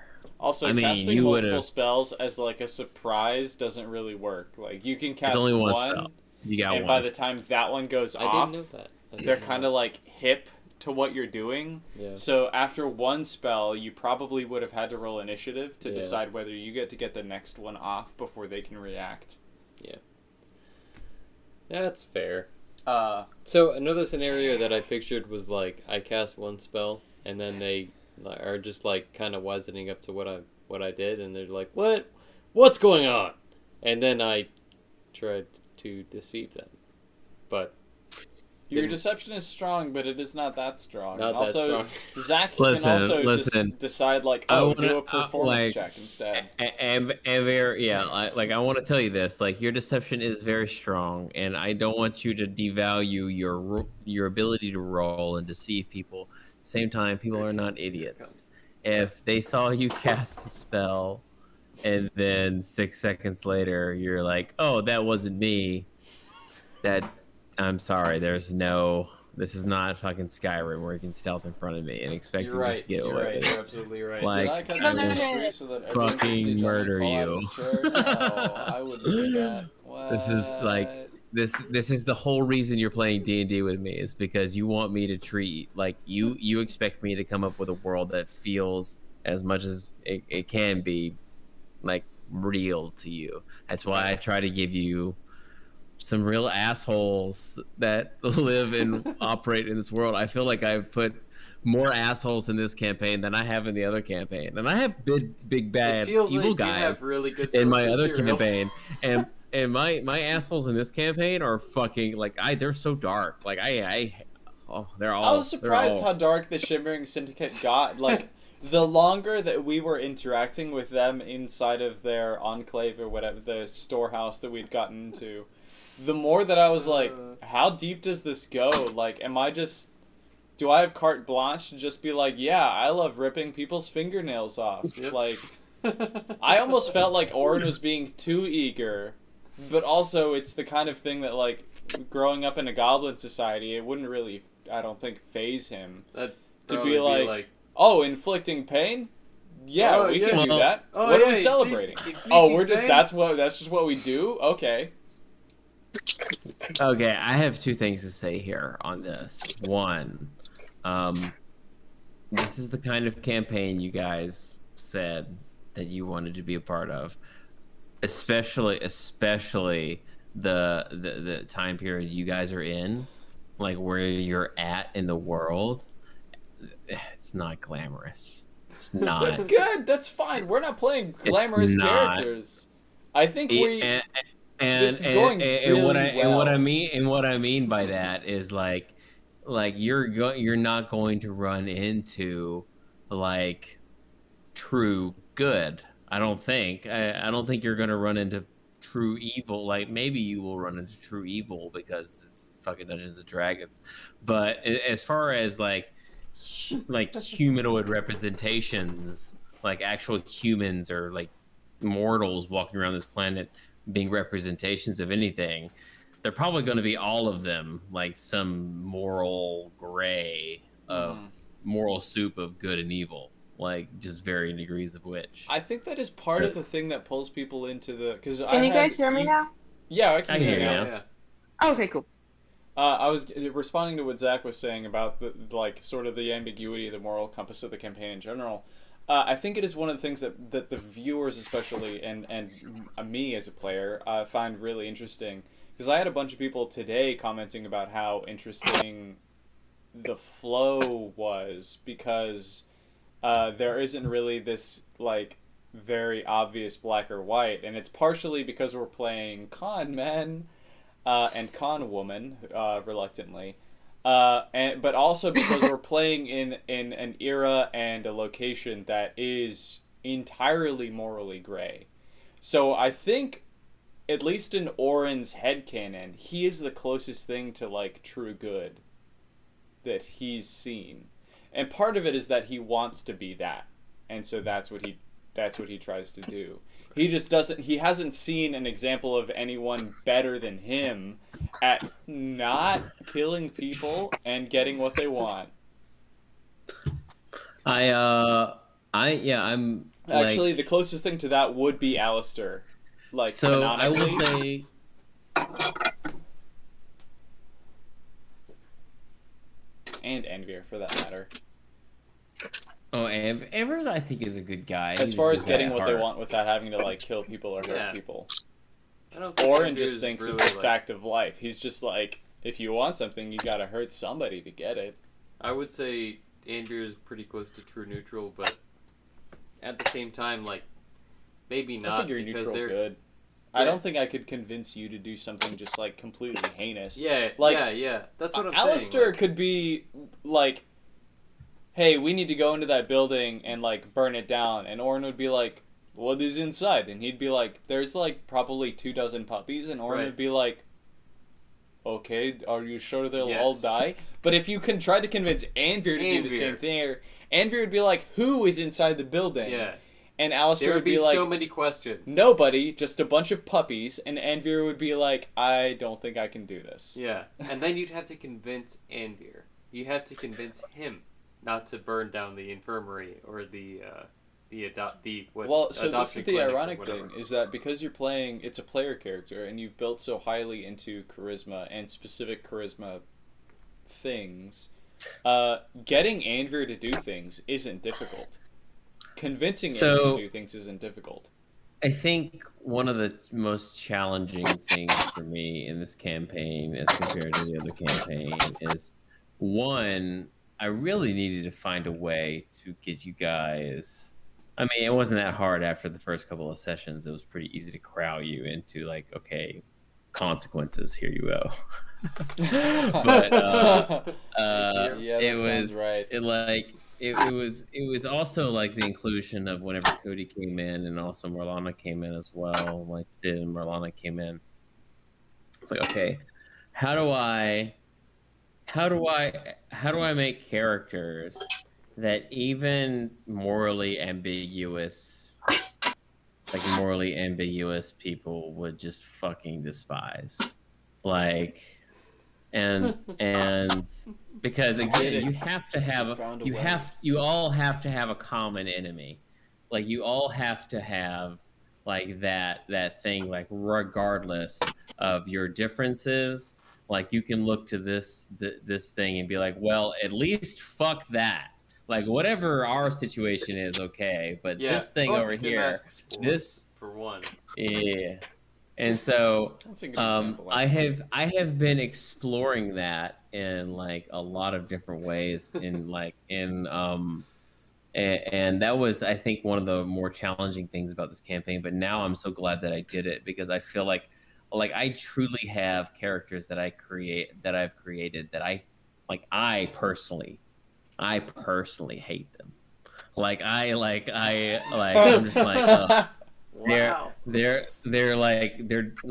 disgusting to me. But I'm like, yeah, okay, no, yeah, this is great. Like because this would exist. Like this would exist. Like the only reason I brought them up. Characters that make me go like, oh shit, of course I should have expected there would be, like, Pibble was the first one. Yeah. That I was like, oh damn it, we got in with the guard, we're screwed. Yeah. And then when he's not like crooked even. He's like the James Gordon kind of like everything happening in Zarash, in like a Batman sense. And when I saw that unfold between him and Alistair, I was like, oh my god, of course, it makes so much sense that you would have cops, like, at high levels, employing or at least enlisting criminals to help them solve problems that they can't solve on their own through, like, regular legal venues. Especially with this day and age, like, I can't tell you the lack of oversight. For real.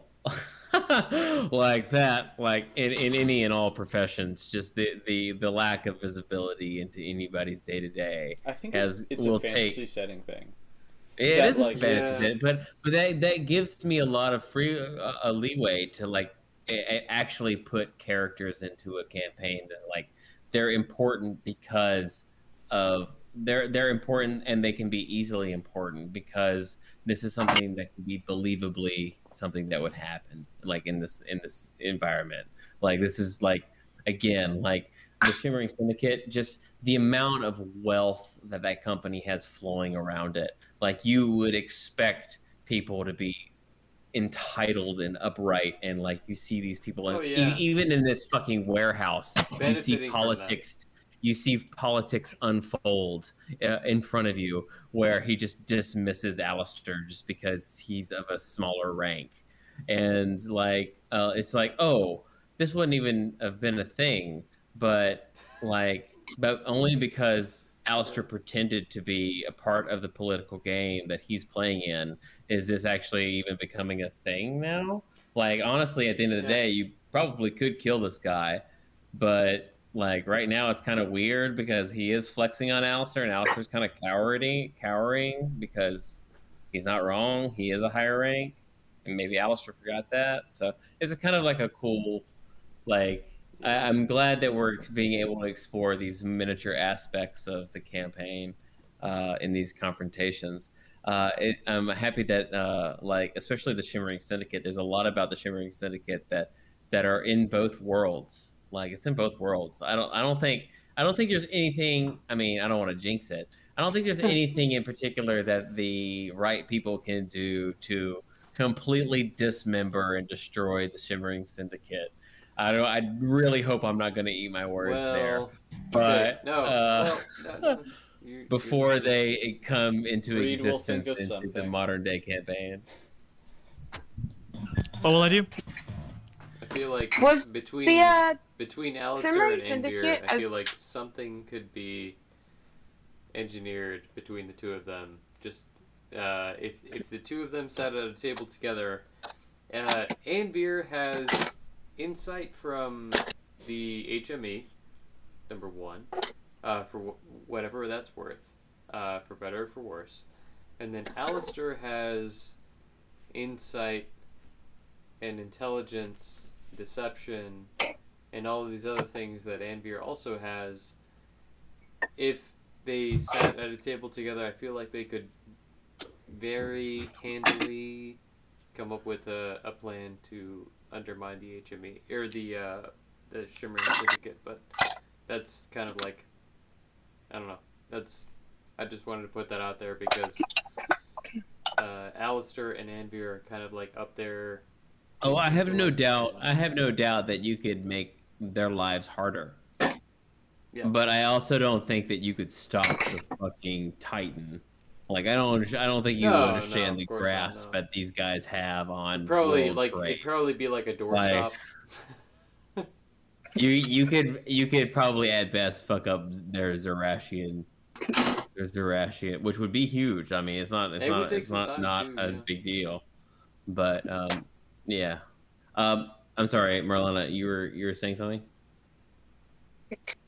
Yeah, I was just going to say, I was curious for you as a DM if the Shimmering Syndicate was going to play as large a role. I mean, obviously, haven't been like as many sessions or whatever, but as large of a role in the campaign as I've seen it, like prior to Marlana joining. Yeah. So I can go ahead and say, as from the get go from this campaign, even before I received any documents from Jean-Luc about the Holoron Empire, the Shimmering Syndicate was a trading company that was in existence. Basically it was my East India Trading Company analog for my world. It was like the one that basically started securing all the trade routes early, did their best to like have good trade, and they were very dominant in their trade for centuries. And so that was kind of where the Shimmering Syndicate was.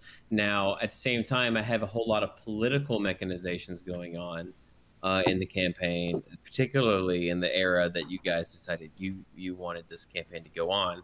So I had to think about like, okay, how would this entity participate knowing that they control most of the trade? Like, well, that means they're going to be double dipping, probably. That means they're going to be serving both sides to a degree. They're going to be, at least covertly, like there's no way that they're not going to want money's money to a company. So how at the end of the day are they going to be able to maximize profit? And so there was kind of that notion to it. So the Shimmering Syndicate was also there, and not only that, with where you guys decided you wanted to participate in the world, like the beginning of this campaign was in Zerash. And Zerash is basically, again, I have a lot of analogs in my world. So Zerash was my analog to like Constantinople, like this very like metropolitan, like very trade, like kind of the culmination of a whole bunch of different cultures in one place. and also having like a fantastic and sprawling art and like religious renaissance and like having a lot of access to a lot of different like benefits. And so basically you guys nestled your characters into this empire, but again, that's on its surface, that's us romanticizing this empire thousands of years later. I'm sure it was like nowhere near as civilized or as nice and peaceful as we like to romanticize like these eras. I'm sure there's exactly what I'm putting you guys through, like a whole bunch of dark shit like this just happens in the street. Like there's no way of stopping it to a degree. There's no fear of like repercussions like there is today. There's like, if you can get away with it, you get away with it, full stop. And and that's just kind of how it is. And so that's kind of how I'm trying to portray Zarash to the right people. And you guys have made a lot of decisions that are just like, okay, well, you guys can do that. Yes. Yeah, like nobody's going to stop you, but it doesn't mean powerful people aren't going to be paying attention to the shit you're doing. That like, this is not nobody's money you're fucking around with. You're fucking around with people's stuff.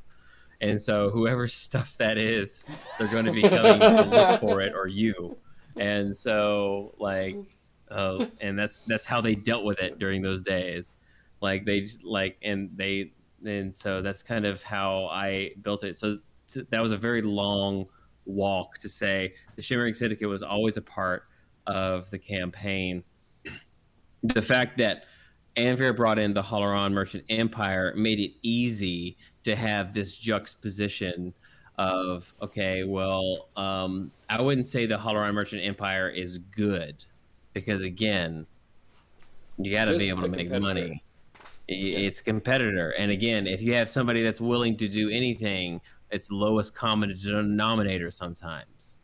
Yeah. So like, so there's no, it's not just like it's a clean slate, but in terms of like, if you're going to compare the two, at least like Halaran Merchant Empire came over with money. Right. It's and it doesn't look like they're legitimately like, it doesn't look like they're siphoning money out of Zarash, which is what it looks like the Shimmering Syndicate is doing. It looks like Shimmering Syndicate is just like basically exporting cash and like wealth. I'd say and like the they're nearest basically parallel that I harvesting could think of in like a pop culture canon to like the presence of the Shimmering Syndicate in our campaign is like Team Rocket. Team Rocket, in yeah. Pokemon. Like, they're significant, they're prevalent, they're there, and they're everywhere, but they're not the main thing. Yeah. They're just the consistent thorn in the side, at least so far. I also want to mention, it is far too entertaining to watch Reed play with his cat. Oh, sorry. Yeah, we can definitely see Cosmo flip-flopping, whopping around over there. Fucking love Cosmo. I'll also say too, like, the Shimmering Syndicate is in the Hanging Pawns campaign, so they technically exist in some form or another 500-600 years into the future. Yeah, which again, like, leads me to believe they're more of like in their influence, like more of like a Team Rocket sort of, like whoever is at the head is probably incredibly very, very powerful. But they're spreading their power so thin that like there are so many individual branches like bleeding into everything that like clipping the branches and pruning the organization itself is probably not that big a deal. Especially compared against like going up against singular individuals like Anton Malik and stuff like that. I don't know why you guys keep thinking Anton Malik is so evil. Yeah. I was about to say, I don't know why we're saying going up against, because it hasn't. We are not walking into this meeting hostile. We're walking into this meeting as emissaries. Emissaries? Roll a deception check, like, Reed, because I don't believe any of that. No, what's not emissaries? It's assassins. No, businessmen, because like. He knows if he sees that you brought holy water inside of his home, you know how much shit you're gonna be in?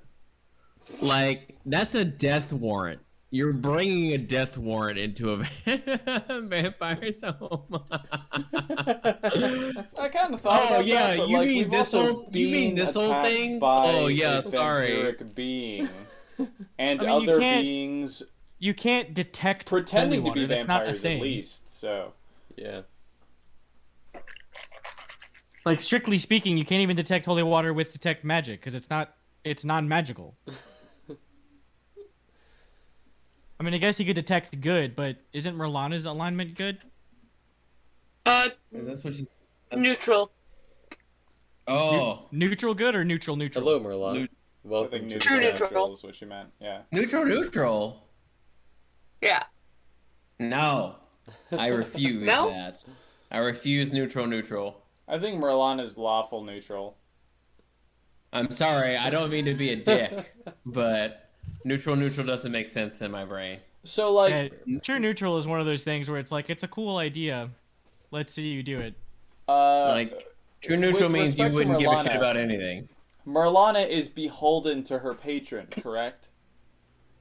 I think Yes. she's probably neutral good, or I think she's lawful neutral because I think the patron Yeah. establishes what her law is. I could see lawful neutral for sure. so for she sure. can't Lawful neutral break works. that, or at least she's made it clear abundantly that she won't do anything that is against the explicit instructions of her patron. Okay.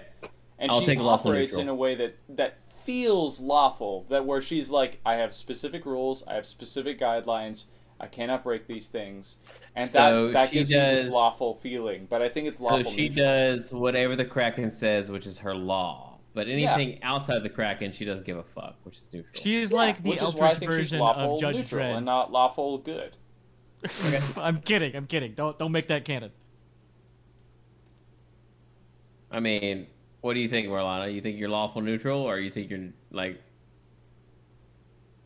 Sure. I mean, I have been struggling to understand these things, and I know Reed wrote me a novel about it They're fluid, so like, in the chat, but So, I still kind of struggle with it some. yeah, and alignments are kind of finicky. It's not like I don't really refer to them that often. It's more of like, again, a lot of these isms and things like that are useful annotations, but unless we all agree on what the annotation means, it's worthless, right? And there's a Yeah. lot of nuances there, right? Like, I mean, Yeah. largely speaking, alignment is mostly there for the handful of spells that actually use it.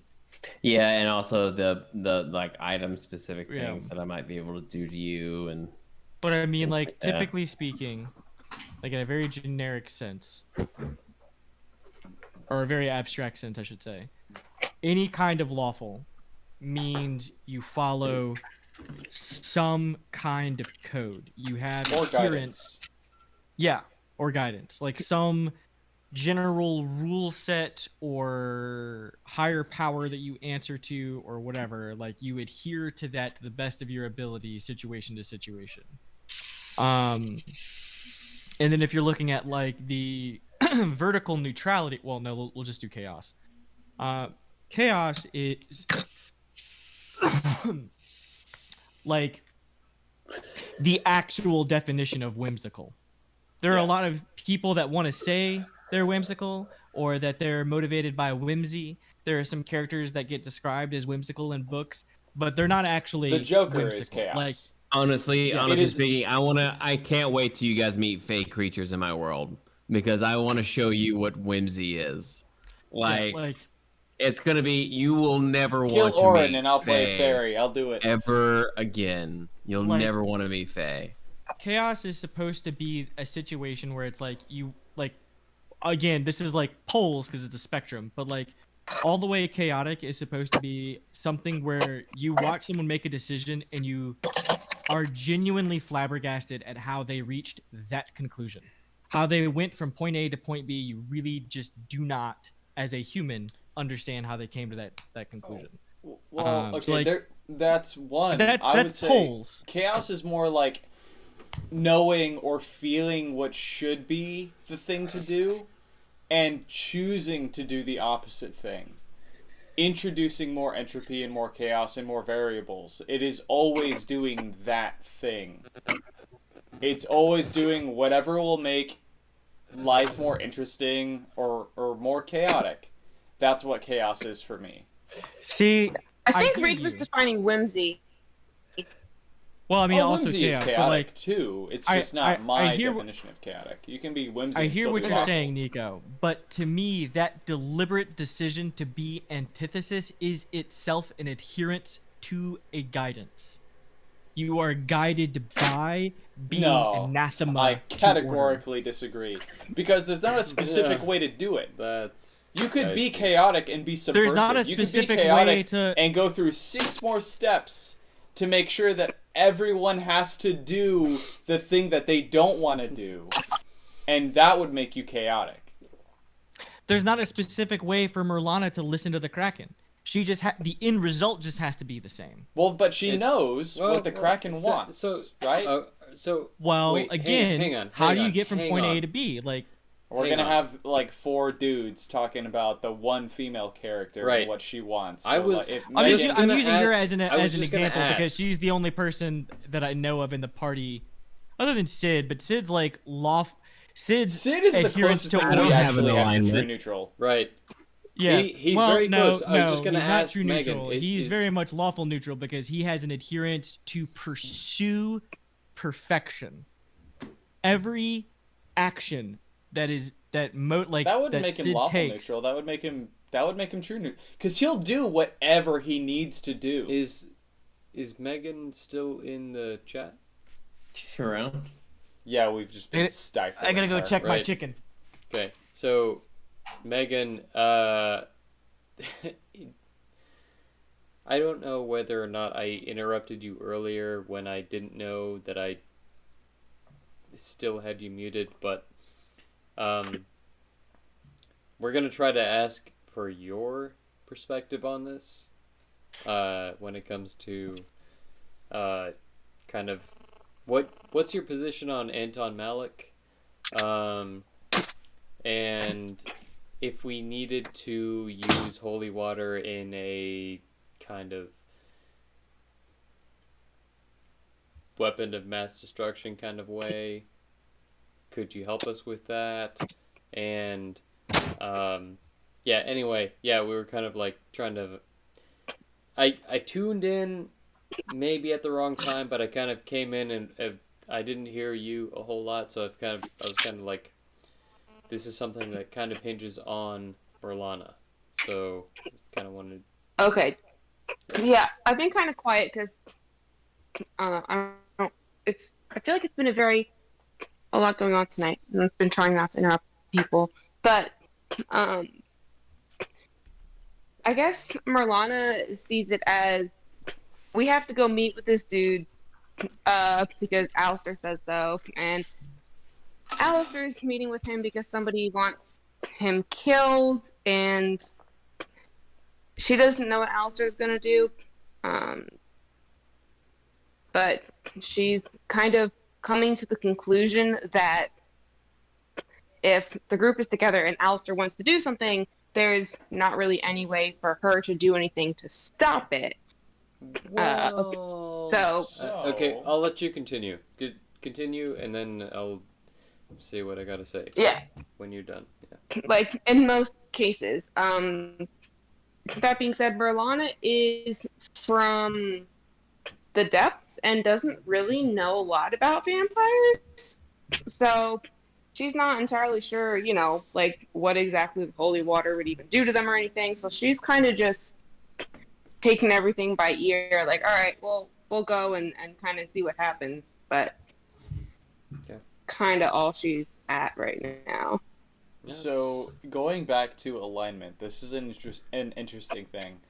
If this assertion, which is true as far as I've observed, that everyone will do what Alistair wants to do as long as everyone is around Alistair, is 100% true. The way that you get away from that is being aware of everyone's alignment. And sort of making it aware to them that, like, are you sure that's what you want to do? Like, aren't you this kind of person? Like, if no one has done this to Orin so far, but Orin wants to believe that he is lawful good. He wants to believe that he is, like, the best version of himself. No one has yet been like, dude, are you good? Like, are you okay? You've killed more people than anyone in this party. Imagine what encouragement You've would seen do some to shit Oren. no one in this Right, this yeah. party could imagine. Are you all right? Are you sure you want to do this?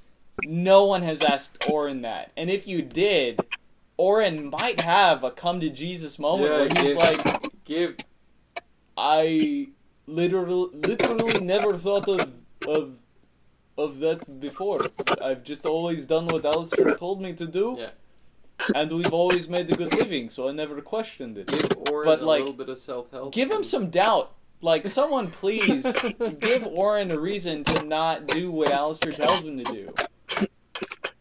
I think there's never really been a situation like we've only been in like 2 fights together. I think It would and there have really to be hasn't been room Anvir. for Merlana to. I think what you might be building to is that, like, I think Merlana and Oren are definitely close, so he would hear you out.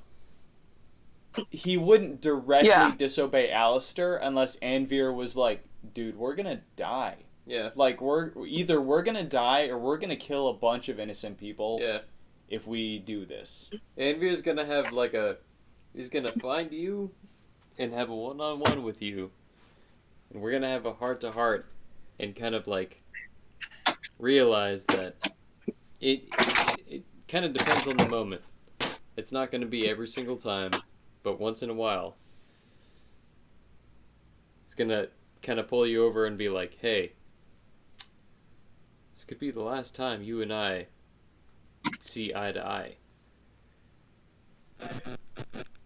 Maybe we should, It could be a really heavy moment when we're like, is this how we're gonna let it go down?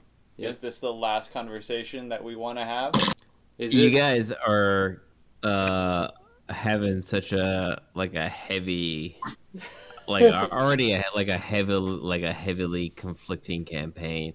I was worried about it in the beginning, but now I'm like, okay, I feel like they're probably competent enough in character to be able to handle it. So now it's just interesting. Now it's just interesting to see you guys be like, all right, how are we going to work with each other? Like, clearly we have enemies. Like, all of us have like a collective couple of enemies, probably at least. Oh, also Megan, I don't know if you heard earlier, but Merlana is Oren's moral compass. That's why he looked at you to make sure that, like, is it okay to kill all of these people in this warehouse? Instead of just looking at Alistair and doing exactly what Alistair wanted him to do. Yeah. So, even if I said, no, I'm not, you would still listen to Alistair, but you're looking at me to determine whether it's moral?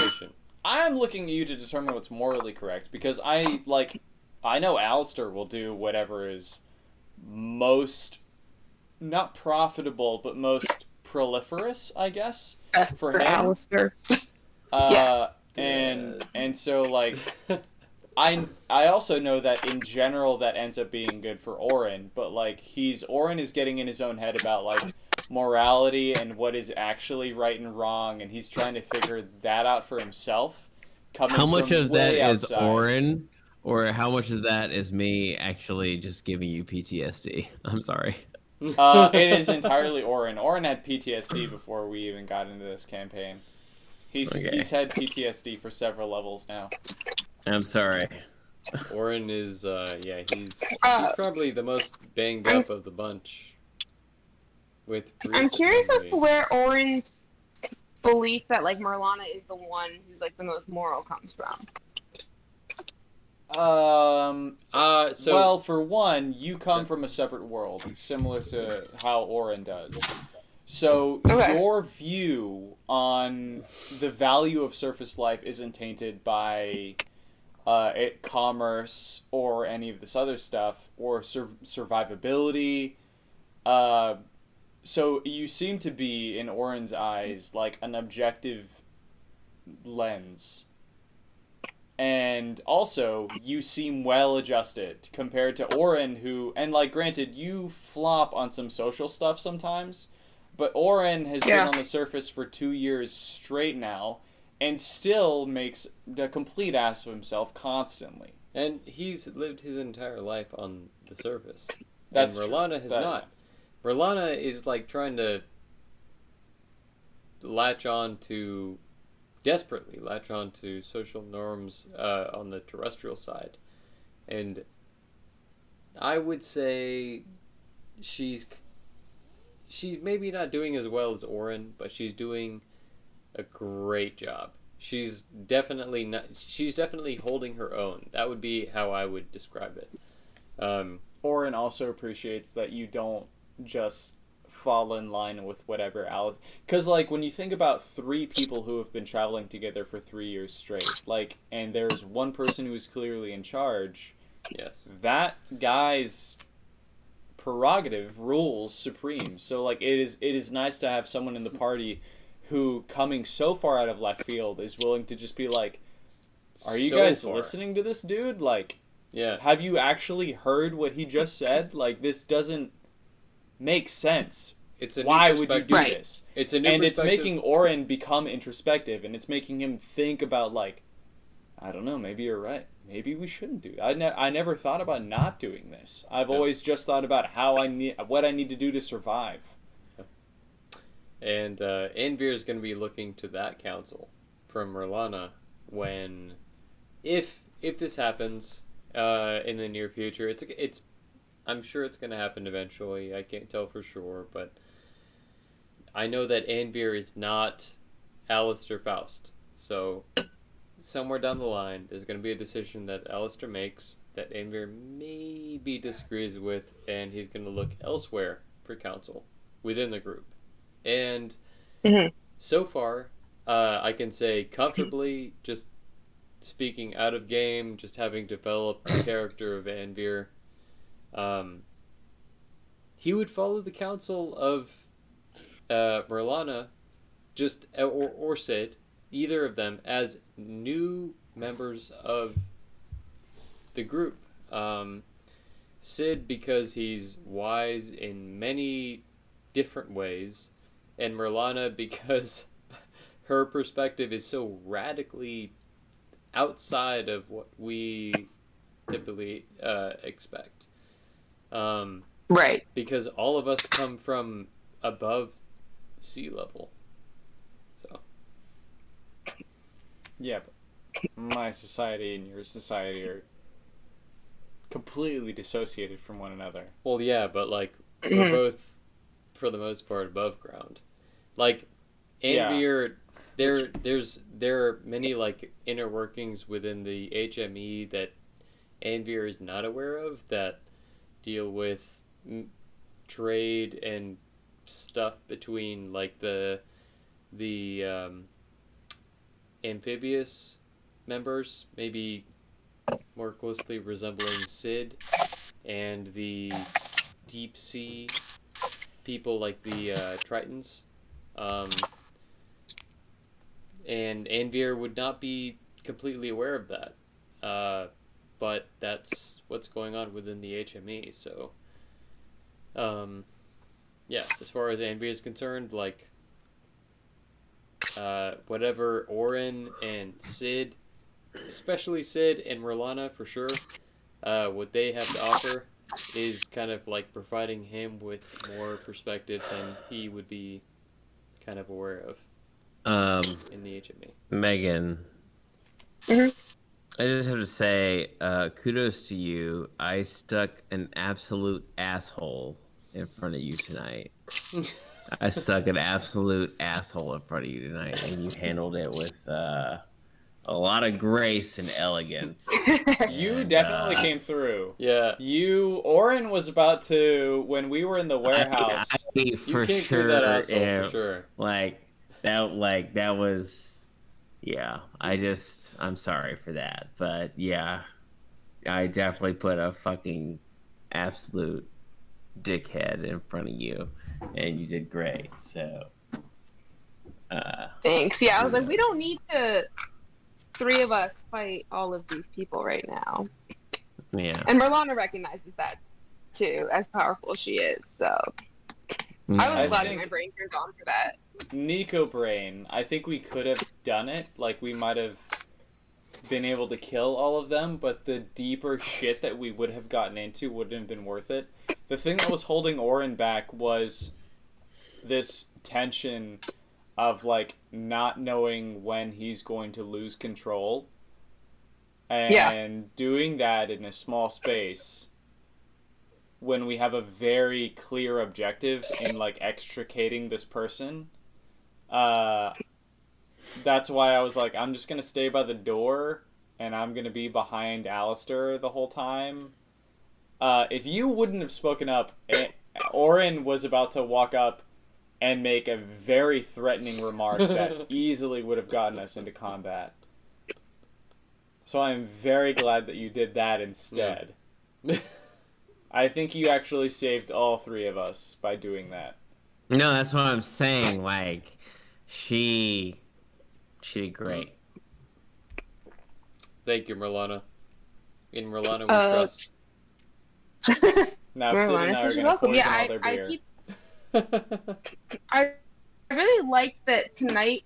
I felt like I really got to show the side of Merlana that's like the very charismatic, like the charming, like the manipulative side of her, and I liked being able to like bring that out. I like her voice too. She's got like a transatlantic sort of like a golden age Hollywood kind of voice. Yeah, it's that's what I was going definitely for. stands by itself as far as like accents go.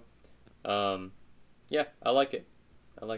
I think in my mind that like golden age transatlantic accent, the same way that in its heyday was meant to emulate like upper class, you know, like upper middle class, socialite sort of upper middle class. Yeah. I think like in my mind that's what Merlana sounds like in common. It's her closest approximation to what like an upper class, like very social kind of person should sound like.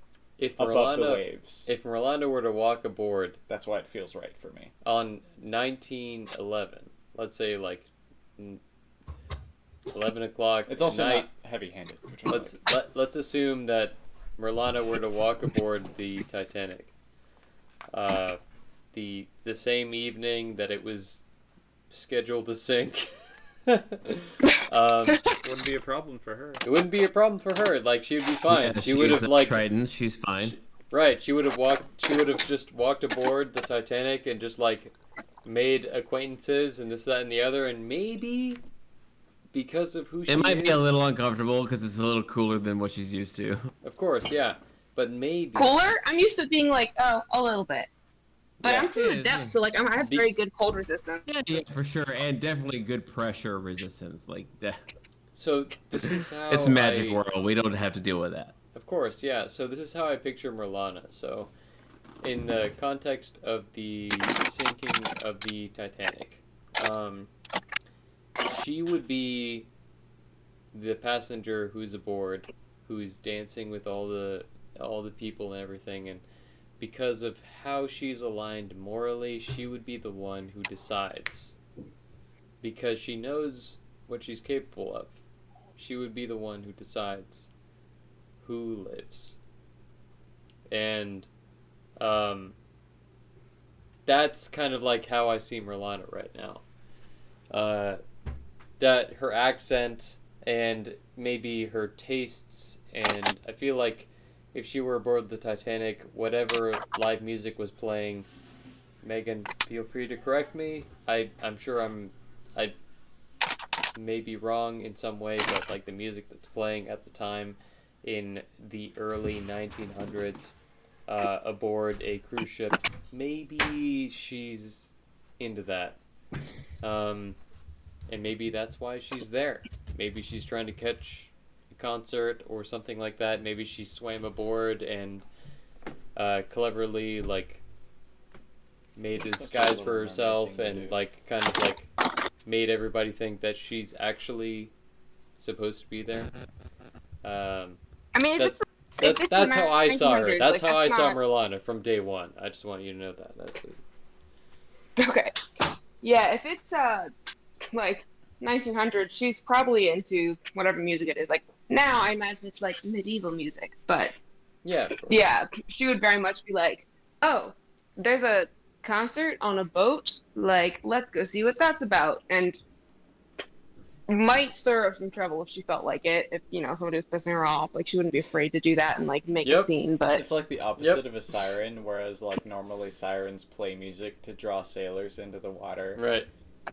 She'll hear music from a boat and she'll come up to the surface. She'll come up to it and cause some ruckus. Yeah. Yeah. Sounds great. What is this? And that also would explain why you were on the bardic path while you were still beneath the waves. It's weird. It's like so since we're talking about this, You're gonna multi-class paladin. She's gonna multi-class bard. Yeah. So Anvir, like we already know, Anvir is multi-classing into paladin, but for what it's worth, I kind of saw Merlana falling into this role because I'm sure it's because of how much of an influence Oh Brother Where Art Thou has an influence on me. So Oh Brother Where how Art much Thou, what has an influence? Oh Brother, Where Where Art Art Thou? Thou? The George Right. Clooney movie. Oh, okay. it's a movie with George Clooney, and it's a 21st century take on Homer's Odyssey, and George Clooney is the main character. There's a movie, there's a whole movie. It's great. It is an analogy. I remember seeing it and liking it. I just don't remember a lot about it. It's so good. So the way that I see Merlana is like she's one of the sirens. If you've seen the movie, she's one of the sirens. Yeah, so like Merlana's one of the sirens, and she's like playing into this sort of thing. She's acting in the role to seduce one of the main characters of the story in Oh Brother Where Art Thou? And to me, that's why I'm bringing in the whole Titanic thing, because like that's very well within the same century of that story.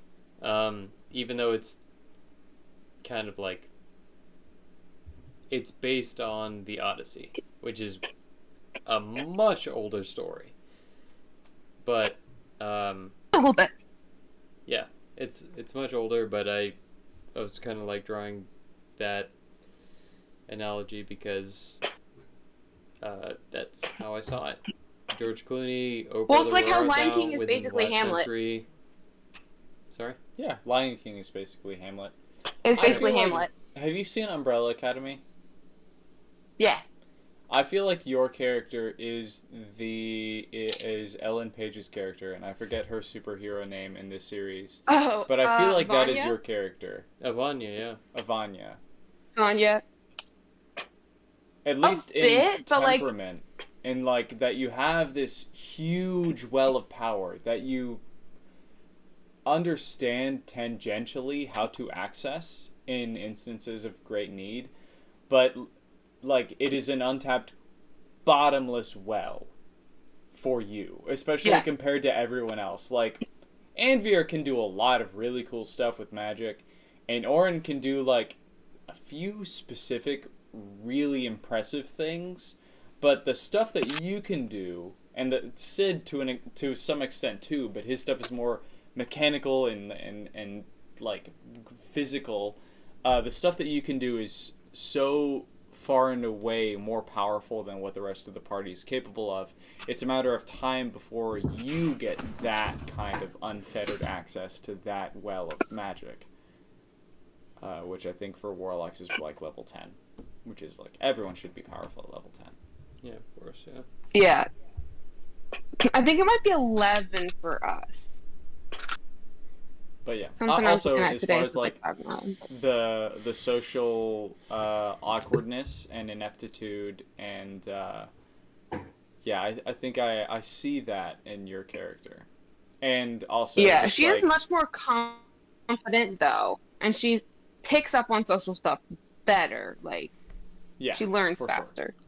Morlana, how do you feel about your situation with your friend at the moment?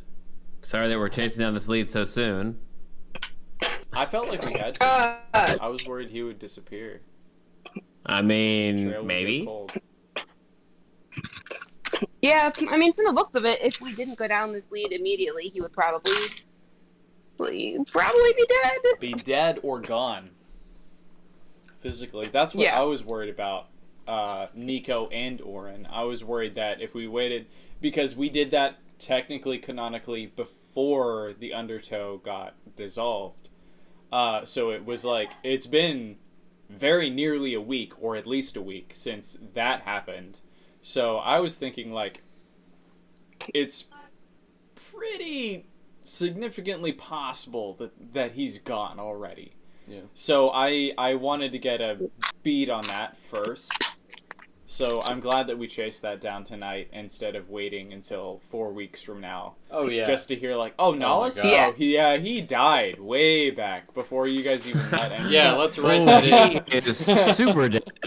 He's been dead. Yeah. Oh, well, how did my he die? God. You don't know. You don't know, and you have no way of knowing. That's fine. So we'll just write in And that he Marlana was died, like- and we know that he died.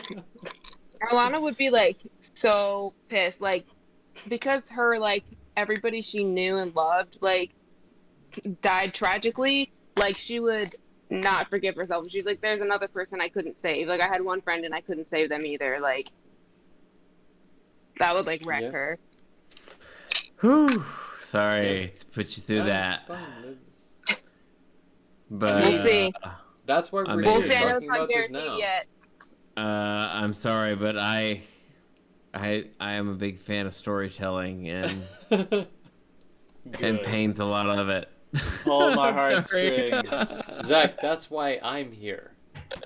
I can't speak for everyone else, but like that's why I'm here. I like. Oh, you want storytelling. me to kill you first? Is what you're saying? Don't Good. kill me. First, You can kill Orin first. I but have if you another do, character. I'm gonna He's play great. Theory next. Listen, And that's I'm gonna not be planning on. complicated. I'm not planning on killing anybody. But you guys said you wanted to go talk to a vampire, so that's your decision. Anvir can He talk to anybody. It's ready. I'm ready. You say I'm that. ready. You say that. Except no one has anything to protect you from Zone of Truth. At all. Or even friends. Or compel. Who says? Or command. Who says I need Zone of Truth? Not, you don't need it, but if this is a vampire, he's clearly gonna have some sort of magical effects that That's fair. we have no countermeasures for. That's fair. The only countermeasure we have for that That's fair. is hitting him really hard, and we only have one dude who's good at that, and he is the most susceptible person we have to magic. Okay. Orin? Yeah. Are you talking about Orin? Yes. Okay. For sure. Orin is not the only It's one gonna be so good. who Well, can hit really, really hard. And I just gonna be want so you to know good. that as just as a First battle, just as I a was in. player, I'm aware of this. But as a character, as a like, as far as like where my awareness goes as my character, I feel like I there's gotta more to say, consider. I'll just say that. That's all. That's all I'm gonna. I gotta say, for the last 2 sessions, I've had Anton Malik's mansion prepared to go, ready to go, and we have not gone there. That's, Oh, I've had God. to go there this session, but I'm glad that we I've didn't. had to do preparations that have been elsewhere, apparently, which is okay. That's cool. Keeping Zach on his toes. Keeping me on my toes, peeling at that wallpaper, as you said, for sure. But I hope I have gotten in front of you, which I feel like because I knew where some things are. It's just Wouldn't it preparing be them on funny if screen we is just hard. ghosted Anton Malik if we were just like, nah, we don't need it. Nah. We're just gonna, like, we We don't just need to do left that Zarash, we just hijacked a boat and left. Okay, that's fine. I gotta Just no. That's a what if. That's a what if. No, Zach. No. The tremendous sigh. It's like, alright, cool, I guess Anton Malik's just 5 levels higher now. I mean, Scrying not like on he you wasn't the 5 entire levels time higher to figure out before. how he got ghosted. checking on you like I check my ex's Facebook status. You guys. I don't do that. Oh man. But no, I'm happy that you might be able to save this Triton. That's good times. Another Triton. Me too. And in my mind, I He was knows a thinking, lot. because of his moral Very gray that I like sort of ascertained from like the way he had been dealing with Merlana. I also was thinking that this is a dude who could potentially be helpful for the right people. Nahus. Nahus, yeah. Oh. Which is the moral another gray, reason just why that he was going after, like a spy.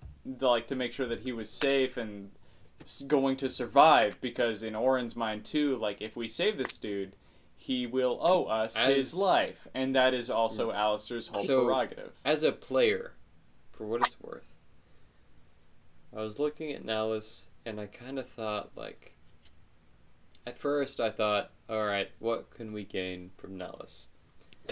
But then A lot. right, a lot. But then I thought about killing him. That okay, yeah, all right, fine, yeah. I hate all of your characters, and by cut out. I love them. No, I love so them all. like, so Anvir is not Tell a him murderer. Cut out what? Anvir is not a murderer. Anvir, so like when Nahus was introduced, I tried to be Anvir for a second, and I was just looking at Nahus and thinking like of the possibilities.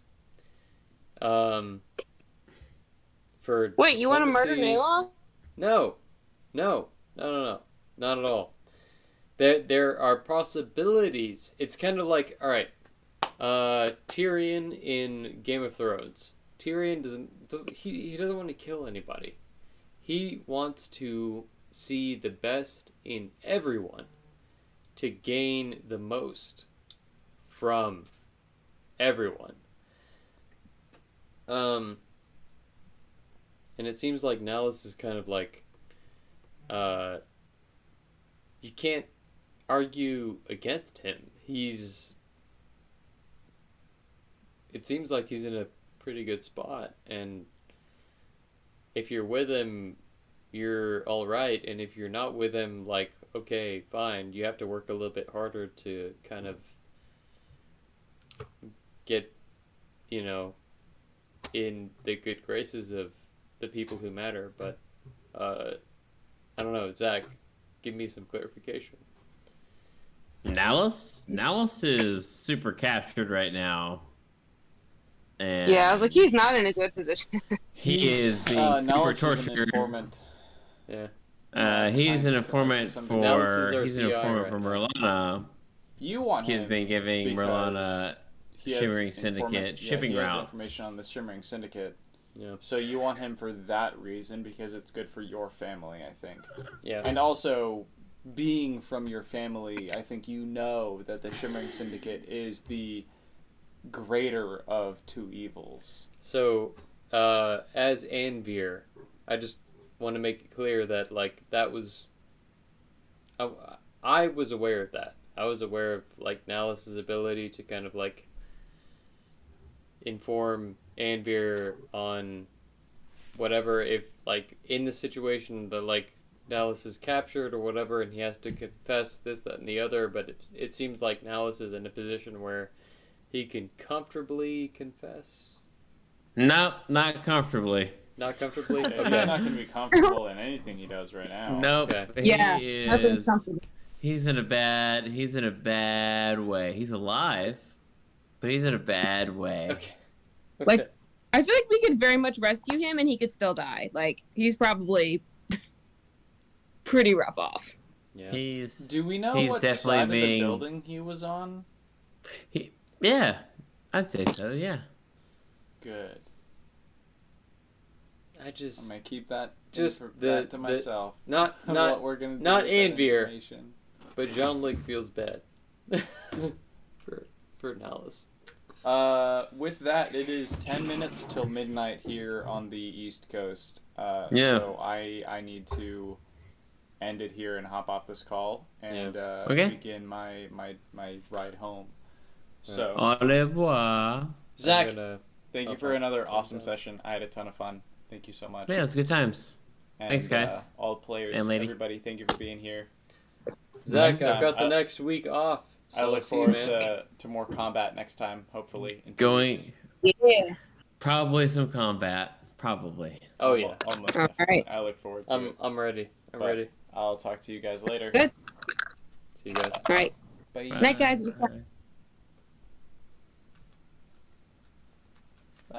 Where's my stream? There we go. Cool. All right. We're going to go here, and I'm going to correct this.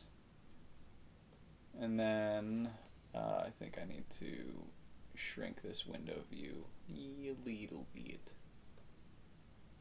Or put it here in the middle. All right. And then I'm going to just disable this whole thing. All right, cool. Guys, thank you everyone for tuning in. Thank you for sticking around, showing up in chat. I appreciate it. That's John Link's butt. Good night from Ocean Crystal NATO. Oh, Ben, thank you for tuning in and showing up in chat. I appreciate it. Hi, Ben. Hopefully you didn't hear me say anything illicit, but also Hannah was here a second ago.